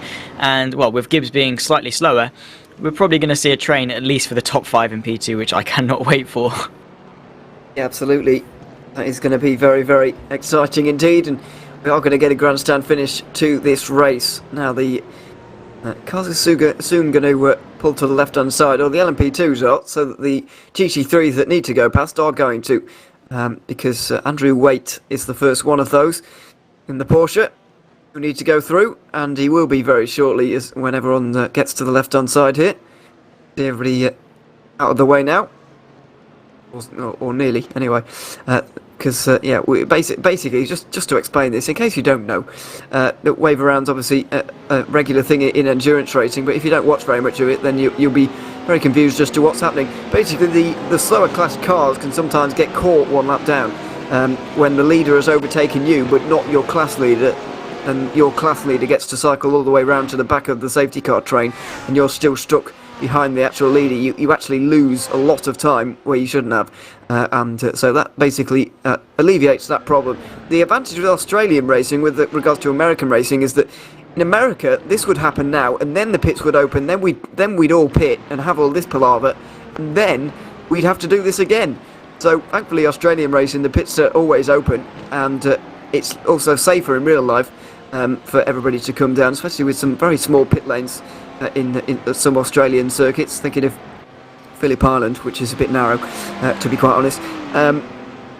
You know, it helps with that, but also it means that we don't have to do 2 wave rounds, which we like, of course. But yeah, as you can see here, Zach, everybody is stacked up together. I know you said that all of the LMP2s are going to be in one line. I did think there was at least going to be one GT3 involved here in the top 10, but there's literally none. It's a proper train here, and no pit stops to the end of the race.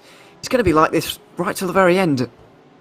It really is. It's pretty much going to be like this. It's just going to be a fight amongst themselves. How much are these guys going to work together? Because obviously they're all thinking, the leader's right there, we're all together, we're all on the same-ish strategy, and it's just a straight fight to the end. It's going to be best man wins, who's got their elbows up the most, who's going to play their cards right, because pack racing is a skill in of itself. You've got to be able to pick your moments, be patient in some places, be more aggressive in others, because, you know, patience can be both a burden and a blessing, because if you're too patient, you're going to lose out. If you're too aggressive, go for that moves too early, you're going to find yourself again losing out, whether that be in a similar fashion or not. But yeah, it's going to be whoever plays their cards right. And yeah, for Robert Gibbs, he's got his work cut out for him. But for Drop Bear, they've so far proved to be a pretty good force in this race. Reston, of course, was dominating beforehand. Now he's got the better tyres compared to him. So yeah, it's going to be an interesting one, and we'll just have to find out how it all plays out at the checkered flag. Yeah, the problem Scott Cisłowski has is the fact that Justin Rougier is still one lap down somehow, and he is stuck in that third position in the train there, in the number 1 car, I believe. So the 73 is going to have to battle round him first before getting through. And speaking of battling, it doesn't look much like a safety car, does it? Because they're racing around at the moment. Jake Burton on the fringes of the top 10. surely he's going to be able to manage to get into there before the end of this race. He's almost within touching distance of it. Very, very experienced driver, very, very fast driver as well. Is Jake Burton. I feel a bit wrong for saying he can stick it with the Europeans now, because that's not really the case anymore. Back in the day, I feel like the Australian scene is a lot quicker than it was once upon a time, and it's now less surprising to see people like him doing so well. But yeah, the longevity of his iRacing career has been pretty very, very impressive. So there we are. Robert Gibbs, though, is going to be thinking about how he's going to control this restart. Just over 20 minutes to go, by the way, as the sun is setting, and safety car's not going to be in this lap. By the looks of things, it's still right in front of the field, so we're going to have to wait a little bit longer for the safety cars to come in. So probably one more lap under safety car here, and then we'll be able to go. Yeah, Robert Gibbs is going to have a real fight in his hands. I'll tell you who else is going to have a fight in his hands here, to less of an extent, but still it's going to be a factor, is Jared Filso. You can just see his car in the background there, the 194. A couple of seconds because there's a few cars between himself and Andrew Carl, but that is going to be a pretty big fight for him as well here in this race. Filso is a very good driver in his own right, but Andrew Carl is a very good GT driver. So for Logitech AHU Esports, a very good team, of course. So they're going to have a fight in his hands as well, of course, especially since Filso had a 15-second lead. He's going to be, well, he wasn't very impressed to see the safety car out, put it that way. No, certainly not, but Robert Gibbs certainly not going to be complaining that the safety car's out for at least another lap, because it just means he's got one less lap to keep everyone behind. And as you say, Jared Filsell, Andrew Carl, after last season losing out to a safety car, this season he's going to try and want to start it and gain with the safety car. It's going to definitely help him, and yeah, probably two very evenly matched drivers in terms of GT3.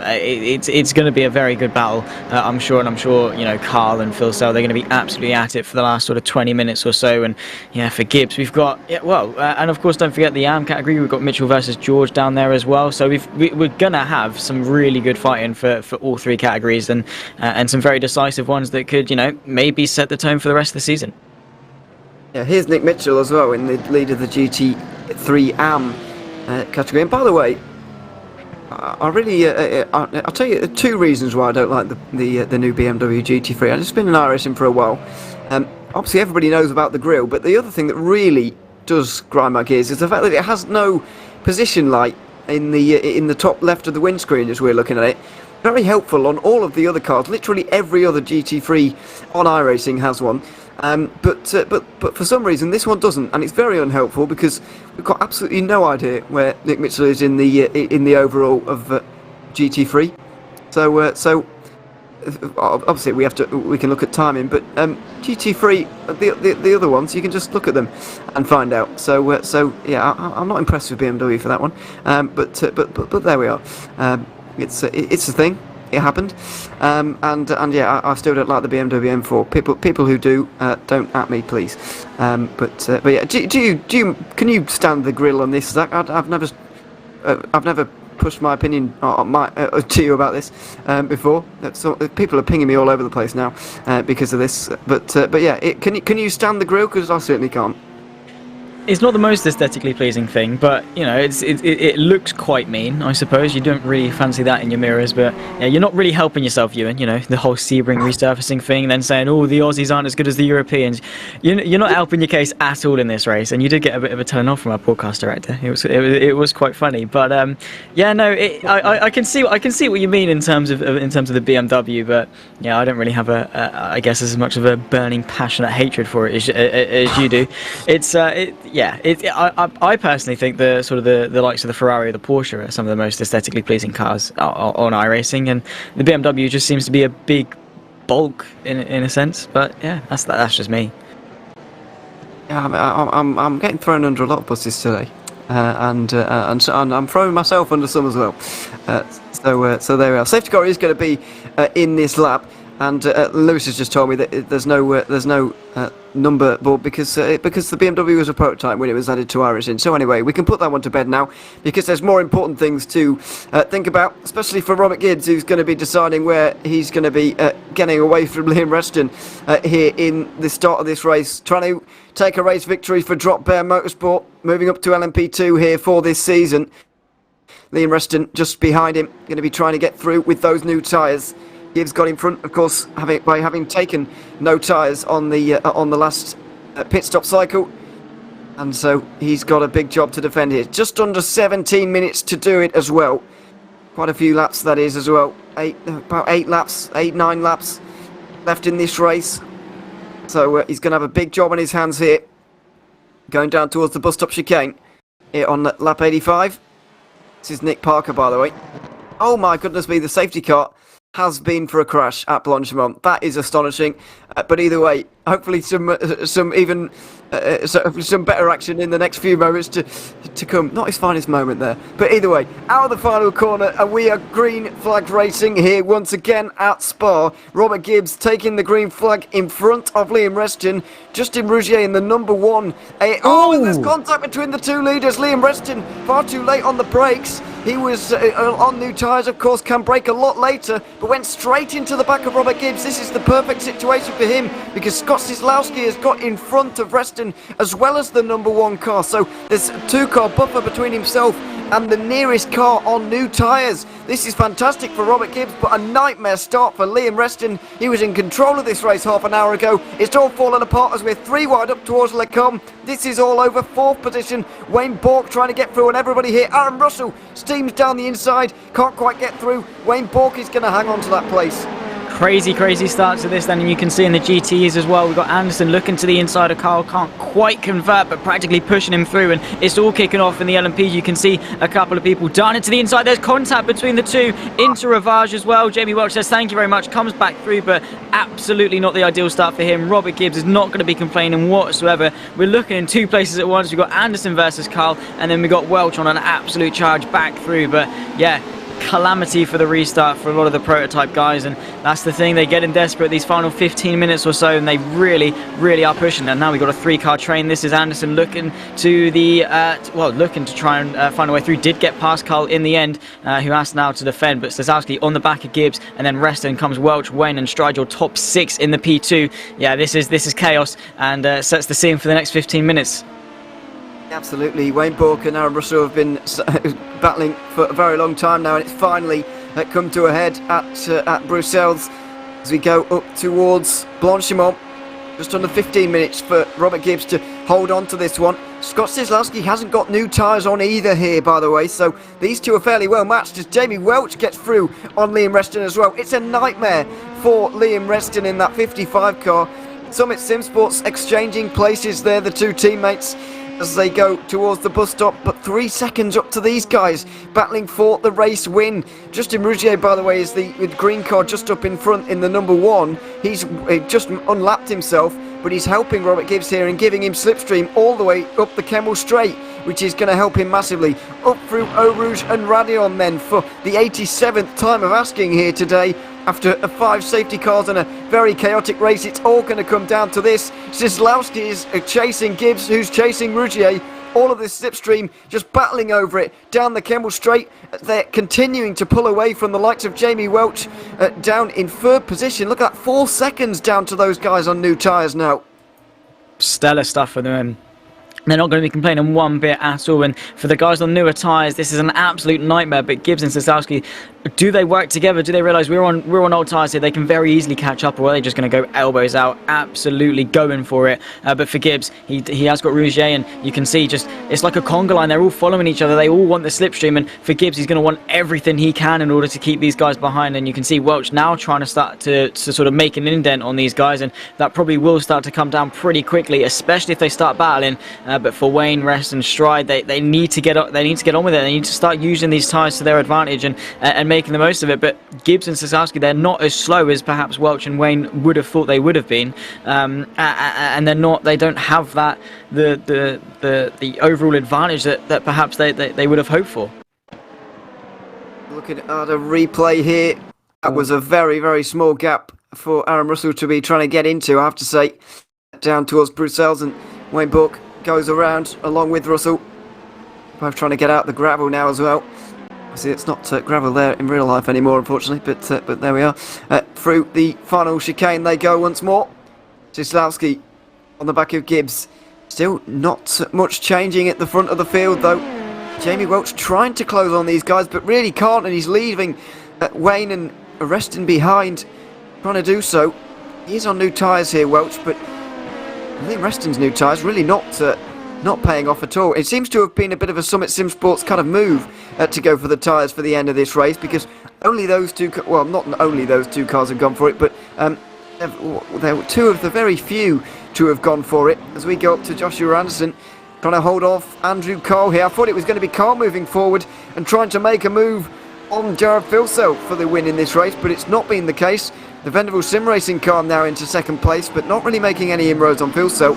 And Ethan Warren dropped outside the top 6 very briefly. He's had a terrible restart, I'm afraid, for Trans-Tasman Racing, but looking to get back into the top 5 now.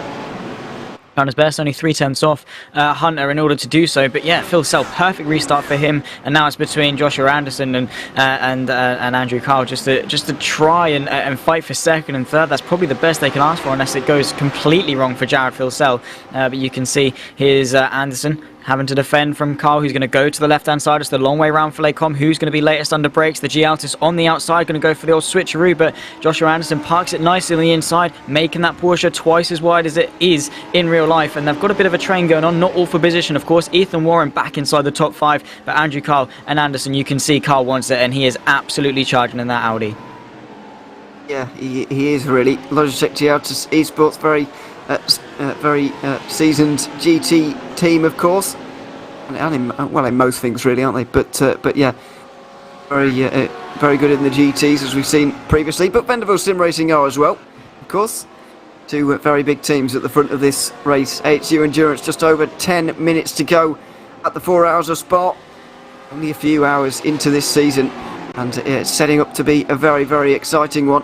Sun coming down here on this race at Spa. The headlights starting to make a bit more of an impression on the road as the darkness descends just that little bit. We're not going to get into full darkness here tonight, but it's going to get that little bit darker.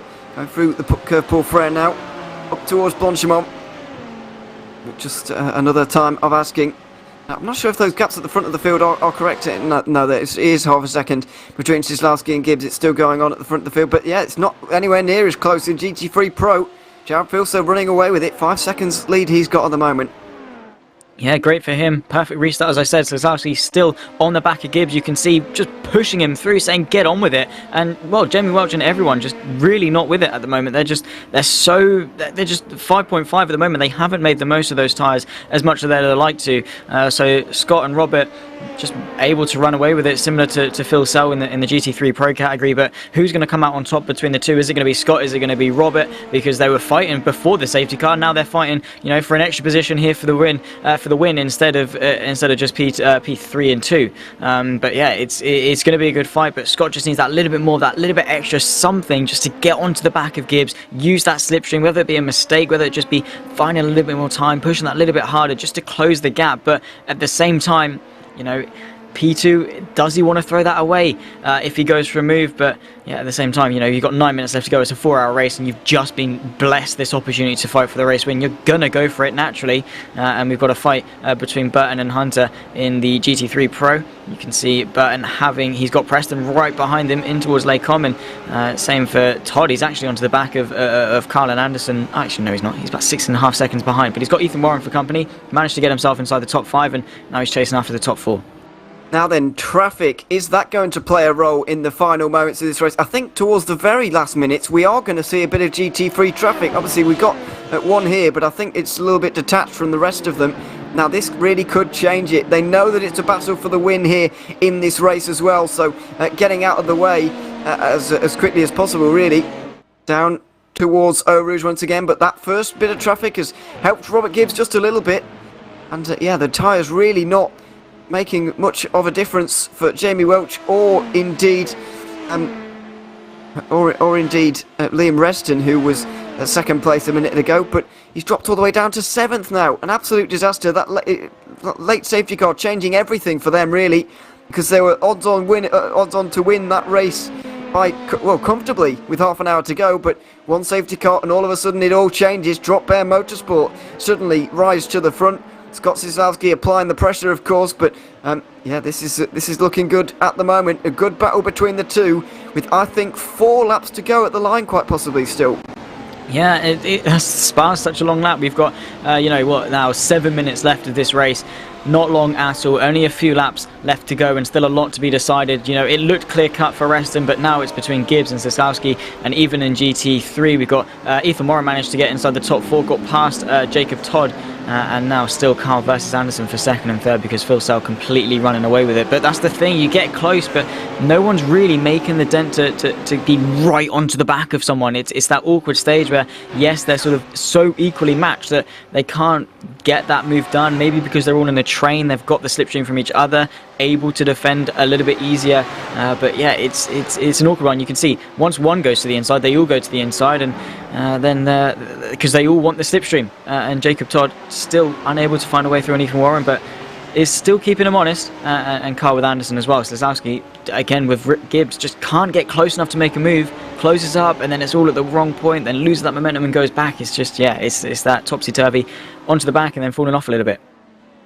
Here it is, battle for the lead once more. 6 minutes to go. It's going to be very close whether this is 3 laps or 4, I should say, left in this race, but we definitely say that it's between the 22 and 73 now for this race win. Drop Bear Motorsport versus Scott Cieslawski's Simrigs.com DPR car.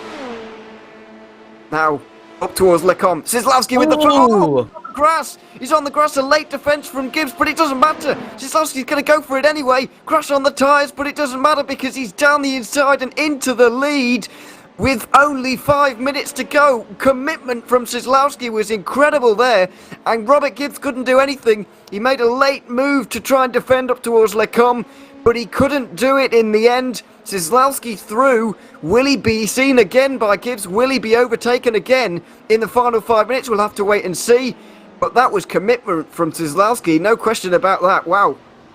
Yeah, beautiful move. Just kept the foot in and was just like, oh, you can excuse me. I'm gonna go around on the grass. No worries at all. Late under brakes as well. Managed to keep it despite having the dirty tyres, and now has opened that gap up to 6/10. Has Gibbs got anything to say about that? Has he got anything left in his tyres, in himself, in order to go for that? With 5 minutes to go, that must be gutting for Gibbs. It wasn't really his fault. He just got such a good drive, and now we get to see the fight for the GT3 second place and third place between Anderson and Carl up towards Eau Rouge and Radion. Then they got the long Kemmel straight as well. They've got really no one to contend them either. 7 seconds back to Ethan Warren through Eau Rouge, up over the crest of Radion, and then they've got the long Kemmel straight. Carl tucked up in the slipstream, closing and closing and closing, and has pulled to the left-hand side. He's got the drive. Is it the slingshot he needs in order to get into second place? It is. Anderson having to tuck back in. You can see Carl already going defensive. The Porsche bringing it back to the left-hand side. It's the long way round, but Carl covers it off beautifully, but the Porsche is going to look back at him. This is Gibbs on Cieslawski in towards La Source. You can see Cieslawski having to go defensive. Gibbs is forced a long way round. He's going to go for the old switcheroo, the old under and over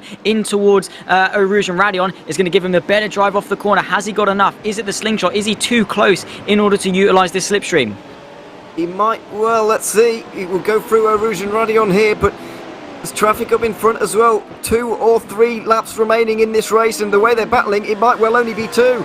Going through the kink and up the Kemmel straight now. Gibbs almost pulling out immediately here to the left-hand side to try and get the outside line and get through into Lecombe. He strolls out a little bit as he pulls out the slipstream around the outside. He's not going to be able to do it there. He's going to have to do a last lap lunge by the looks of things, or indeed a penultimate lap lunge into the bus stop. Maybe that's another opportunity for him, because we saw him very close through their last lap.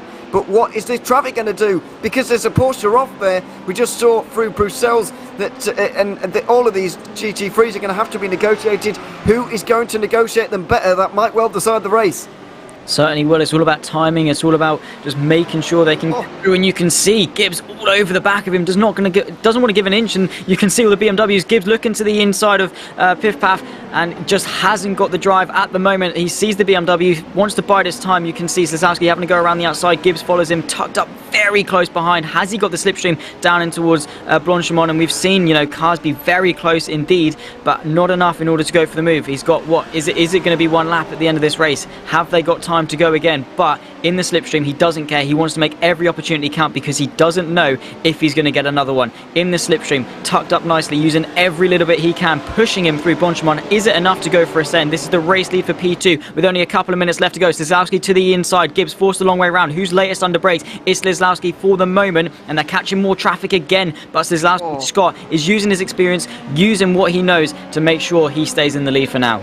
And Gibbs very slow coming out the final corner there. But this is going to be the final lap of the race. Only 2 minutes remaining in this one here. They pull wide. Oh, and there's contact. Oh. Gibbs tries to get through as quickly as possible, and it's not going to happen for him because he's made contact with one of the Ferraris. I think it was one of those leading up towards the front of GT Am as well, quite possibly. The gap's moved to over a second. That might well have decided the race right there at turn number 1. Scott Slizowski has got time now. He's got a bit of traffic, quite a lot of traffic. He's on the grass trying to get through traffic. That's exactly how he took the lead earlier on. He's doing it once more into Lecombe. There's 4 GT3s right in front of him. This could bring Robert Gibbs back into contention through GT Amcos. This is a nightmare for Slizowski in the Simrigs.com DPR 73 car. He's got past them though. He's done quite well there, although Gibbs has done fairly well. They go side by side in front of Gibbs once more, so that's not going to help him at all. He's trying to go through 3 wide, quite possibly up towards No Name.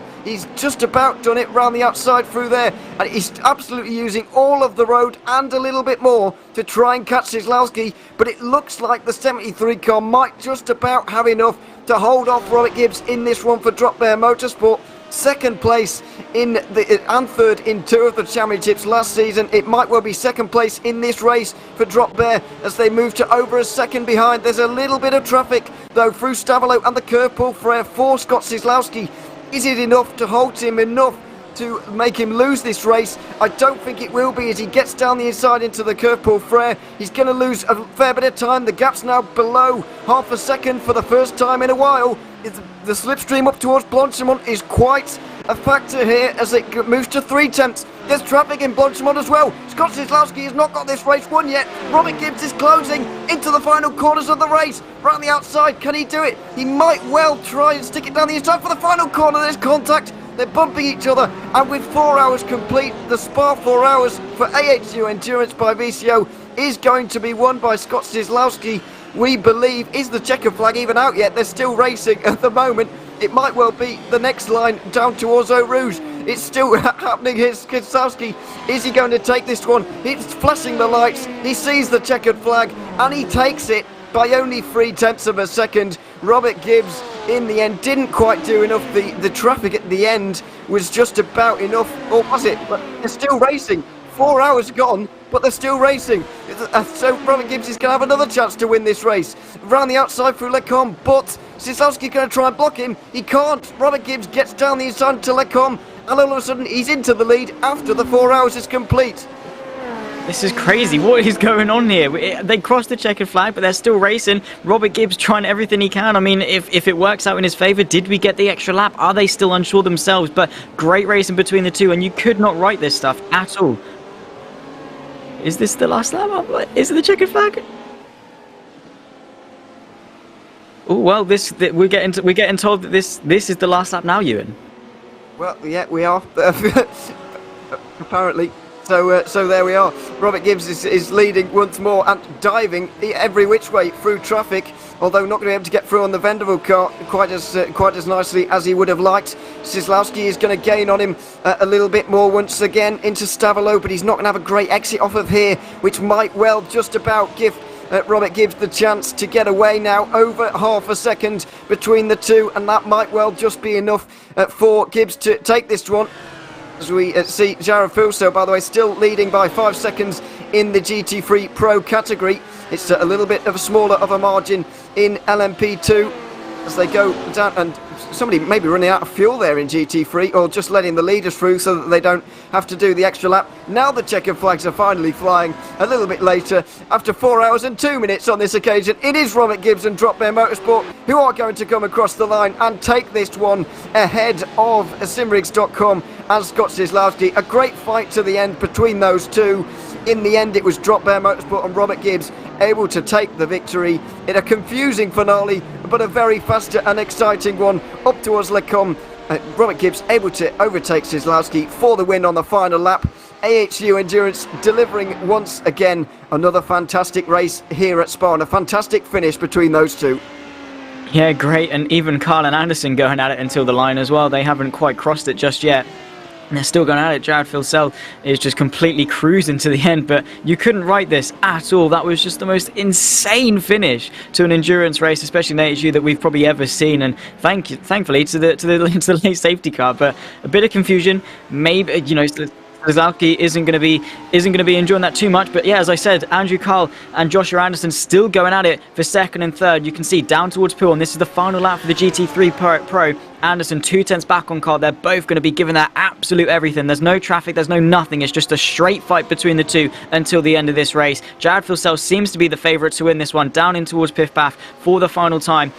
And Anderson pushing as hard as he can, latest on the brakes. His final chance probably is going to be the final corner. And once again, we've got an important podium place decided on the final lap after 4 hours of racing here, Ewan. And that Porsche all over the rear end of that Audi, who's going to be looking in his mirrors all the way through Stavelot and Paul Frere up towards Blanchimont. 3/10. Is it enough? Is he going to be able to go for the send? Is he going to be sensible and just sit behind and take third? Because they've got Ethan Warren 5.5 back. They don't want to spin. And on the final lap, I think Andrew Carl might just have enough in order to hang on.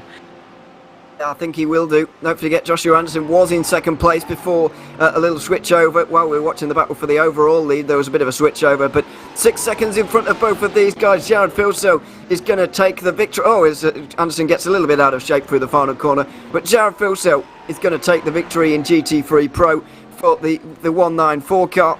Hello, Lobs Falcon Racing going to take that victory ahead of Logitech, GHC Sports and Vendeville Sim Racing in 1, 2 and 3 in GT Pro. And by the way, because we didn't see them coming over the line, Carl George is the winner for Magan Turbo Motorsport in the GT3 AM category after 90 laps in that one. So he's taken that one by about 8 seconds. But yeah, what a crazy ending to that race. That was a little bit of a strange ending, I won't lie, but in the end, a pass on the final lap. Robert Gibbs takes the win for Drop Bear Motorsport, and an inspired strategy decision, you have to say, to not take tyres right at the end there. It just proves the saying, never over until it's over. You know, Zieslawski was like, didn't know if it was the last lap or not. He obviously was just driving to the end, and Gibbs was just like, well, it's the last lap, I'm going to go for it anyway. And it paid off, and you can never, ever give up. And that was the most intense ending to a race I think I've ever seen, and probably will see for a while. And that's AHU, ladies and gentlemen, and that's why we've got such a big grid, such a consistent grid, and I cannot wait for the rest of the season. Yeah, absolutely. We are going to have the race results cycle through on your screen, but we haven't got that much time remaining in our broadcast here. We do have to be off the air today quite swiftly. So we are going to at least interview the overall race winners in this race. That's probably all we're going to have time for. But we'll let the results cycle through on your screen, and we'll talk to well, I don't have the power to move them in, so somebody will have to do that. But we're hopefully going to talk to Cameron Dance and Robert Gibbs about their victory in that one. Apologies to all the people who are indeed who have won races and people we'd normally talk to. Not being able to interview you, but as I mentioned, we haven't got all the time in the world today, so we can't. Yeah, we can't stay here forever, unfortunately. But yeah, hopefully somebody with the power to move Cameron Dance and Robert Gibbs into the booth will be able to do so in the next few moments, because yeah, I can't for the moment. But yeah, we're struggling to do that right now. So yeah, we'll try and do that soon. What I will do is a bit of housekeeping before we go off the air. There's a few more things to mention about stuff coming up later today, because of course VCO are kind of combining with us at AHU Endurance for this season. It's now AHU Endurance by VCO, as you know, and there's more racing a little bit later on with the VCO Esports Racing World Cup here later today, 6 o'clock UTC. Very best sim racers will be taking to R Factor 2 to try and see who's best, basically, and yeah, we look forward to that on the VCO Esports YouTube and Twitch, and of course we thank the sponsors at SimLab, Coach Dave Academy and Grid Engineering for coming on board with us here at AHU this season. Finally now, we can indeed get on with some interviews. Cameron Dance and Robert Gibbs joining us after a very frantic finish to the end of that race at Spa. Firstly, we'll talk to Robert Gibbs, since you managed to take the lead so late on and give us that dramatic finale. Talk us through what was going through your mind in those final few laps. Really, pass for the win on the last lap. It always feels good, doesn't it? So, talk us through your emotions and everything through that final lap. Yeah, thanks, mate. I won't lie, I was shaking. Like my braking was so bad, but no, I was pretty good. I mean, I knew we were really good on fuel, and once we got out in front of those guys, it was just about sort of getting away. Made a little mistake on the last corner that let the DPR car get by me, and then after that it was trying to keep with them, and I did that pretty decent. And then the lap cars, the gap that they got on me was diminished, and made a bit of a sketchy move onto the straight to get by, but it worked out. Yeah, it did indeed, and yeah, it was a great move indeed as well. And teammate Cameron Dance also joining us right now. Talking, you managed to get out in front, and with the bit of a strategical call, it has to be said, and then Robert held on from there. But what was it like watching for you? Because it was quite exciting for us, but I can't imagine what it was like being kind of involved in watching that fight. Yeah, I mean, it was very, very stressful watching, obviously, the Summit Sim Sports car, unfortunately, running into the back of us off the restart. We weren't sure what we were going to have as far as a race car and top speed, is because it was a little bit damaged on the back from what I could see, at least. But yeah, it was going to be interesting to see what happened, and obviously Scott Solowski, a very, very good driver in his own right, so props him on the racing, and very, very close and clean. So it was very, very hard racing, but yeah, it was very, very stressful, and just a matter of coaching Robbie and telling him things that he needed to know all the way through the rest of that stint, and did everything that he needed to.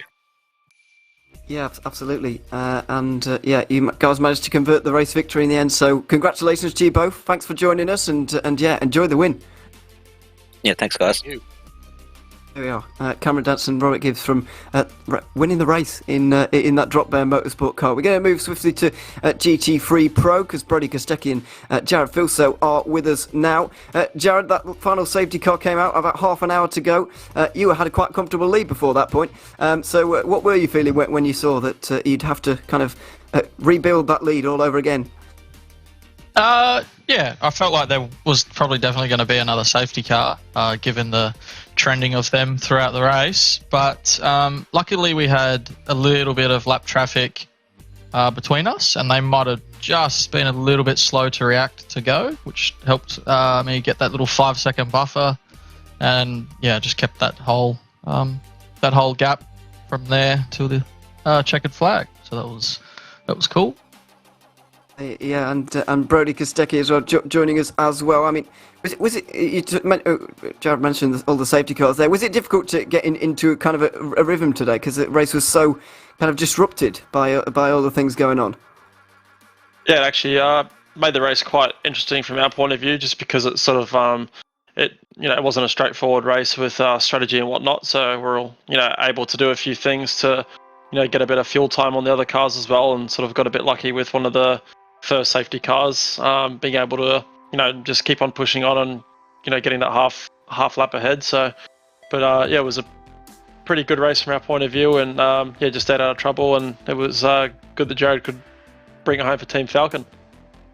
Absolutely, good job from you both. So congratulations, enjoy the victory, and thanks for coming to talk to us after the race as well. Yes, thank you. Thank you. There we go.